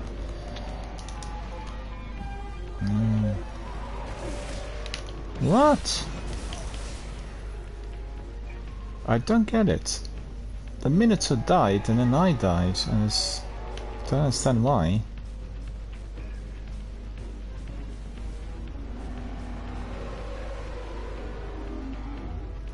The first thing I must do was to get some heavy ammunition. Okay, he's not looking at me. You can come get me. Oh, yes he is. Yes he is.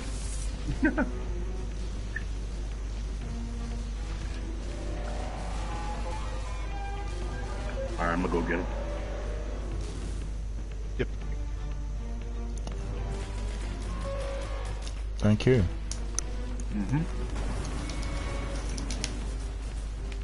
Missed it again. Out of heavy. Okay.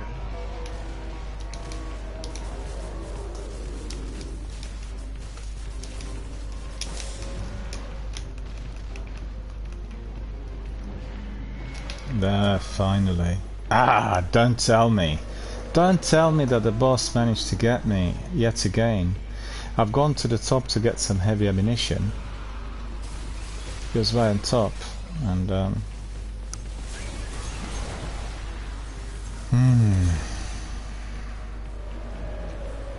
Night. Let's see, where's Daniel?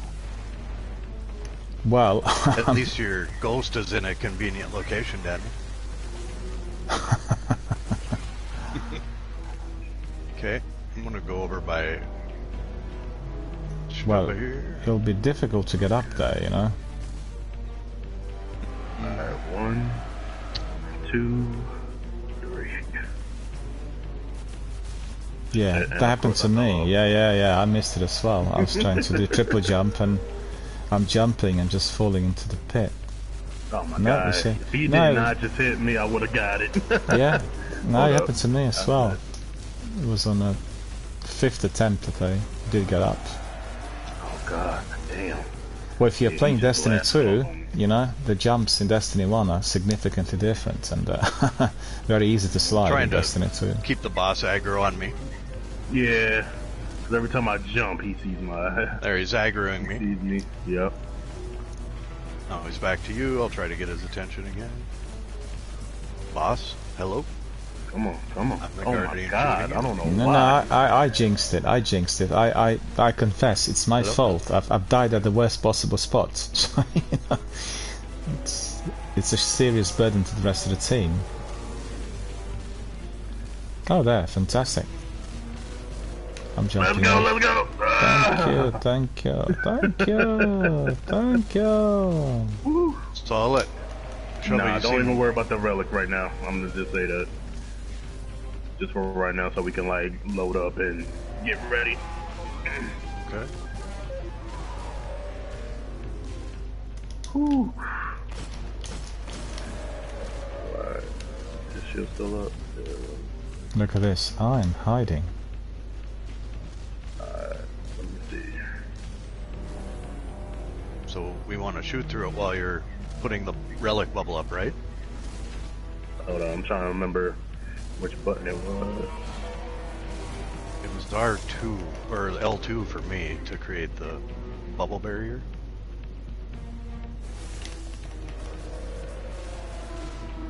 Okay, let me double check. Hold up.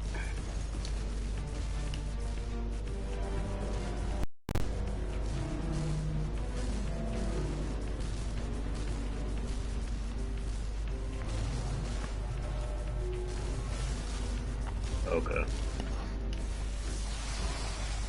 No, that was the shield, but then I remember there was another button to shoot it, to take his shield off. I keep forgetting which button it was.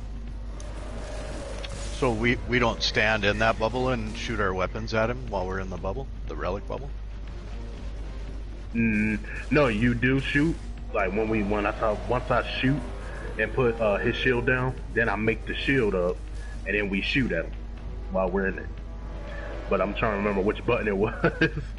Oh man, I haven't done this in a minute.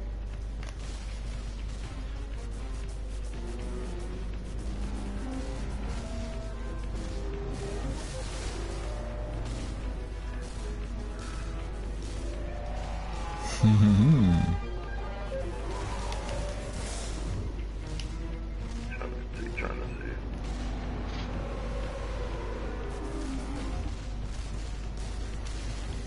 Well, the boss knows exactly where I am. Doesn't matter what I do, the boss is on me straight away.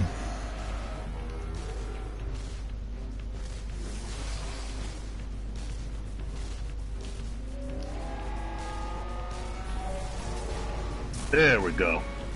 There we go. It was the super. It was the super. It was a super. Okay. Yeah, you have to use your super to shoot at it to break the shield. Okay, now I'm remembering. I'm putting my bubble. Nope, I'm gonna hold it. No.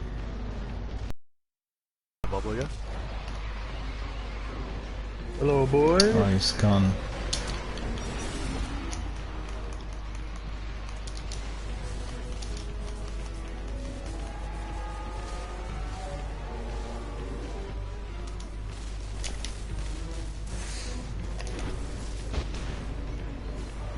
Where's that fella?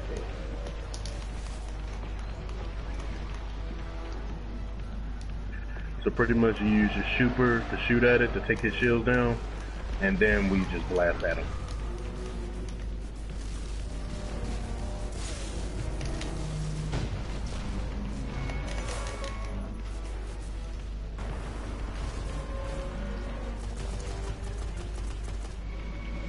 Where are you at? Come on. I did manage to knock out his shield, so that's good. Bubble on me. Move. There's a bubble right behind you, Jabba. Alright. We're together now, that's bad. Wanna get away from me? That's real bad. Because he got killed Together's earlier. bad in this one. Yeah, we got killed earlier like that. What a fuss. Alright, welcome back. Thank you. Off to the bubble. I'm gonna play Mads safe here. this time after all these deaths. Get me it. Oh, thank God. It might Back be in the done. bubble, bubble! Bubble's gone. Oh, I was running, nigga.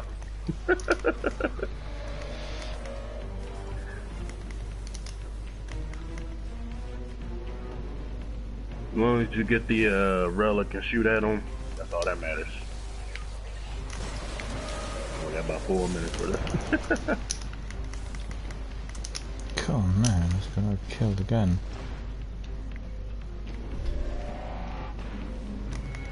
The shield might be down. Yeah, it is.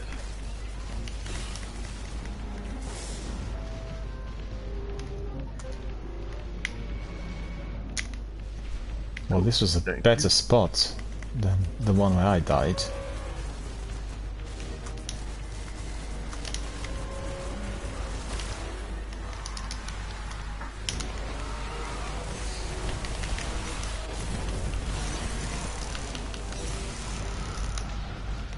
Got them all.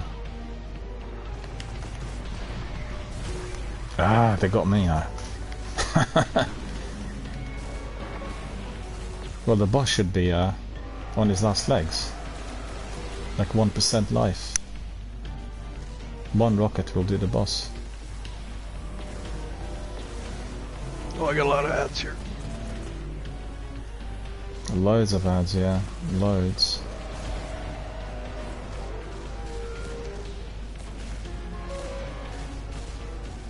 Oh, that's all I had. No, boss, don't shoot me. Yep. I'm almost dead.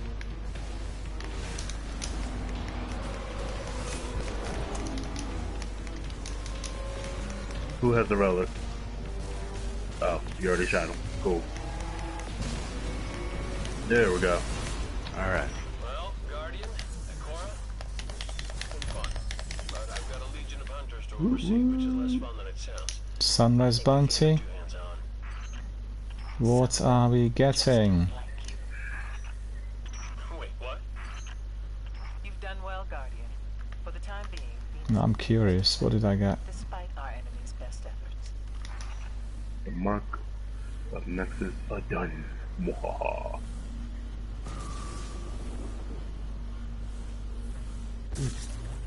Well, I don't see anything really. Let me see. What did we get? If anything.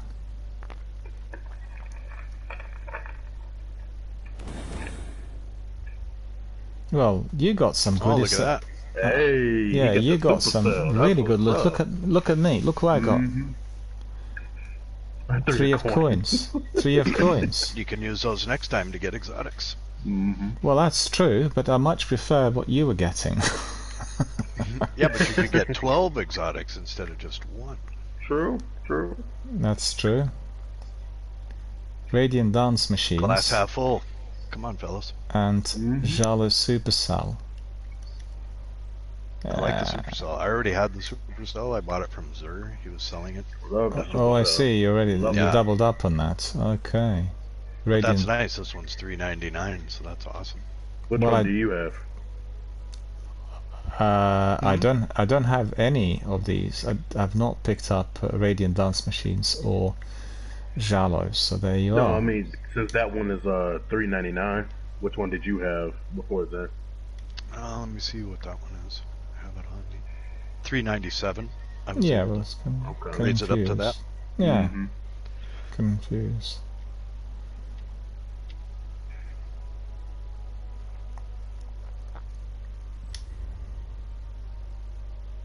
Do you want to go Good back job, to the fellas. tower? Yeah, or do you want to go to the reef to pick up Sigil? Because we can go and do Prison of Elders. Or you want to go to the tower to do some admin, sorting out. Anyone? If we're going to do... We can do the heroic. heroic. Probably to get, Reef. Yeah, we might as well go to the reef.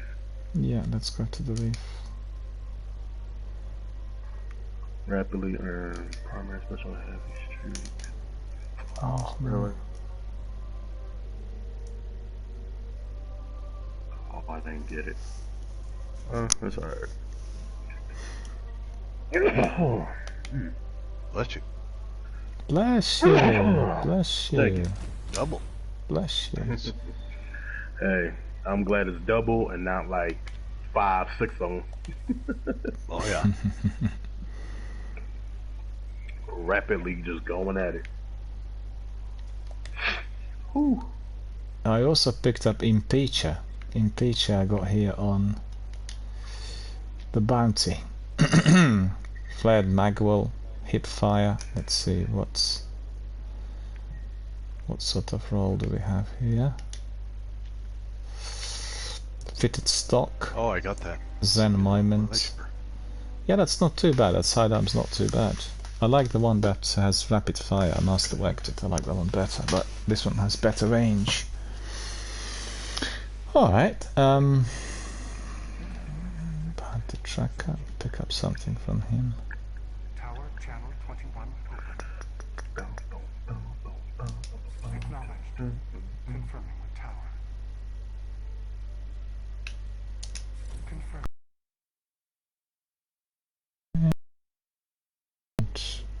What else did I get?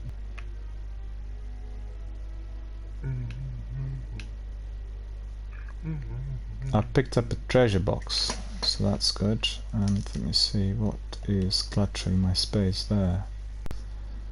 Oh boy. Oh boy. What did you get? I just turned in the sunrise bounty. Yeah? You guys aren't going to believe what I got. What? Icebreaker. Well, that's what you were after the other day. Boy, yeah. That's incredible. Ooh boy. Man. That was...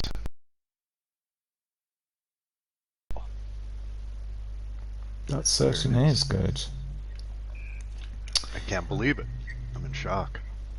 Well, I'm just literally crying because I You guys didn't get must be anything. good luck. Yeah, You guys because are you know, good charms. I got For punished real. for dying at the worst possible spot there. So that's what happened to me. Yeah.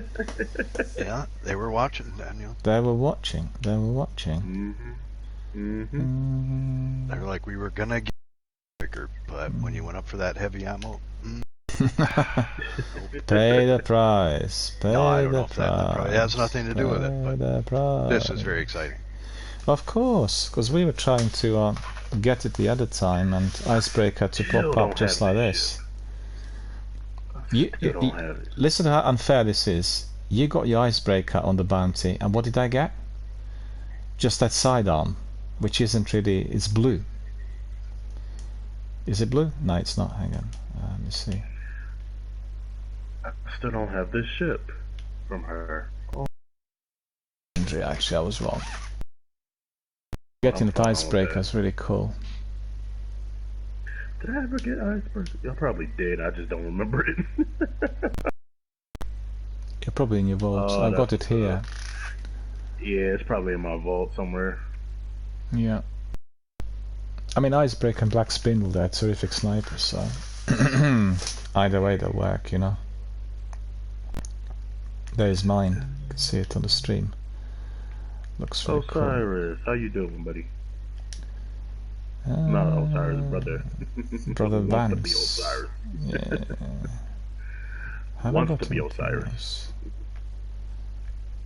I need to do engrams there. I need to visit Brother Osiris. Brother Vance. I'm losing the plot. Sorry. I'm losing the plot. Brother Osiris. Well, in 6 weeks, I had only once a blue engram that gave me an exotic. Otherwise, no exotics at all from any of this. Just literally blue rubbishy weapons. which can be discarded straight away. None of them of any use to me at all. None of them. Look at that.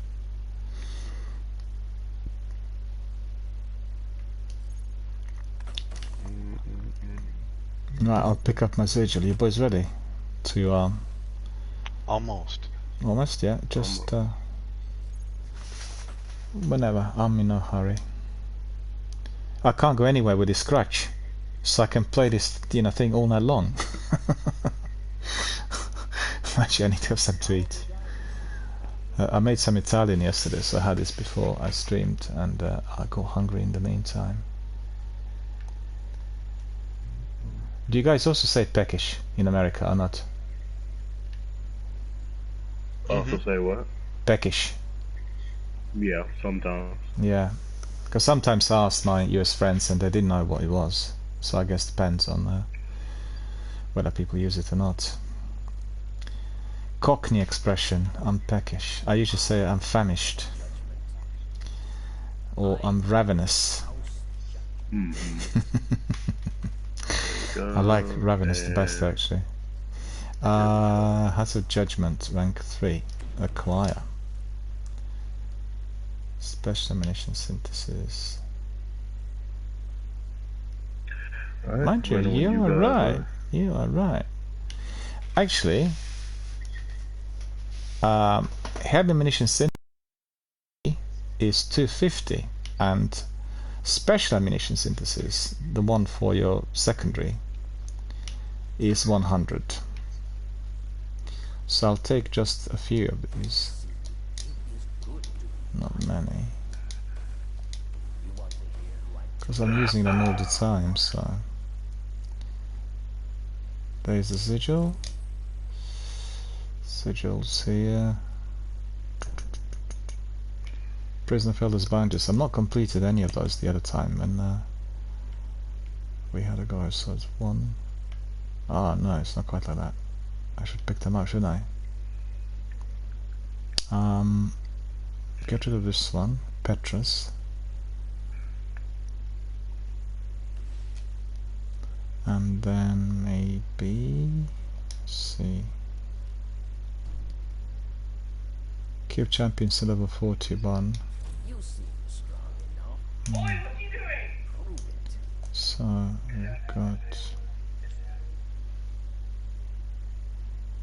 we've got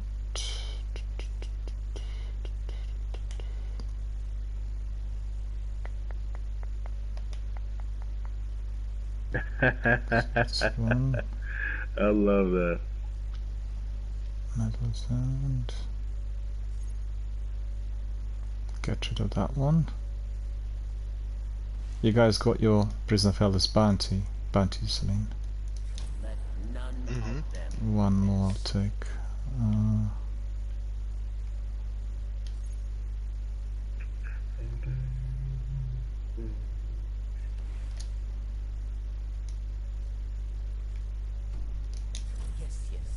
Yeah, I'm sorted.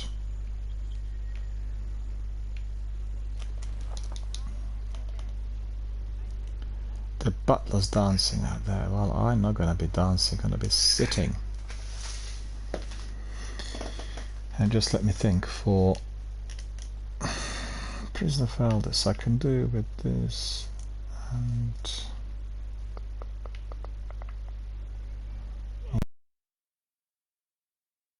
15 rate of fire is rapid. Okay, that's just alright. Try that, and then dark drink I will do. Hey guys, give me a couple minutes. I gotta take this dog out, so I'll be back later. Yeah, okay. We'll wait for you here. No worries.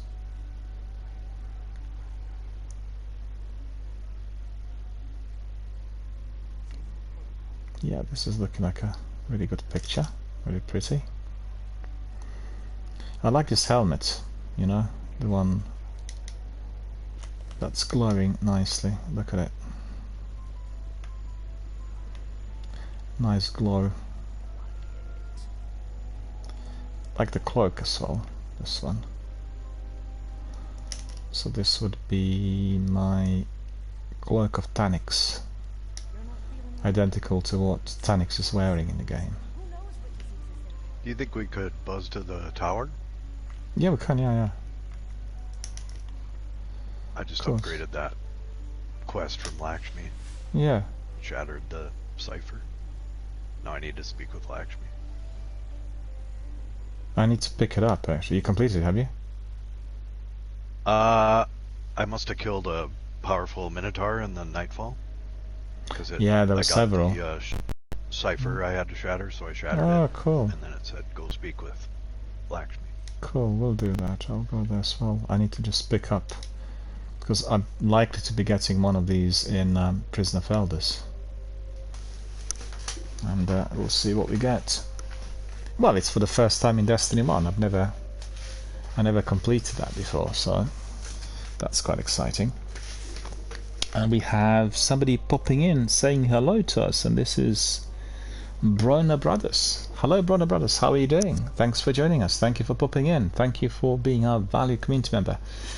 Well, we are doing all these lovely Pinnacle weekly activities. We completed our weekly story mission, which allegedly was to be very hard, and actually it didn't turn out to be too difficult.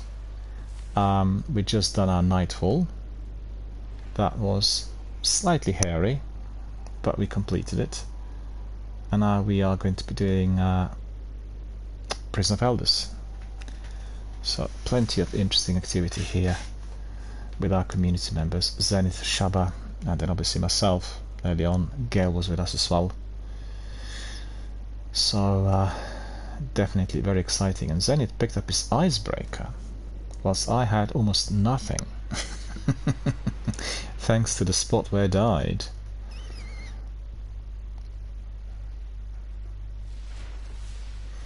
Well, I think with story missions and some strikes one can... Oh, I see. You've given us a booster, have you? I was going to do that myself. Or did I do that? No, I've taken it earlier. It's still active for 150. Let's go and talk to Lakshmi. You also need to go to Lakshmi, yeah?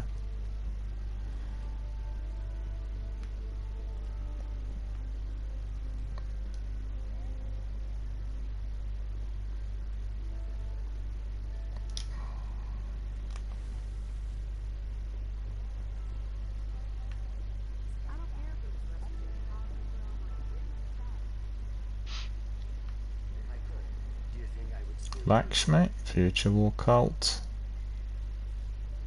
The War Cause respects all you've done. Earn reputation to donations to the Future War Cult. Accept quest. Ready for war. Earn reputation to donations to the Future War Cult. Okay. If you have a lot of motes of light, that's what I gave her. 10 motes of light. Double loads, yeah. But let me see. Earn reputation to donations to the Future War Cult. Okay.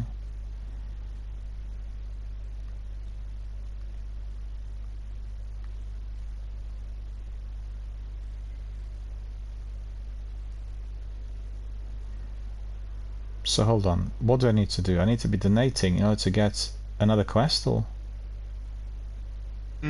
Yeah, I donated motes of light, 10 of them. Okay. And that should progress it.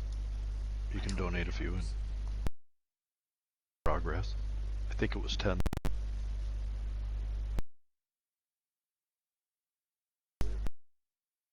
Or I guess it would have been motes of light total. 50. 10 of them. Yeah. Per donation. Okay. So you have Your to rank with donate this 5. faction has increased. Well, I've donated by 15, and I picked up. I guess it's because my rank is quite high up already. That must be the reason. Let me see. Those are probably 2 separate occurrences: the rank up and then the quest progress. You could check your quest. How many have you used? 50, did you say? Or 20? Yeah, mine took Multiplied. just 15. I've used 3 of them, and it was 15, 1-5, Yes, rather than 5-0. to level up Yeah. your rank with Lakshmi, but not to progress up No, entirely. no. That will be something else. So now I've got your rank with this faction is increased. So select one: future war cult armor, future war cult chroma, and future war cult weapons. Probably go for the armor. What did you go for? Armor or weapons? Weapons. Okay. I never. Buddy. Mm-hmm.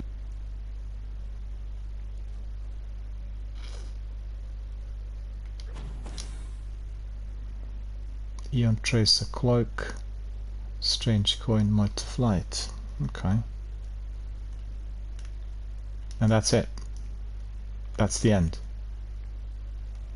of this. Because the Eon Tracer in the vault, I think. No, I've got it here. Hang on. Let's see, that would be Crucible Champion Pulse Rifle. Crucible Champion. Yeah, that's identical.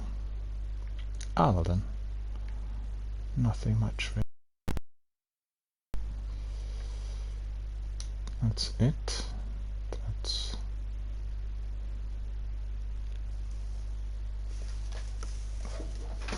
Aye.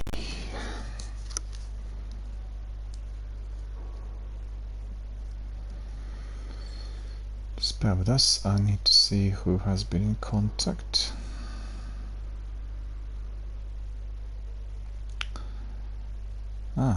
We've got some of our friends streaming today, so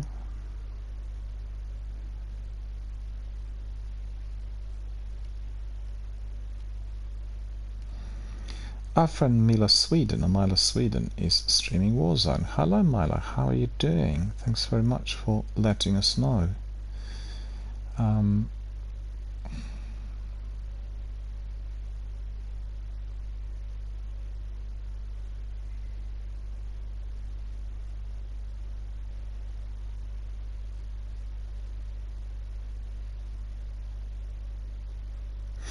Okay, so that's order. Well, we want to say hello to our friend in Sweden. We wish you a very successful, very happy stream with your community. Alright. You're back, yeah? Yeah. Sorry about that. No, that's fine. Do you need to pick anything up? Do anything, or we can just depart as we picked up our... What's your next quest up, Daniel, in the Lakshmi quest? I didn't get any. Yeah, just check your Lakshmi progress quest. Progress, hang on. That will be earn reputation through donations to the future war cult. So that needs to be then. What I need to be percentage donating is it? 50. So you need to give her 25 more. Yeah. Multiply, and then that'll progress it to the next step. Is that everything? That's true. Not forged in night. Here's how I see it. The Hive want to eat us. The Fallen want our stuff, and the Cabal want our planet. It's the Vex Guardian. Only the Vex can take our past away from us. If we are going to understand what these files mean, I'm going to need more context. Hunt down a powerful Minotaur taken by Oryx, destroy it, and pull assimilation core from its husk. Shatter the core and return it to me. Right, so and that's the we just ran. So there must have been a high-powered Minotaur in there somewhere. Yeah, there was. Well, we'll see whether we get one. Now it says I have to go into the Vault of Glass and destroy Atheon. Oh, really? Times conflux shatter the eye it leaves behind. That's probably what Matthias was waiting for. Probably. Right. So I'm alright. So I've got the the next step unlocked, the simulation core. Right, so we'll do that in the prison. Everyone's got their Prisoner of Elders bounties and everything sorted, yeah? Well, Yes, just sir. let me know if you're ready. We can look at a view in here and then depart.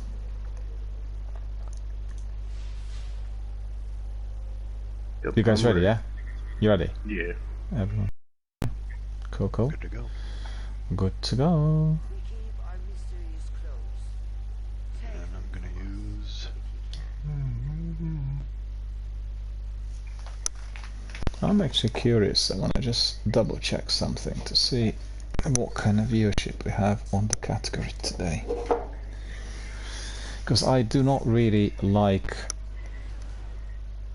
the counter which is displayed on like Twitch PC app.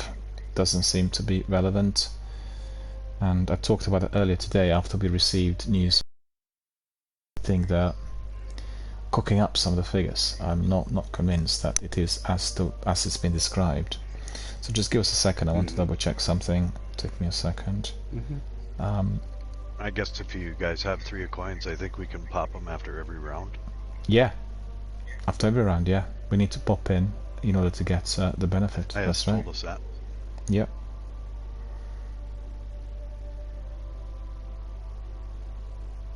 Where's the categories?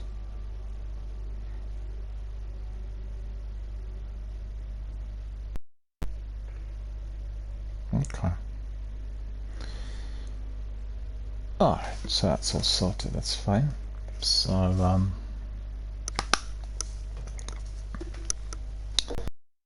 to depart, and for the benefit of our viewers, what we are about to do is Prisoner of Elders, House of Judgment. And we picked up our bounties from barracks, and now we are going to be doing first of all the rounds, and after that we'll be doing the challenge. So get ready for a lot more fierce action here with us. So you could see unlocked, so we can go first of all to Reef, and then we'll see that's the challenge and that's the rounds. So easy. Yeah, we just need to remember that one member has to stay alive, otherwise if we get killed we are not getting the best loot and the best results, right? And for the challenge we've got to reach that 30k. If we don't reach it, there's no loot. Anyway, if we don't reach it we can do it again, right? It's no big deal. Just gonna take us a bit of time. Is it hot where you are, Shaba? Very. What's the temperature? Roughly. I know you guys do Celsius, so it is. Let me describe it in Celsius. About 40 degrees Celsius. 40? 40? Yes. Are you in Arizona or Nevada? No, I'm in Georgia. Oh, it's very hot in there as well. 40 degrees, you might be cooking. God. Yep, so that's the beauty of having central air in your house. Good God. Copy that. That's very hot. I thought it was not as hot as that. Because you know, on the continent in Europe today, they actually broke all records. In Spain it's 47, and they're expecting temperatures to go up to 52, which is crazy. Wow. Inventory. I need to get my 3 of coins. Oh yeah, let's pop the 3. 3 of coins. Do I have 3 coins? No, I don't. It's alright. Well, I tell you, I've got 77 3 of coins. 77. So I really need to utilize. Like the other day, I looked at my synths and I've had 200 for the heavy, and I still have about 200 for my for my secondary, and they're very useful. If you do Sievers and Nightfalls, they're really very, very important. They really beef up the ammunition. Right, boys. Everyone's got the 3 of coins, yeah? Well, let's roll. Do it. Let's roll. Let me shoot that. Well, I'm shocked it's so hot out there, you know, 40 degrees. I thought it was maybe 36, 35 or something, but 40 degrees today. Is it just today, or it's been like this for a few days? For the past 2 days. Yeah, it's gone up temperature-wise. Yeah, but it's gonna get cool later. It's alright. Yeah, well, I guess you get a lot of rain, then the heat is always followed by torrential, right? I wouldn't say a lot of rain, but No? it was a nice majority of it. Yeah. Mm. Yeah, the weather over here is so bipolar, you don't know what you're gonna get. Oh, it's terrible. Well, there were some terrible floods a few years back, I remember. Yeah. Not really. I wouldn't say it's floods. Alright, let me see. Reinforcements ready for combat.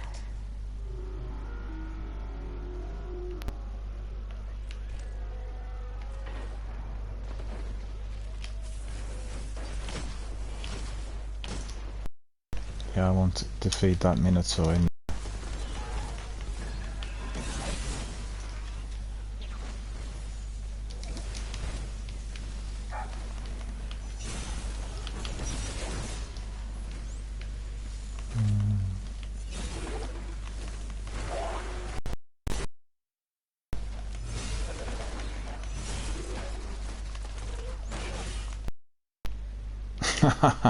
Well, you snatched in.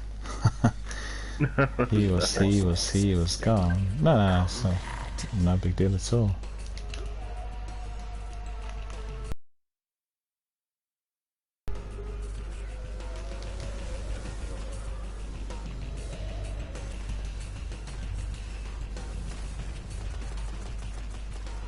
Are we all together in here?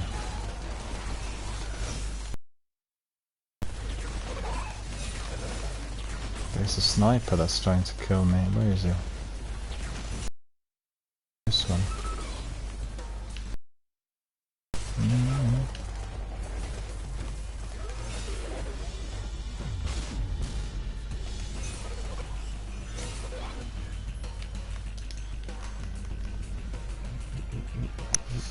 They are dead. You. Matthias is saying, Zenith, you need to do Vault of Glass. About 46 Celsius today here, Matthias says. 46 Celsius? 46? It's been near the Death Valley then. Right, that's what It's I'm 57 in there. And I'm not sure exactly where Matthias is actually. Is it humid down there too, Shubba? Yo, very. Very high humidity, yep. Mm-hmm. It wasn't. That's why it feels like it's 40. That's why it feels like it's 40. It's technically, yeah, but it feels 40. Yeah. Yeah, that's the trouble with humidity. Worse. 46 Celsius out there. Oh. Are you air conditioned? He has to be here. No, I'm just wondering. This is somewhere where he has really good conditioning, because 46 without air conditioning, that is hard to bear. Oh, I need to. 3 of coins. 3 of coins, boys. Everyone. Mine's still active. Oh, really?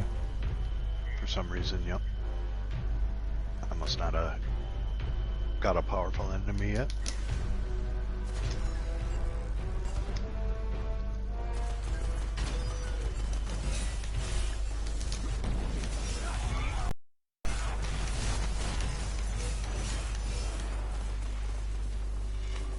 $46. That's almost as hot as in Spain today. Spain broke all records today. 47, and they said the danger was temperatures reaching 52. But I know that in Death Valley you had 57 yesterday, I think. It's crazily hot, honestly. That's really, for most people, completely unbearable, you know. I mean, it's different if you are living in Bangladesh or Pakistan or, I don't know, Sub-Saharan Africa. But some other parts of the world not really used to temperatures. It takes a while for the body to adapt. If it's, you know, if you get it like 3 or 4 years in a row, then it's a different story. But when it happens for the first time, it's really hard to bear. 46 degrees. Matthias, do you have air conditioning in that work? Because with air conditioning it's obviously quite bearable. If you need to use public transport to get back home, then it's really tricky.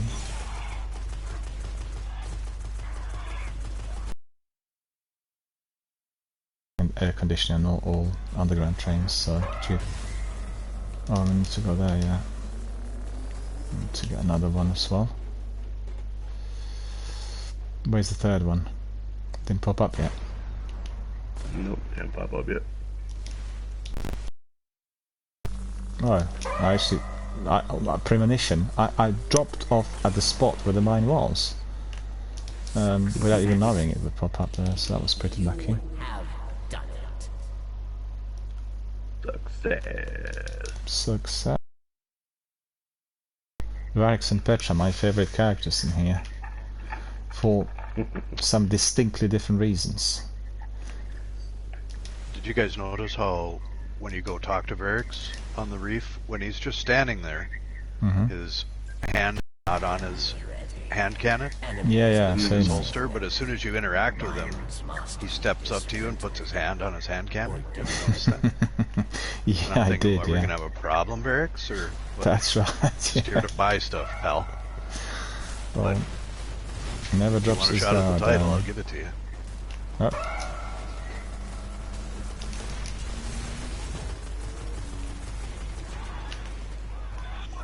Well, my dark drinker should do it here.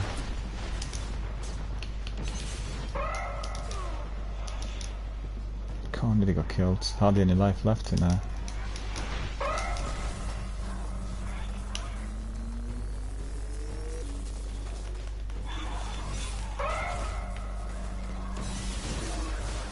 Well, this is cool. Spinning my dark drinker and destroying the mine. It's the best ever. You know, the best ever this was. Boy, he's still alive. Go away. How is this possible? 2 hacks.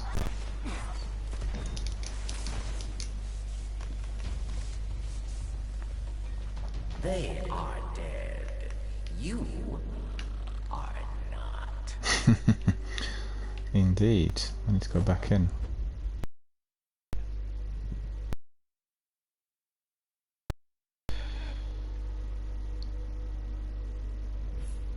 Go back to airlock. Yes. Yeah, I need to go back to a lock. Yeah. Ah, it's not the one. I've gone to the wrong one.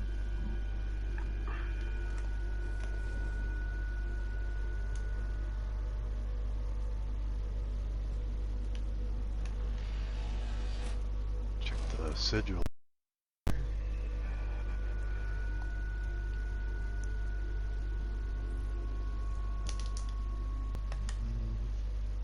I'm not getting any progress on. Makes sense? No. What about you guys? I'm 0 of 30k right now. No, that's for the challenge. Yeah, that's for the challenge. That's for the challenge. Oh, that's different than this. Yeah. The challenge will give okay. you. It's basically for the challenge. For this one, we got bounties and. Well, mind you, we need to pick it up in order to unlock, to be able to enter through the director, you know, with the weekly access. But that's for the challenge, it's not for this. Ah. What's up, you big ogre? Pay those mines.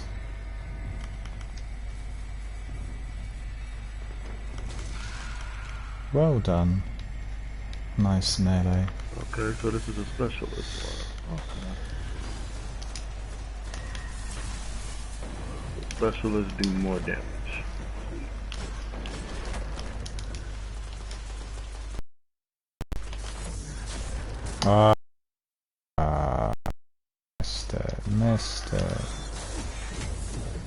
Missed it.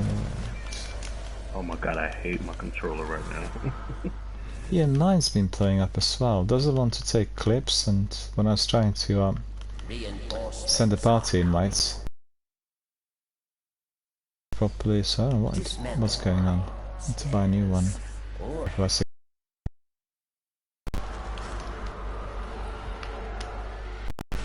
I got this one. Just mind the exploding thralls when they come in. They'll all explode at once.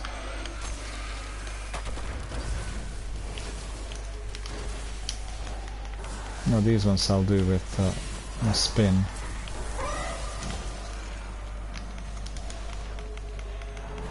Ah, no, no, no, I knew he was gonna come. He was coming from behind me. Okay, the next one. Hello, wizard. Up there.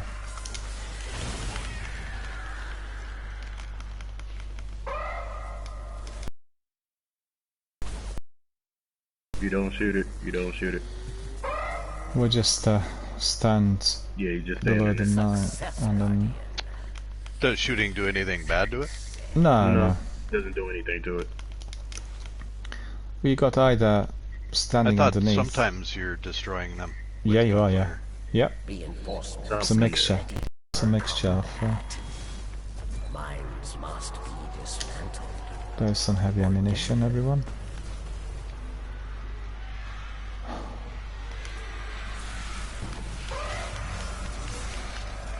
How come that this troll didn't die?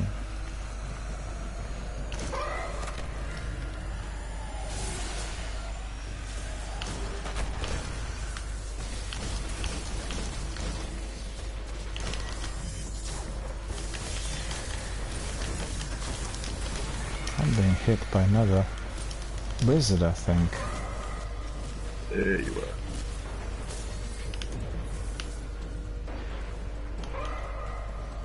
So where's that wizard that was... oh, there.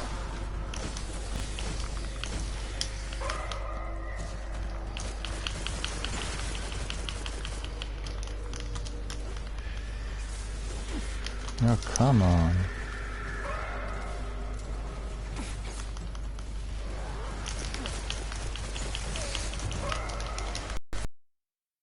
Need to get this mine.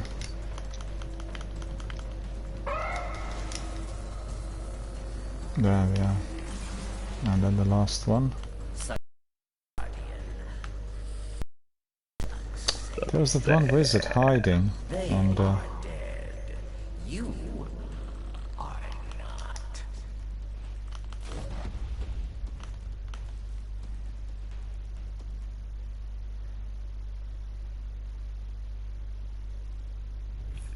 Need you back, Guardian.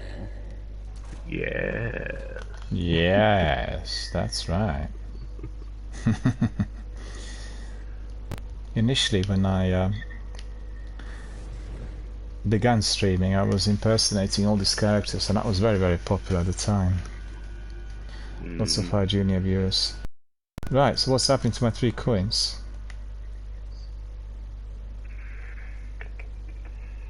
Still haven't used mine yet. Still there. Round 4. You face the disgraced law. Give them, so no harm really They will try to kill you. in using them one or the other.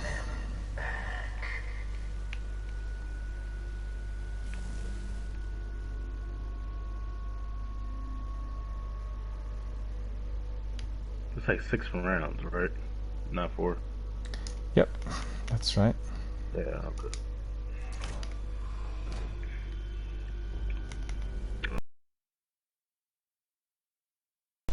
Pop that. Mind the mine in there.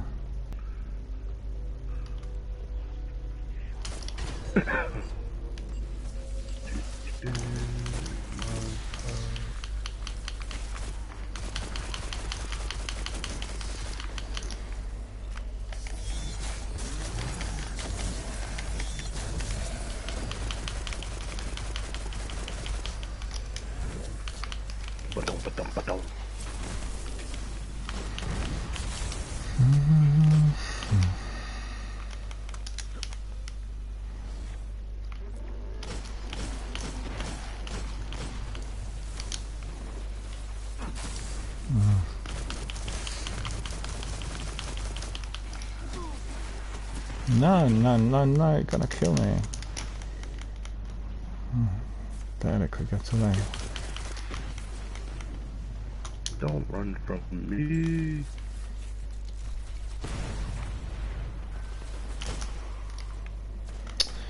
That servitor didn't want to cave in. Very annoying.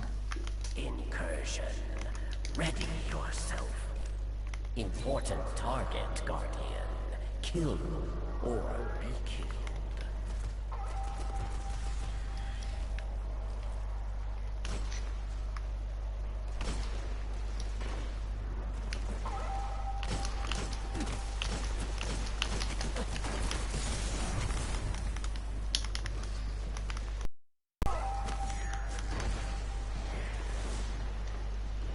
Oh, mines, yeah, we hit too. There you went, you bastard. Oh shit. Sorry. There's a bubble on me. Stab it. Success, Guardian. Success. So that was good. We did manage to get the captain.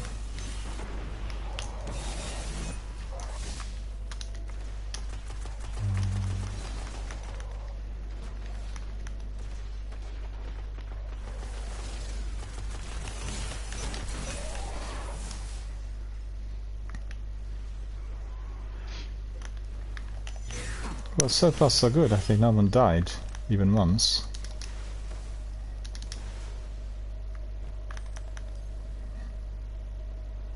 More enemies have been unleashed.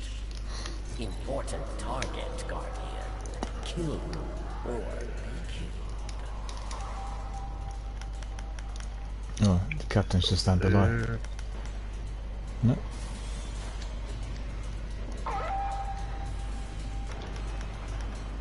Success, Guardian. Success. Orbs for days.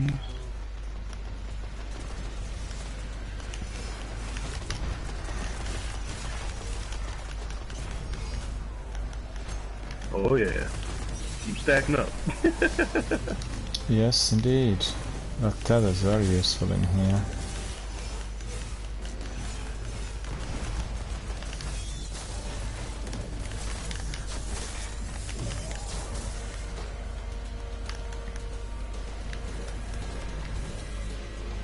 Orbs for days. Well earned. Anybody need some orbs? Yeah, loads of orbs in here. Loads of orbs. Yeah, that's what I love, that we use one tether and it stays and it like connects all of them. Yeah. I love that one. Yeah, that's for me. The big boy tether. Yeah, that tether, which is like a triple tether, together with Bubble on Titan, the best. Yep. It really is a proper support tool for anyone in the team. And you know, like as you've seen, it stays there for a while, and then any other team member can come in and eliminate the enemies if, for instance, the hunter was killed or stuck elsewhere. It really works. I think it's interesting how they integrated these special skills in different games as well. I was playing, I forgot to mention it earlier, just before we go in I want to tell you this, Exoprimal, a brand new Capcom game. It's been released this week and it's accessible day one on Xbox Game Pass. Played it yesterday. It's a very enjoyable game. It's like a mixture of Anthem and Jurassic Park. It's really weird because you've got special suits that you need to wear, special abilities, and then you have swarms of dinosaurs attacking you from all sorts of places, and really good graphics and very dynamic and thoroughly enjoyable. What's interesting is you're playing either PvP or PvE type of game, right? With a crew that can be like your 4 teammates continuously, and then you have cutscenes which are linked to the story mission. So that was quite interesting, and the activities themselves didn't seem to be as well linked with the story missions that you'd expect them to be. But then the other thing in X-Primal is you got very many skills that can be mastered and used, you know, due to that suit, and that's quite hard to learn at first. I was doing tutorial and a few other things, but I'm just amazed by how good the game actually felt. So I highly recommend it to everyone. If you have a chance, have a look at some trailers and you know, teasers or gameplay if they got some on YouTube. Dun dun dun. Sorry. Hello, Minotaur.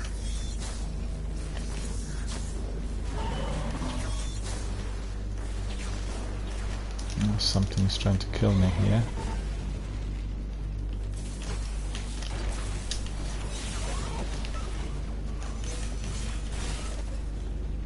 Just remember that I forgot to take my 3 coins in here.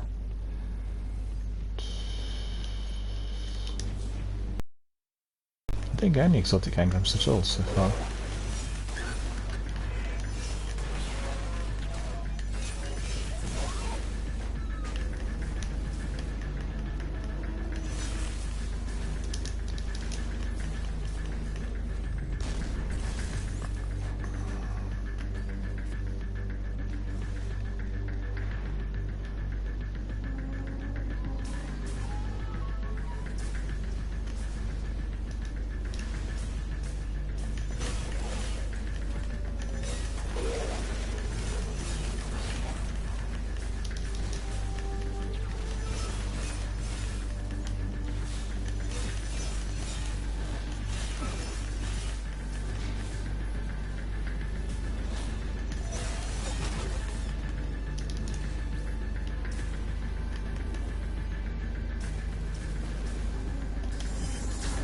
Oh, I missed him. Can't believe it, I missed him.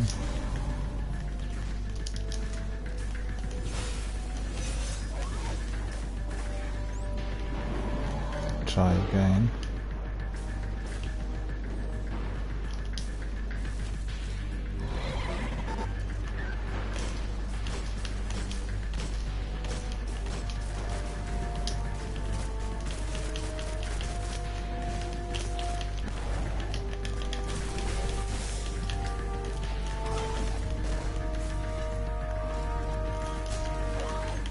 Amazing this worked.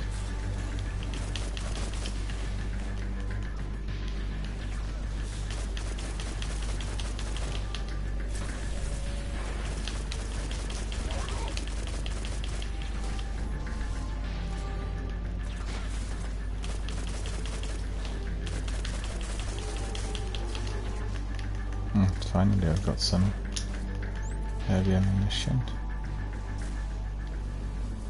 I'll do it here from close range. Ah, missed.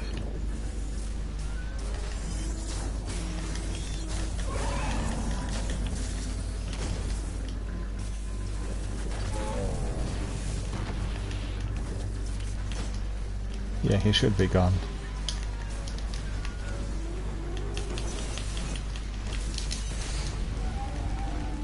Yeah, he's gone now. He's gone. Victory. Well earned. Blue polyphage. A victory! Well earned.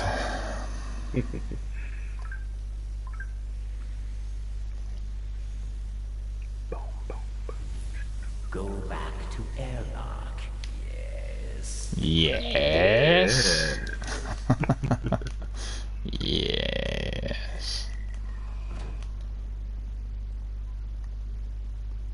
He always sounds a bit crafty, a bit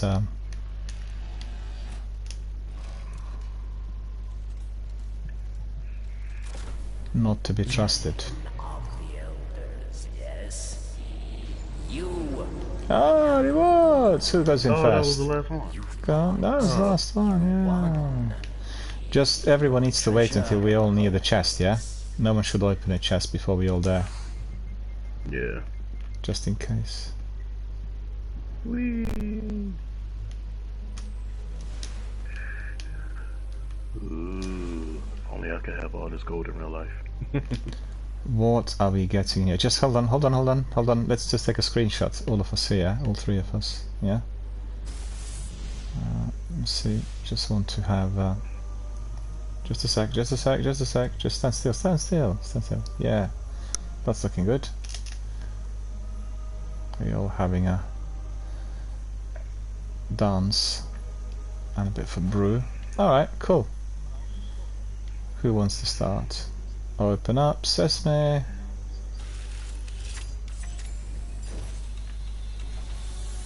Collect loot. Legendary engram.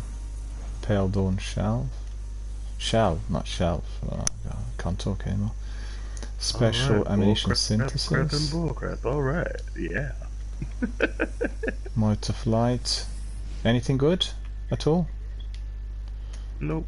Not really. Nothing exciting. No. Nothing extraordinary. Why am I 399? I should have been 400. What's going on? Oh, I know what it is. I've changed the weapon in there. That's fine. Yeah. Ooh, sterling treasure. Yeah, you've got a treasure box. You got one. Ooh, what did I get? Ali's here. Hello, Ali. How are you doing? Good to see you. Hello. What I want to know is what weather have you got there in Australia? Because we've heard from Matthias he's enjoying the heat of 46 Celsius in where he is. 46. Can you imagine? So hot. And I know that in Australia it is not that hot. It is oh, what's happened? Zen is gone. Zen. I'm just going to the tower. Oh yeah, no worries. Shall we wait for you here? Wait for you in the orbit, no problem. And Ali is saying that for him in Australia it's rather a cold morning. I know, it's middle of the winter out there in Australia, but in Spain today it was 47, and they're expecting temperatures to rise to about 52 tomorrow, day after. So unbelievably hot. Never ever has it been that hot in Europe. It's the hottest ever recorded since they began with the records, and we've heard from Matthias that he's having there 46. That's unbelievable. And well, what can I say? Shabba's having about 40, and I'm having about 22. It's not very hot in here. The temperatures dropped significantly during the last week. Really, we had like 4 to 5 weeks of very, very hot weather. It was like 34, 35, but became a bit more amicable. And I want to say to Ali, we are doing lots of weekly Pinnacle activities. So we completed the weekly story mission, we've gone down to the Nightfall, and at the moment we are doing Prison of Elders, so we'll do the challenge. Zenith needs to complete the challenge in order to polish off one of the quests, and we'll do that next. We'll just wait for Zenith to come back in.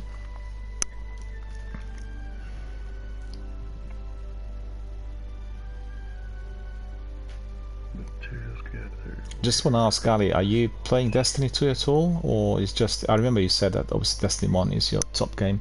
The reason I'm asking is Zenith and me were doing a bit of a tutorial the other day on deep focusing in the sequel, and that's one of the best activities in the game, which I have to confess I had not been exploring as much as I should have done. So we are going to be doing a bit of that really. maybe not that much on my stream, but I will be engaging with my community and doing it outside of my broadcasting hours, just to do a bit of deep focusing and, you know, trying to get the very best armor. You should see really the armor that Zenith has. It's really astonishing. It just looks so mighty. On his Titan, it's like a dark blue. You don't want to meet a Titan that looks like that, you know what I mean? That's just literally reeks of power and might, due to the lengthy grinds in order to get it to that level. So, and those also, are just ornaments, Daniel. Yeah, I know. That's why my Titan looks like that. It's just ornaments. It's ornaments, but also the mods. It's ornaments for the armor. It's not the actual armor that I focused. It's just an ornament. It's from the seasonal rank up. You were focusing on. That's what I gotta do. The things that you were describing the other day, right? With the resilience. Yes, I focused all the armor pieces. Yeah. But the way I look, when you look at my character, that's all just cosmetics. That has nothing to do with the armor focusing. That's true. That's true. But you know, I'm always in awe of cosmetics and the great outfits. So for me, I'm just, you know, bought straight away. Even if it was that outfit looking like that and not being particularly powerful, I was still, you know, definitely interested in it.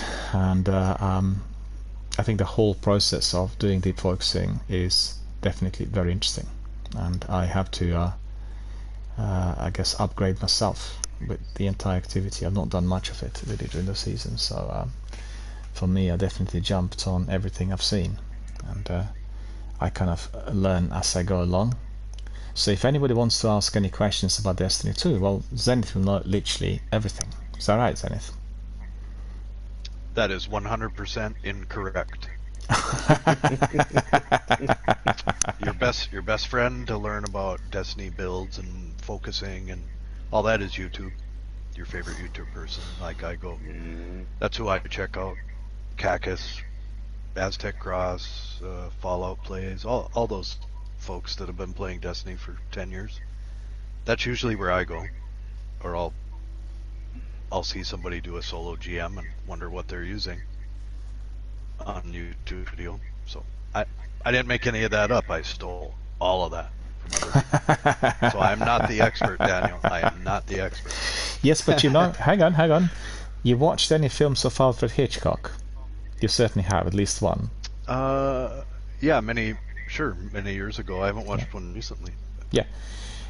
I've gone to a lecture which was done by Professor Charles Barr. He was formerly a film critic of a magazine called Movie, very influential in Britain, and he's like really one of the top people to talk about Hitchcock. He spent, you know, his lifetime really researching and doing various articles and books and everything else on Hitch.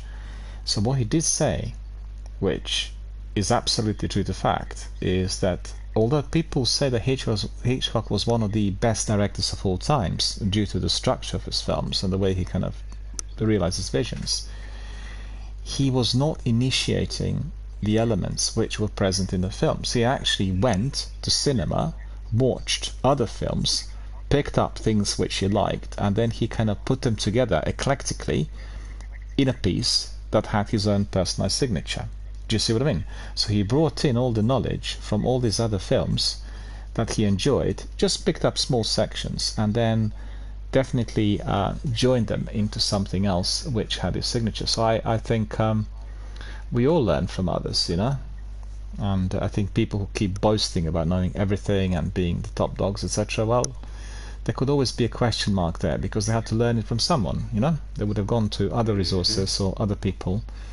I certainly know within my professional field, you know, I excelled, but I did learn everything from my superiors, and I was fortunate to have had, I would say, some of the best superiors in Britain. So, you know,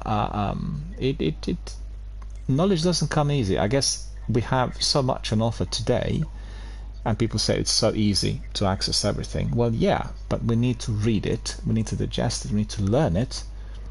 So it takes a bit of time, and just like you said, there are loads of videos out there, but generally, if you have some members of one's own community like what we have here, it's much easier to learn. I find it much easier to learn from Matthias or from Captain Jack or from Sakapupu when we were doing it together live, I watch these videos and I kind of dissociate a bit, you know. I can switch off and, oh yeah, I've learned the first bit, but actually what's happening a bit later, I forgot all about it. Watch the video game.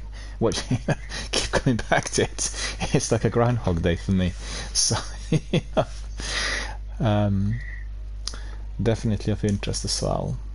Well, I keep talking about the outfit because I just like the appearance, you know. I like the dark blue feathery type of stuff that you got, the ornaments, and then I was astonished by the power, you know, with everything else you managed to get into the mods, so that was pretty good. All of that definitely very enjoyable. Oh, who left our fire team? I'll be right back. I'm switching characters. I'm being left all by myself. I must be talking of rubbish. No, I'm just saying you can keep talking. No, it's just a joke. Ali's saying here. I've not been recently doing Destiny 2, mainly Destiny 1 right now, practicing King's Fall speedrunning. So Gail's here saying hello to Ali, and Ali says that it's freezing out there. Well, you know, I'm sure Matthias would swap with you. He's having 46 roasting out there, which is probably felt more like 50. And I know a few years ago when I played with our friend from Nevada, he lives at the outskirts of Las Vegas. He was frequently telling me, well, it's not that hot, it's only about 38 at night. 38 at night? Like middle of the night, he worked night shifts. 38 degrees.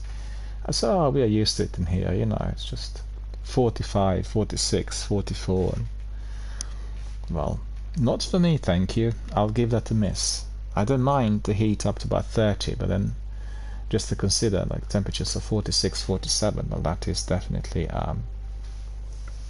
far too hot. And Gail says that Gail's fantastic, but I am sweating. Well, I guess in Ohio it's very hot as well. Well, it's hot everywhere. Canada's hot as well. Mind you, in Minnesota it's not too hot, right?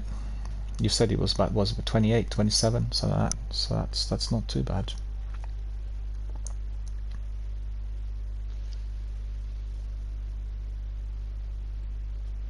Gail says I had to go out, just came back. You know what? We haven't gone anywhere. We are still here. You could have gone to shops, went to visit your neighbors, could have gone to your relatives, and we still would be here hammering Destiny. Well, I've got that bad leg and walking with a crutch, so you know, for me it's obviously the very best thing to do, to talk to my friends, to run the stream. And oh, I see. Gail says I was just outside. When you said I was just out, I thought you went to shops or something. Well, outside must be very hot.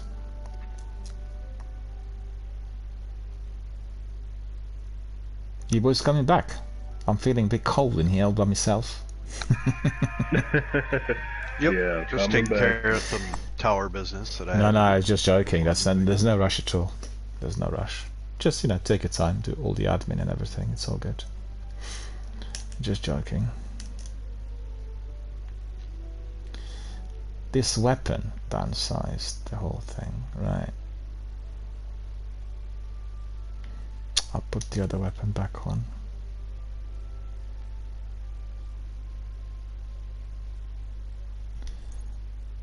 Yeah, lots of blues I picked up. I'm not having much joy with the blues.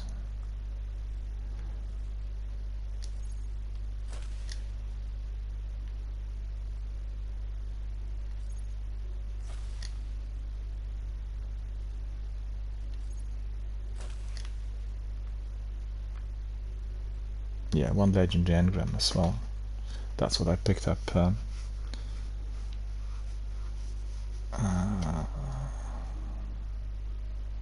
When? I'm not even sure, but it was, yeah, probably during the Prison of Eldest rounds.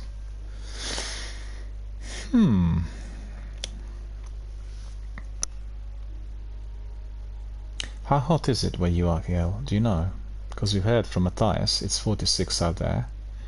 It's about 40 where Shaba is. It's about 22 where I am. And it's freezing cold in Australia. Our friend Ali didn't tell us the exact temperature, but I would imagine probably like either below 0 or just like 1 or 2 degrees of Celsius. And Gail says, I really don't like Prison of Elders. Well, I didn't used to like it when I was doing it by myself, you know, or well, I didn't have friends to join, and I was doing that right at the beginning when I began streaming, and it was difficult because the enemies were strong and I was underleveled and underpowered and without any good kit. But as I went up the ladder, got my armor, and once I managed to get my teams in, then it wasn't too difficult. Waiting, I think. I remember doing it, and I just kept getting killed all the time. Not sure why. I think I remember that my light level was not as high as it should be, so that was one of the reasons. Oh, I see. So that's what it is. Okay. Memory of Scory. Put memory of Scory. Our super will be recharging faster.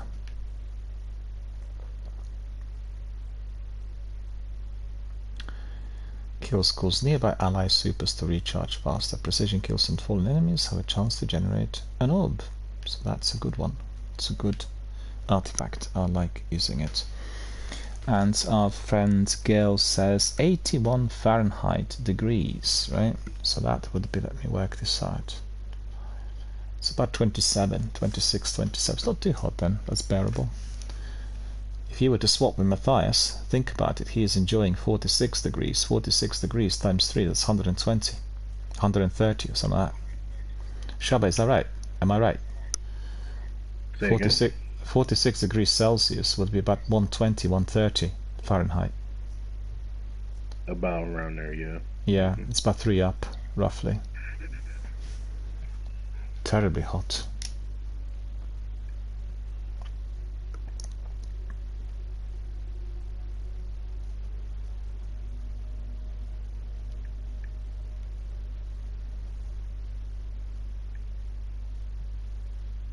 Well, I can tell you, Gail, the other day in this area, it's about 115. Yeah, it's about 115, yep. Well, then obviously I overshot it somewhat. But still, 115, 117 is definitely very, very hot indeed. And okay. You send the invites? Yep, cool.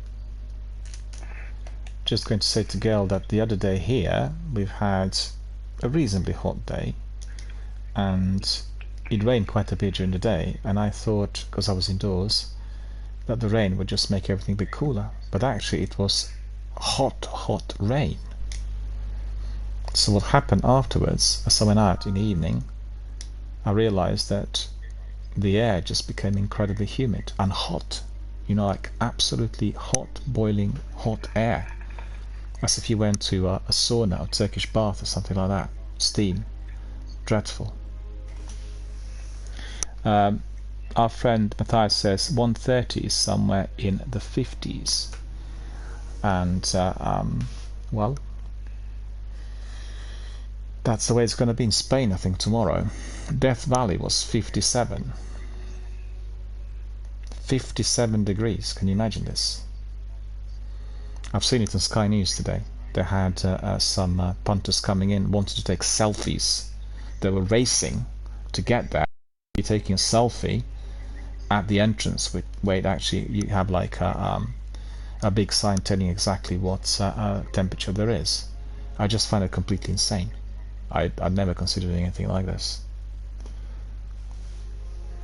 Well, Gail, what do you say about that? 115 where he is. So that is really very hot. It says geez. Yeah, right. I'd say geez like 10-15 times if I was there, I'd die. Your boys ready? Can we Yeah? head back to the reef one more time? Yeah, we got back to the reef. Yeah, no worries. We'll go. Yep.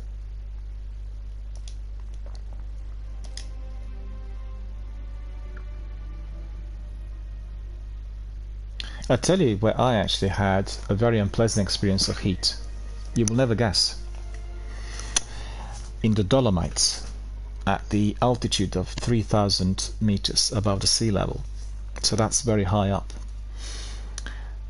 When you're so high up, sun is scorching hot, and although it's hot, you've got to have your kit which is protecting you from sunlight, which most people don't realize, you know, when they do it, because they can go in there and have very severe burns.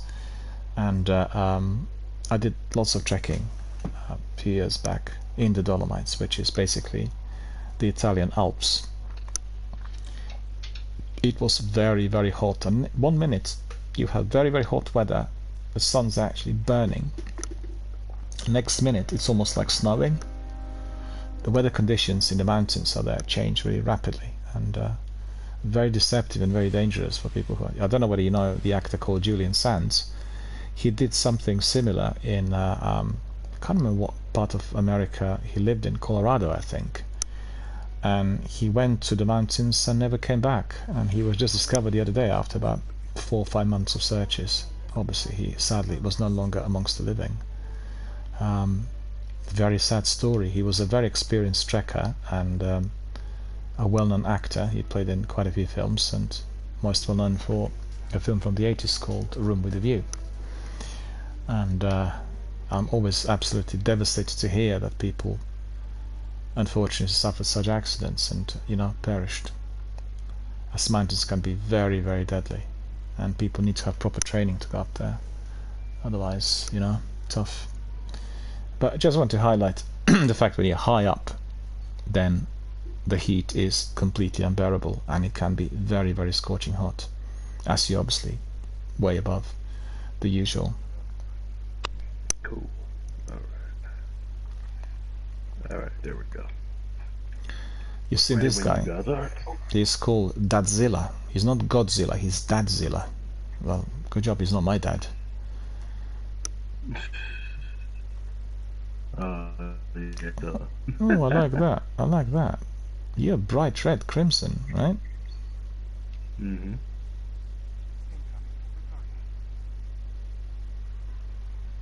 That's looking really cool. Yeah, I like it when it's red sometimes. I mean, when I put it as like orange, you know, yeah, it glows. It doesn't really glow as much. Oh, that's quite cool as well. Look at that. Because with me, I like darker colors generally. I'm slightly bright colors averse, you know, like with a bright yellow. Oh, I'm blinded by that. That's so bright. that one is bright as hell. But this one is kind of mellow. I like this one. Well, the red one was pretty good.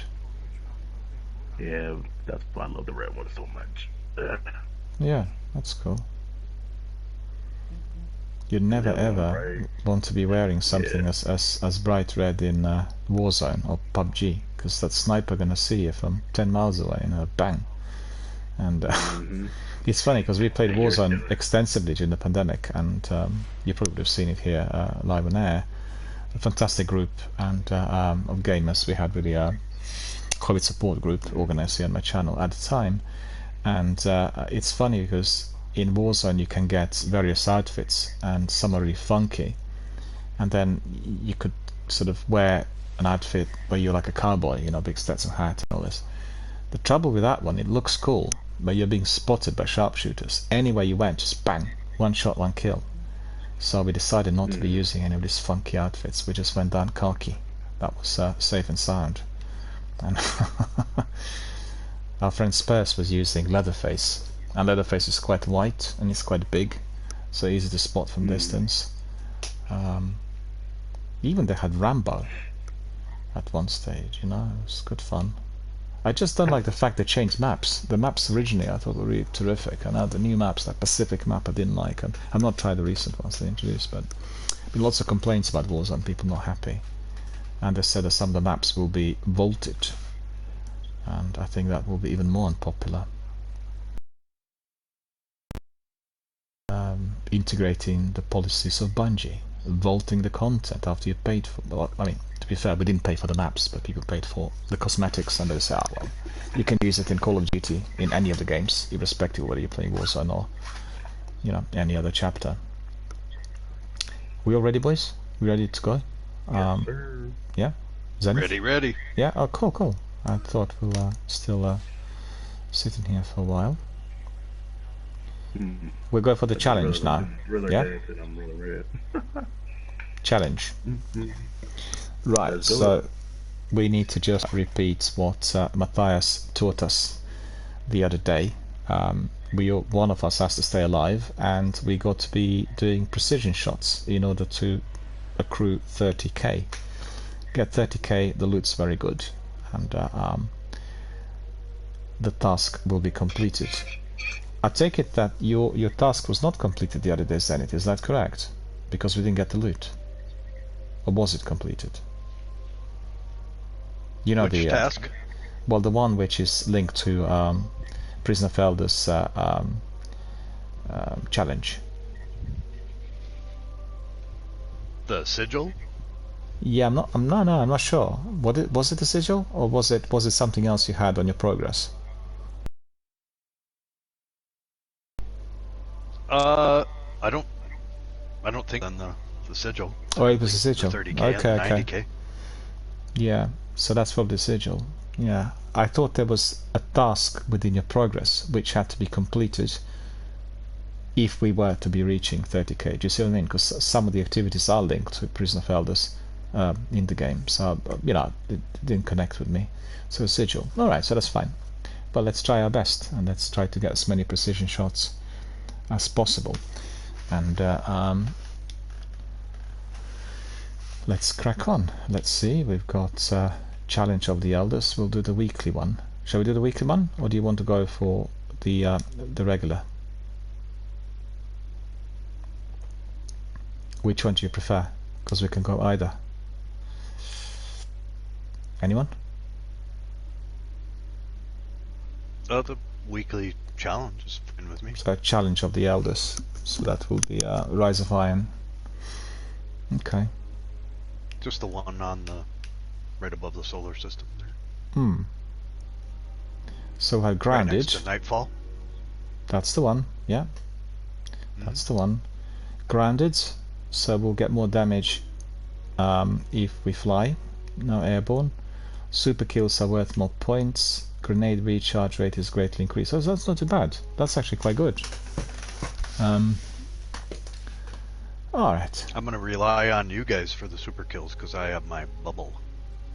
Yeah. For survivability. Yeah. Well, my super is quite good, but the enemies in this challenge are quite resistant to super, like instant kill, you know? The majority of the bigger guys, when I tether them, they won't die straight away. They'll have to be hit or hacked, otherwise they'll live. Maybe just the minor red eye enemies will survive. I don't know, we'll try it and we'll see. If we don't reach so you're it... using your triple arrows and Shubba's using the single one? Nah, right? I switched characters. So. Oh, what do you want? No, let's see. Warlock. I'm on my Warlock right now. Yeah. So, I mean, what I could do is I could do my Sunbringer, but I realized my Stormcaller and my Void are not done, not nearly complete. So I'm gonna basically try to work on both of those while I do this. While I'm doing that. Yep. Sounds good. Sounds to me. Yeah. So, yeah, let's try it. Crawl on this. Yeah, that's a good super too, though, for ad clear. The enemy destruction. Yeah, cool. We'll try that. We'll see how far we get. All right. The reason I asked that is I thought the heavy duty tethers a bunch of enemies. If Daniel and I were to kill those tethered enemies from your tether, if you were on your hunter, Shubba, that counts probably as extra damage, right? Where the modifier is here. Yeah. Super kill bonus would give us more points. So no matter who kills the tethered enemies, it doesn't have to be the person that shot the tether. Yeah. No, anyone can do that. So well, let's see. Obviously, if we don't get it on the first round, we can try again. We can do 2 rounds. I'll be happy. But then after that, I'll call it a night because I have to get some dinner as well. And we had plenty of fun. It's been really a great session. It's just that nearing 10 o'clock now over here, but where you are is about 4 o'clock, right? Roughly. Or is it 3 o'clock? Yeah, 4:48. At 4:48. 4:48. I mean, Zenith is also 4:48 or is it 3:48? 4:49. Minnesota is the same. 3:48. Yeah, it's 1 hour. Yeah, I thought it was 3:48 for Zenith, yeah. Yeah, it's Well, he's that's- an hour behind me. Yeah. Well, it's 3 different time zones, right? In the US. Yeah. Wow, a big country. Yep, 3 different time zones. Which makes sense, and then it doesn't at times. Aren't there 4? No, there's 3. East, Central, Mountain, and Pacific? Welcome. So where yeah, was there's the mountain? But In Alaska, mountain, is they it? really don't count mountain all the time. Do they?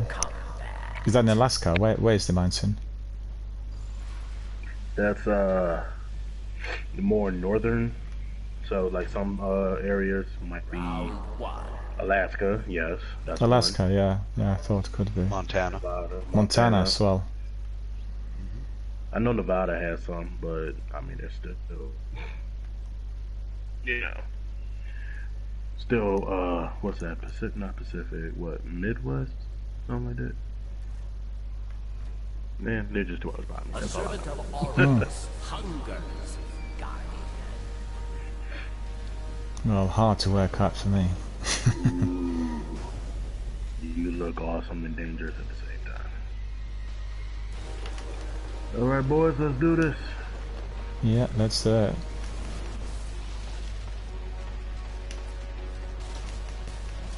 I'll go for precision kills if possible.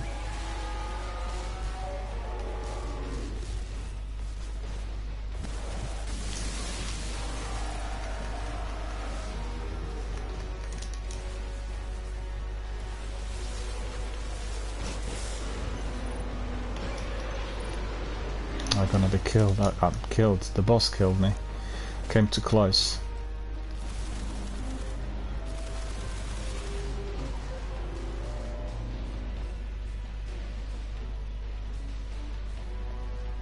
Taking too long to aim because I'm wanting to get these precision kills, you know. So. Can you revive yourself, Daniel? Or? Yeah, I can. Yeah, I will do.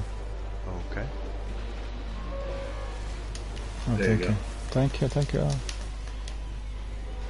So we want to kill as many waves of ads as possible before burning down the boss, right? Yeah. That's right. Yeah. Yes, sir.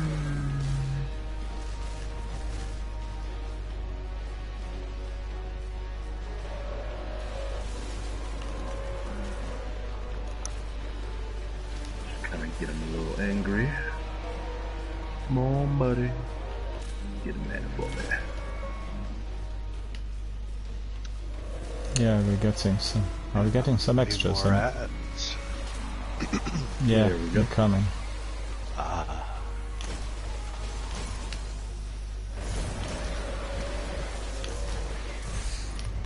Come on, that boss just loves me.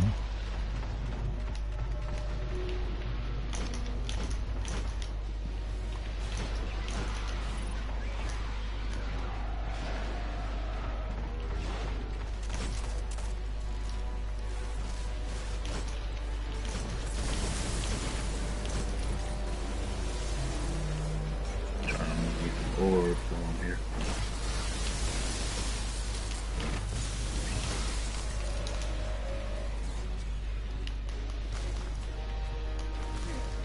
Right, so let's just see. I want to use my super. So where do we get the biggest number of enemies when I tether them all? And then you can shoot and we'll get better scores. Oh, send some reinforcements, buddy. Come on. And up. There we go. So what do I do? Let's see, hang on.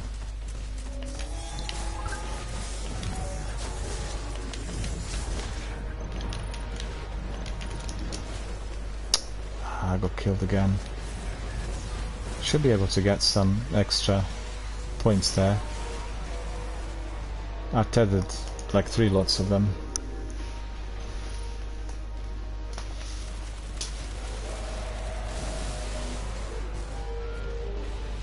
Thank you. Whew.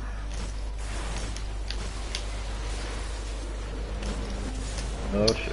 It's the boss that keeps hitting me all the time. Need to get away from here. There you got that one.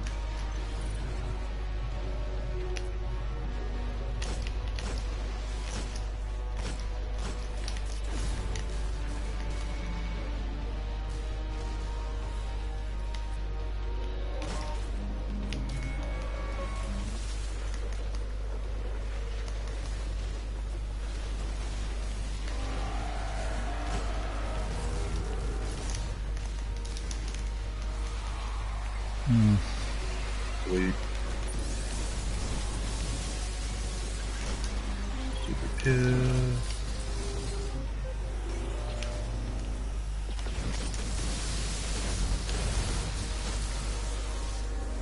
Ooh, we're not doing too well. We only 4k.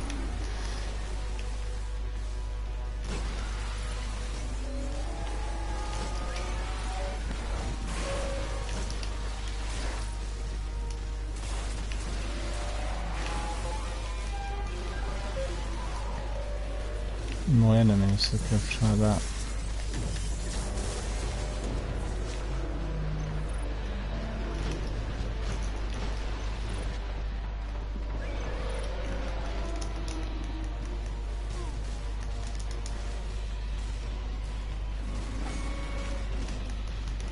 Grows impatient. Come on, man. What you growing impatient for?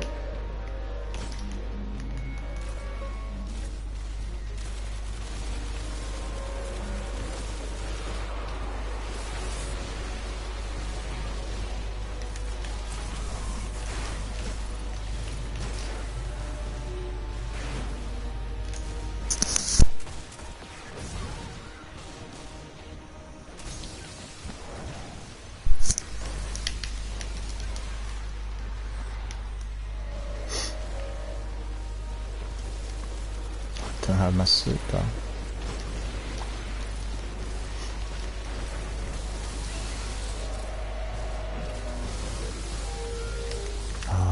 Again. Back to the bubble. I want to live, if possible.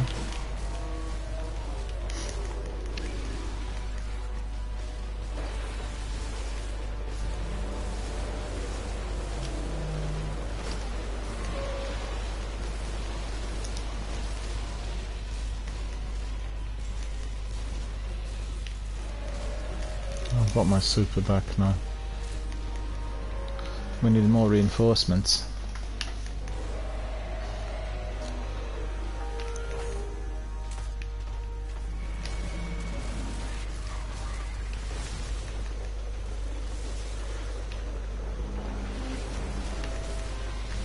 Okay.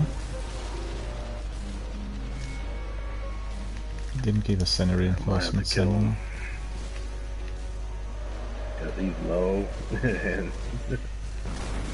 yeah, might as well. Yeah, but we didn't get more than 5k, 6k, 5800. Oh, really? What Yeah. the fuck?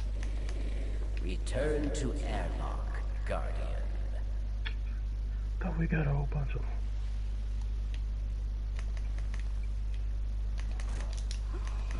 Oh, he kept getting impatient. That's why. Well, do you want to do another run? Because we're not getting anything on 6k.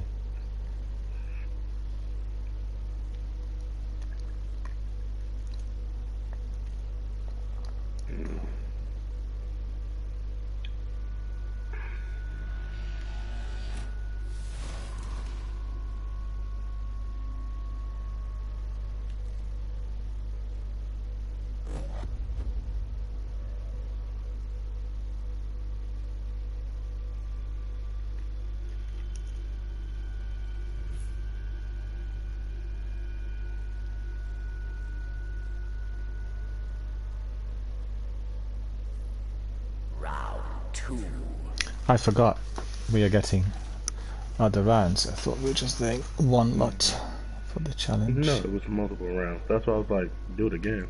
Yeah. I thought we had more than that. I thought we had 10K. So that's why I was disappointed. I was like, come on, we got it. Alright. Put more work effort into this one.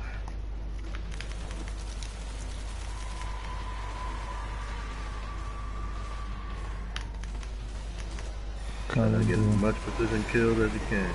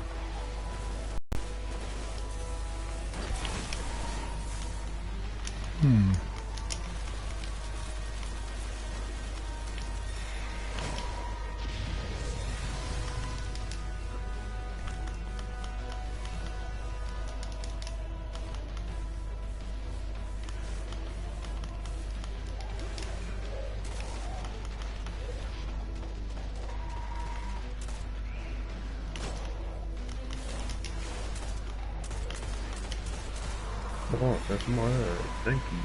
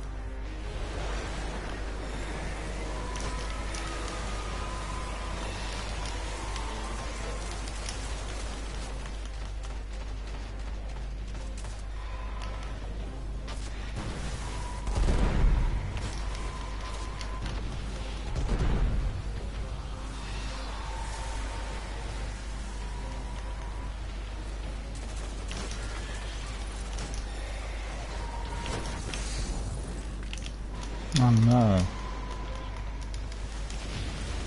Damn it. Sorry. It's a habit. I'm sorry.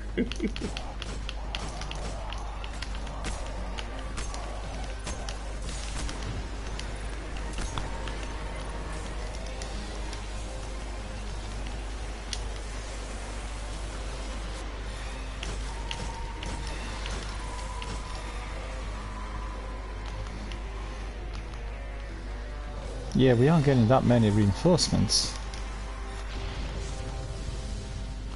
Sometimes there's swarms of enemies, like loads.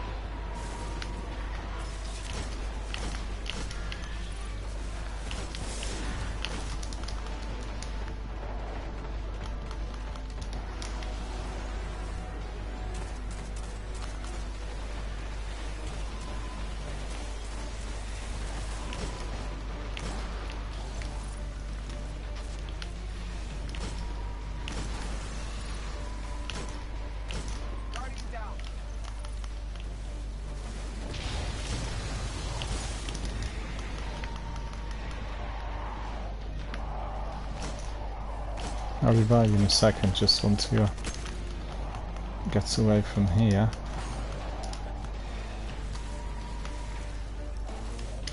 Yep.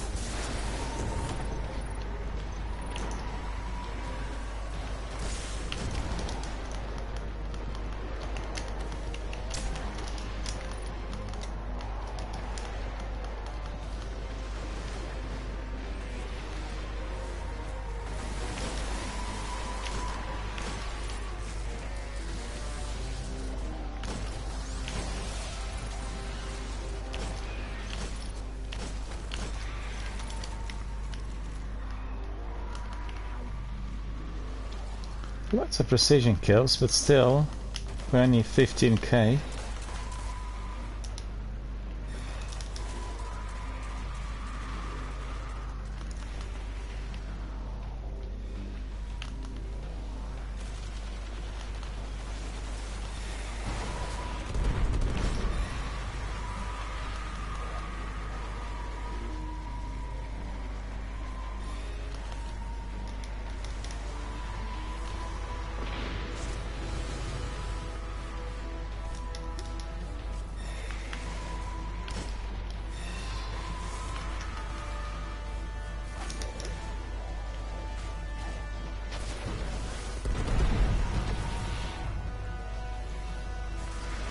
Are there any more enforcements, or is that it?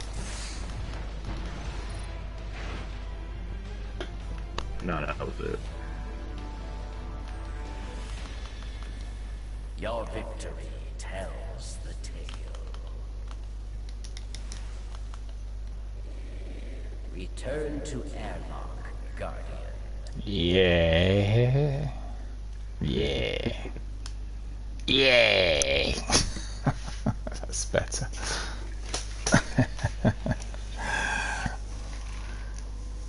I spent all of my time trying to get precision shots. I didn't get really that many, but they keep moving around very quickly. You know, the right. the Taken, they keep jumping. So in order to get precision shots, one has to aim, and by that time they get away. Yep. So it's a bit more difficult.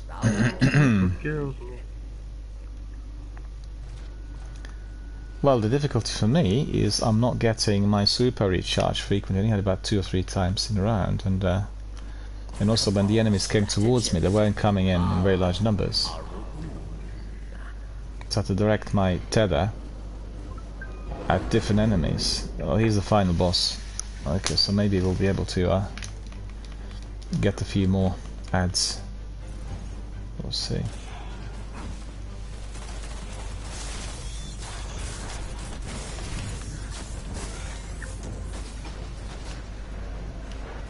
So where are they? Why? Why am I dead?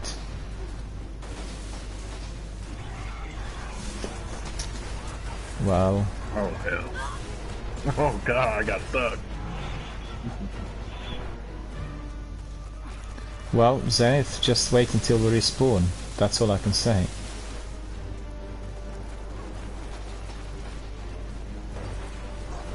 Just run away and wait until we respawn. I'll be respawning in 2, in 1. I respawned. Good. Shaba. Want to revive Shaba?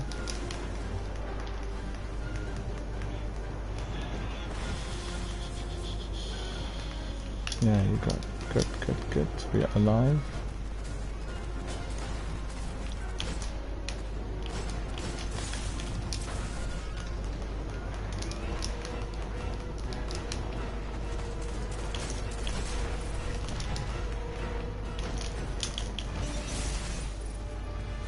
That's ridiculous. I got killed again.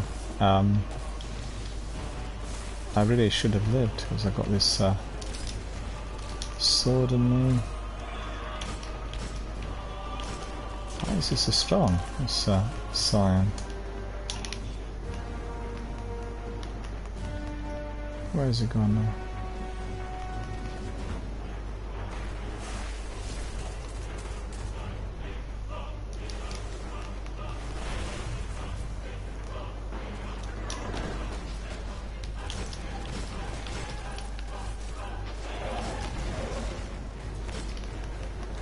So close to him.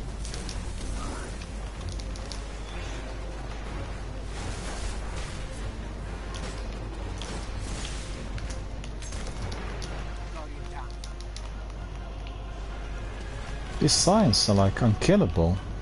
Should I say that? Crazy. That's what I'm saying. I mean, I don't know why, because I used my Dark Drink at like triple spin on one of them and didn't take any damage at all.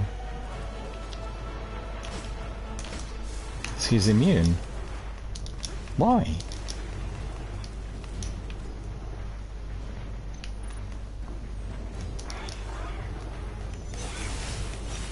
He's immune. He's not taking any damage. Why is he immune? That's Scion.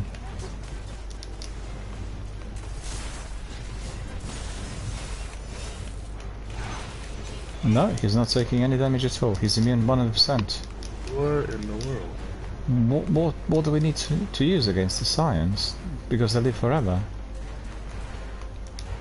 Unlike us. Oh, did not see you, buddy. Did not see you.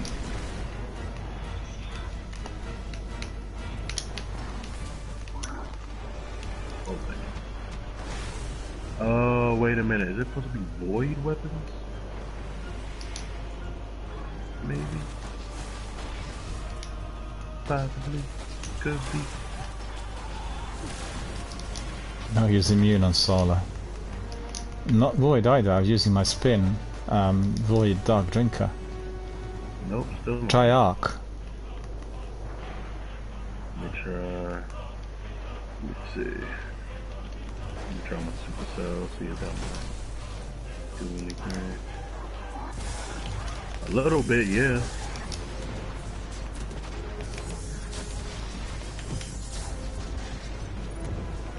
Yeah, my arc is working. That's what it is. Then I'll just change it to Boltcaster.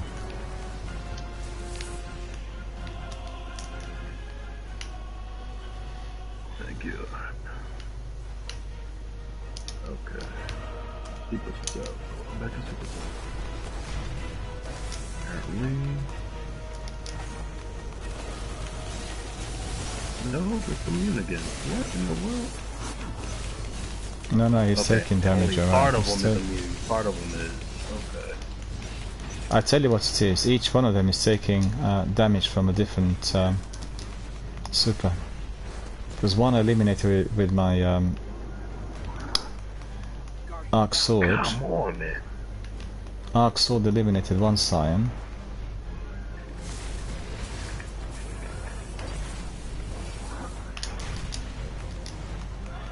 Oh, solar. Oh, that's what it is. Okay.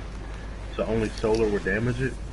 You know, each one then... will have a different one. You know, each one will have... Yeah, that's what I'm saying. Each one is different. So we need to change then to solar. Hang on. Let's try raise light to see whether that will work. Where is that Scion? Solar. Yeah, there he is. Yeah, he's taking damage. He's taking damage. I got him.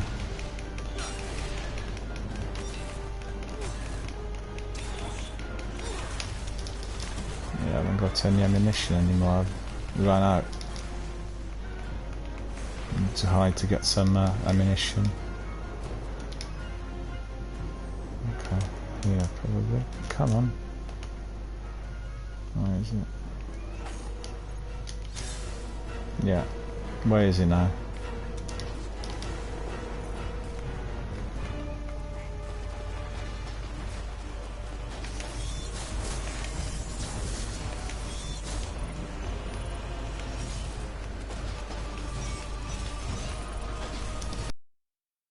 Oh, no, you got me. Where's the cyan?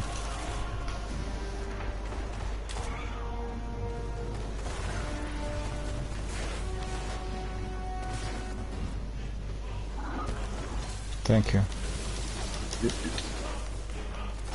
Need to see where the cyan is. Is he still alive, or did you get him?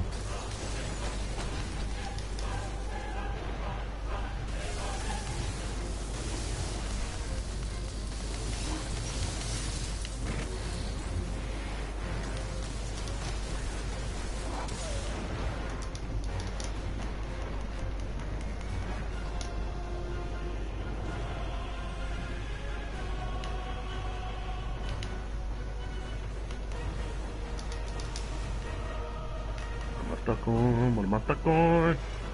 Oh, we're getting some rides.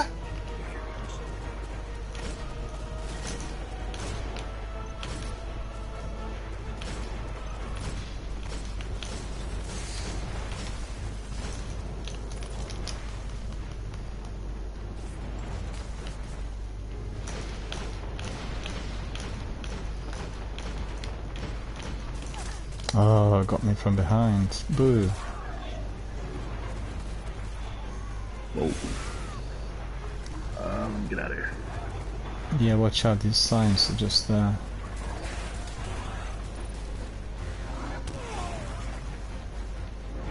Zenith got hit. Oh, thank you.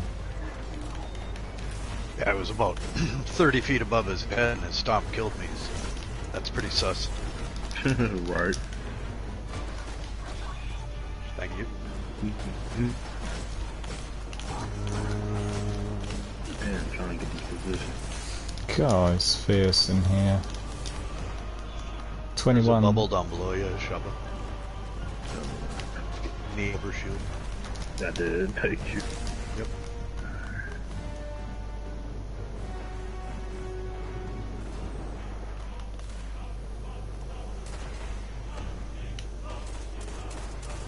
Supercharged.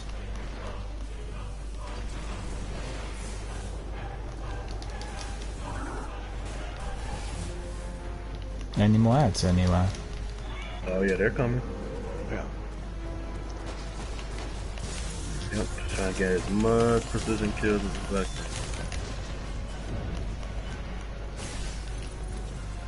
One of them killed me. I've used my super on them. There's lots of them are tethered.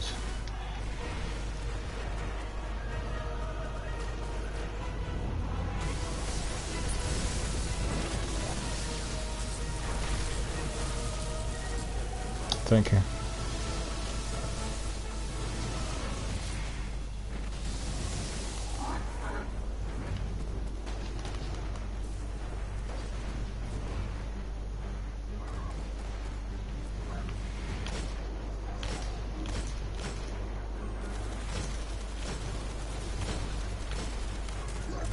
Ah, maybe a headshot. Come on, almost. Score's going down now. Yeah, I need about 6K.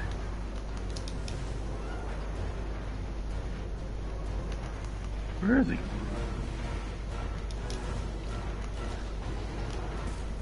Come on, you bastard, we need more people. Come on, you bastard.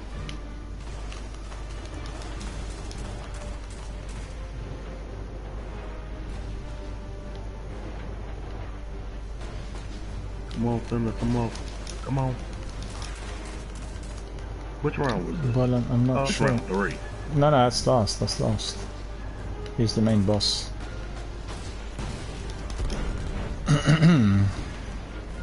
No, we got some reinforcements. Okay.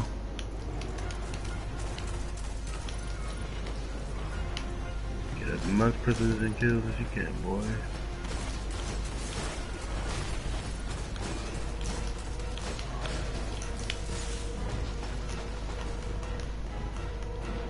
Completely stuck. Ah, he jumped on me.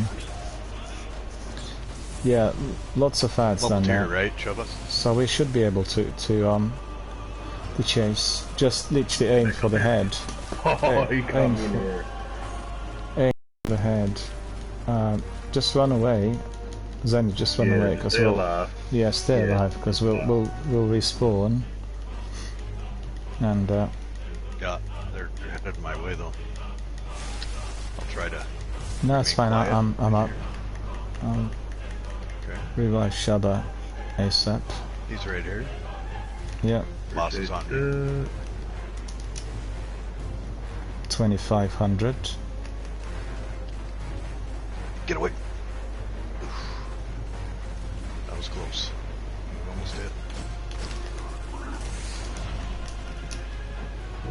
No, no, no, no, no. The boss on me again. Okay. Yeah, watch the boss. He's just on my tail. Thank you. And my ass, I can use the super web. Come on.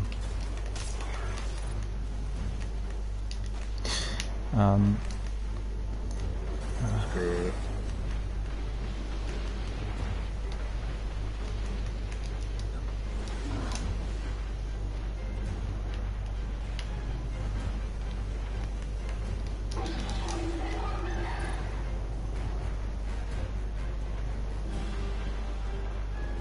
Yeah, the boss is gone. We didn't make it. You are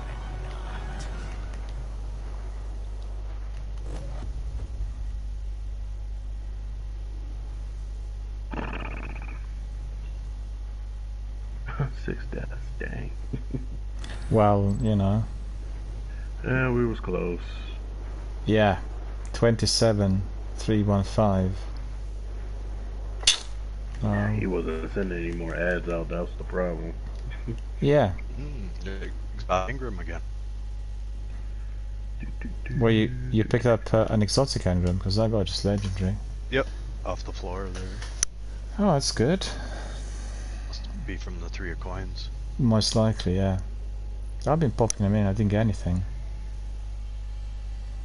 Oh, there we go.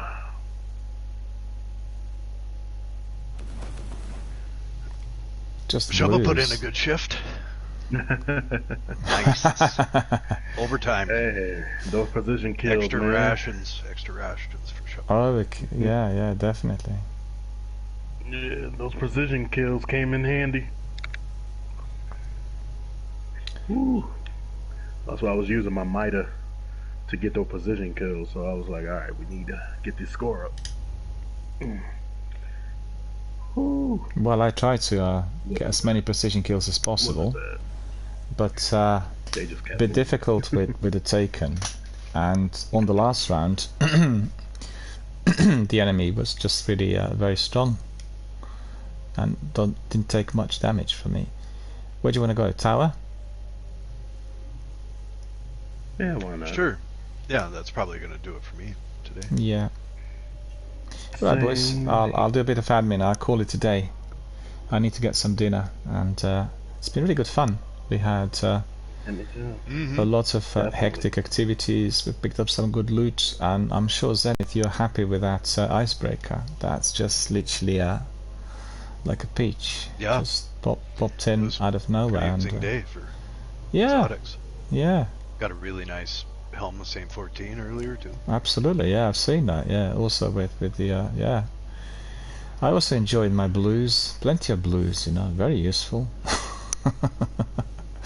Didn't get anything as exciting, but on the other hand, I picked up lots of 3 coins, so that's also reasonable. It's always a win. Yeah. But unfortunately, I didn't get anything at all.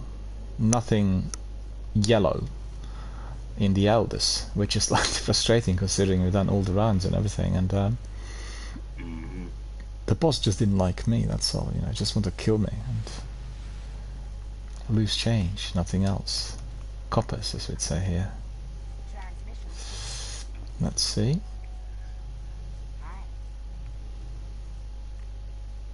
Just blues. I can't believe, look, blues through and through. Just blues. Yeah, he got blues. I don't want any blues, I want gold.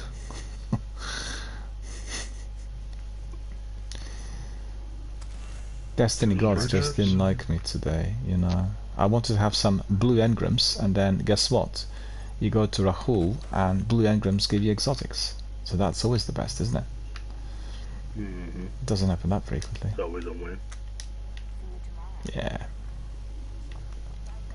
I'll go and decrypt these engrams. Let's see, am I getting anything? Well, it says exotic. Hawk Saw. Right, that's not really an exotic. Rako Poltergeist. Right, that's not good either.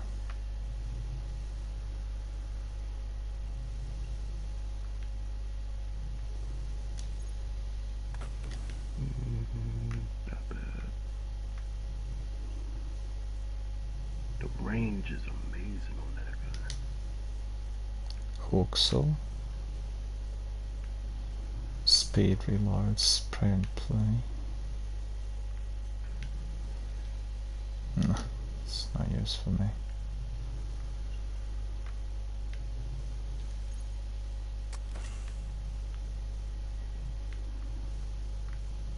Blue Ghost, bold red shell. Well, that's really a great reward for all that hard work. You know, people complain about this in Destiny 2. They say, oh, well, such hard work and rubbish loot. But I guess it gets frustrating for people who are really grinding for a long while and then they keep getting the same weapons. The difference here is that every weapon you pick up appears to be the same, but actually it's got different roles, so you can decide whether you like to roll or not. But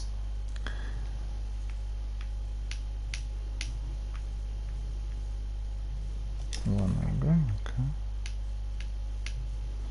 Hardly any space in here, so put anything in. Really? I had to do this? Oh, that would have been better. If I had gotten on my Warlock earlier when we did Nightfall, I could have did this one quest I had. Oh no! We'll do it next time. Yeah, never gonna go away. Next time, because it's the team is to be a hunter, Titan, and Warlock. I'm like, dang, we had a hunter, we had a Titan. I should have just been the Warlock. That would have been better. Oh, well, man. That's the beauty of Destiny. There's always something to do, you know. There's always something you discover that you've not done or needs doing. Like the books, for instance. I was just checking this out the other day, and loads of tasks still need completion. So, you know, I don't know what to do. I'm so full, really, with my vault. I can't easily take things out of my... I need to delete some stuff in there. Hang on. I'll be brutal. I'll be brutal. Select target game. That's what I need to finish this one. No, that will not be useful. That's not going to work.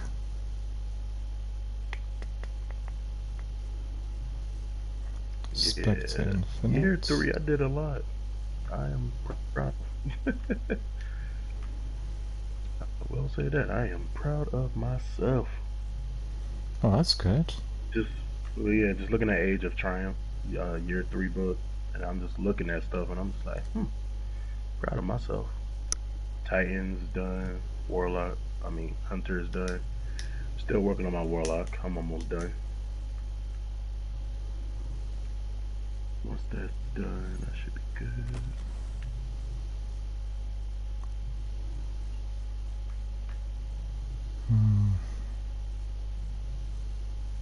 I should really do these bounties.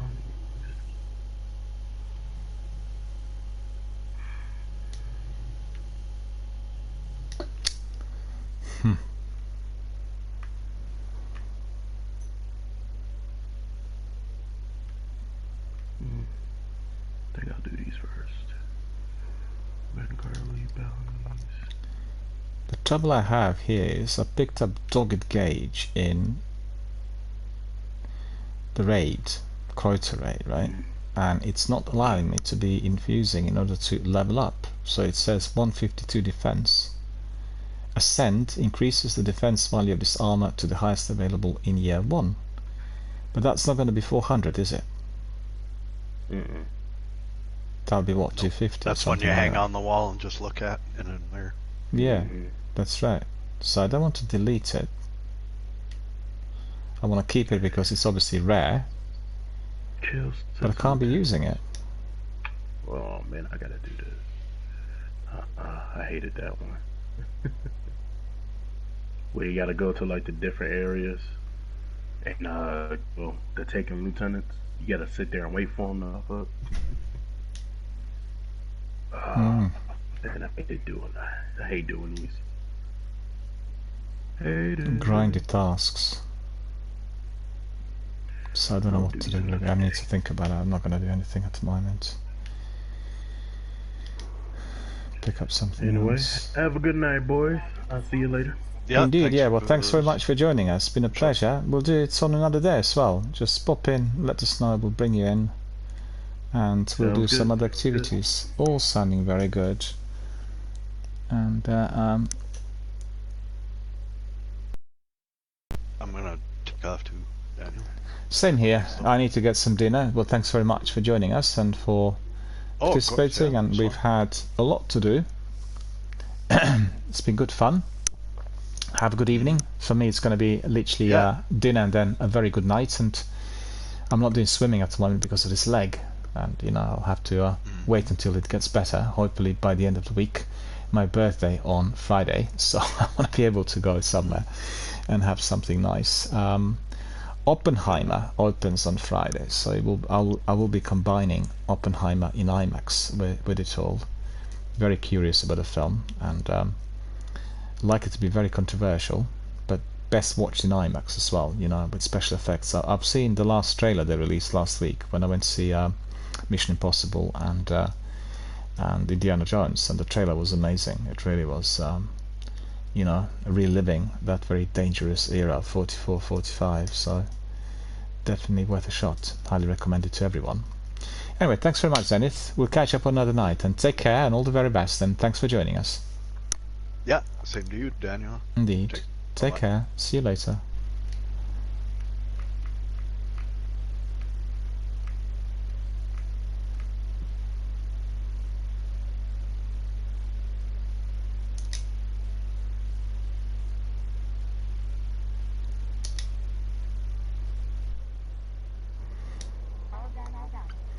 So I'd want to thank our friends Shaba, Gale and Zenith, and as well as other friends like Ali, Matthias and everyone else who popped in today. It's been a lengthier stream and we unfortunately started very late due to the power cuts and all the troubles here which I had in my immediate vicinity, but you know, we had plenty of fun. Lots of great hectic battles in Prison of Elders, Nightfall, Seavers, story missions and everything else that we completed. I will do this on another day. I'm getting a bit tired and I need to have some to eat, and like I said to everyone, my leg is not doing too well. I'm walking with a crutch due to this hamstring injury which I picked up. I'm not exactly sure where the injury came from, but it's certainly hampering my efforts, and I want at least 2 or 3 days of immobility to fully recover. Not sure what aggravated it really. I probably will have to see a specialist to determine whether there is something that is likely to be recurring, and if that's so, I need to readjust my activities, all the exercise, swimming and walking, which I do on everyday basis. So alright, so I think it's been very enjoyable. Hope you liked our community-based content and everything we had completed so far, and I'd like to thank everyone for their support, also for contributions, for donations, for tips, for everything else that we've had so far. Thank you for the views. I've seen that people have been viewing the stream on various platforms quite a bit.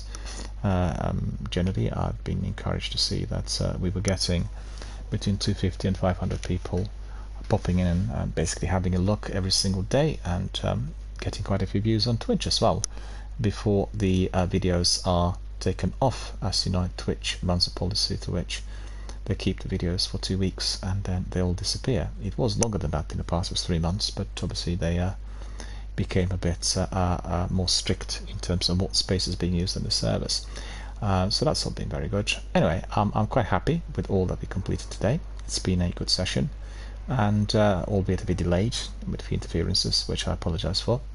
And yet again, thank you to Zenith and to Gail and to Matthias and to Shaba and to Ali and to everyone else who participated. Always good to see you. Our community is alive, well, healthy, thriving, always interested in finding out more about activities here in this world, Destiny world that is. And also I want to just say to everyone, as I'm raising the funds for Mind, a British charity that helps people who are experiencing mental health issues, just make sure that you have a look at the links which have been posted, and also make sure that some of your friends, associates, colleagues, family members, or any other people who might be interested are introduced to the charity. I'm trying to raise £1,000 for this charity by the end of this year. The campaign is going to be ending on the 31st of December, and everyone and anyone who wishes to donate and contribute will be most welcome, and everyone from Mind, that includes also the service users, will be greatly appreciating any form of contribution. So just remember, they have professionals and volunteers working for the charity, and they provide individual and group counseling for primarily adults who are experiencing mental health issues or emotional difficulties, and they run services from our local community based in various offices countrywide in every town and city that we have here in England and Britain. So every form of support will be greatly appreciated. Just remember that we are here to play Destiny and other games. We are gamers, we connect with other community members, but we're also here to help those people who are in the need, people who are feeling under certain pressure, people who are under the weather, as we'd say over here. And we always want to be here, available and accessible for those to be helped, and for us to be providing a helping hand. I'm sure everyone who is, and anyone who is using the services I described will tell you if they are being put back on track, if they are able to find the right way forward, then they will also feel that their lives were being saved, and anyone who's contributing and participating will become saving lives, and there's nothing better and more noble than that for anyone. Just remember that. So thank you for watching, thank you for supporting our channel, thank you for being our valued community members. I wish you all a very good night, and I shall see you tomorrow. Take care.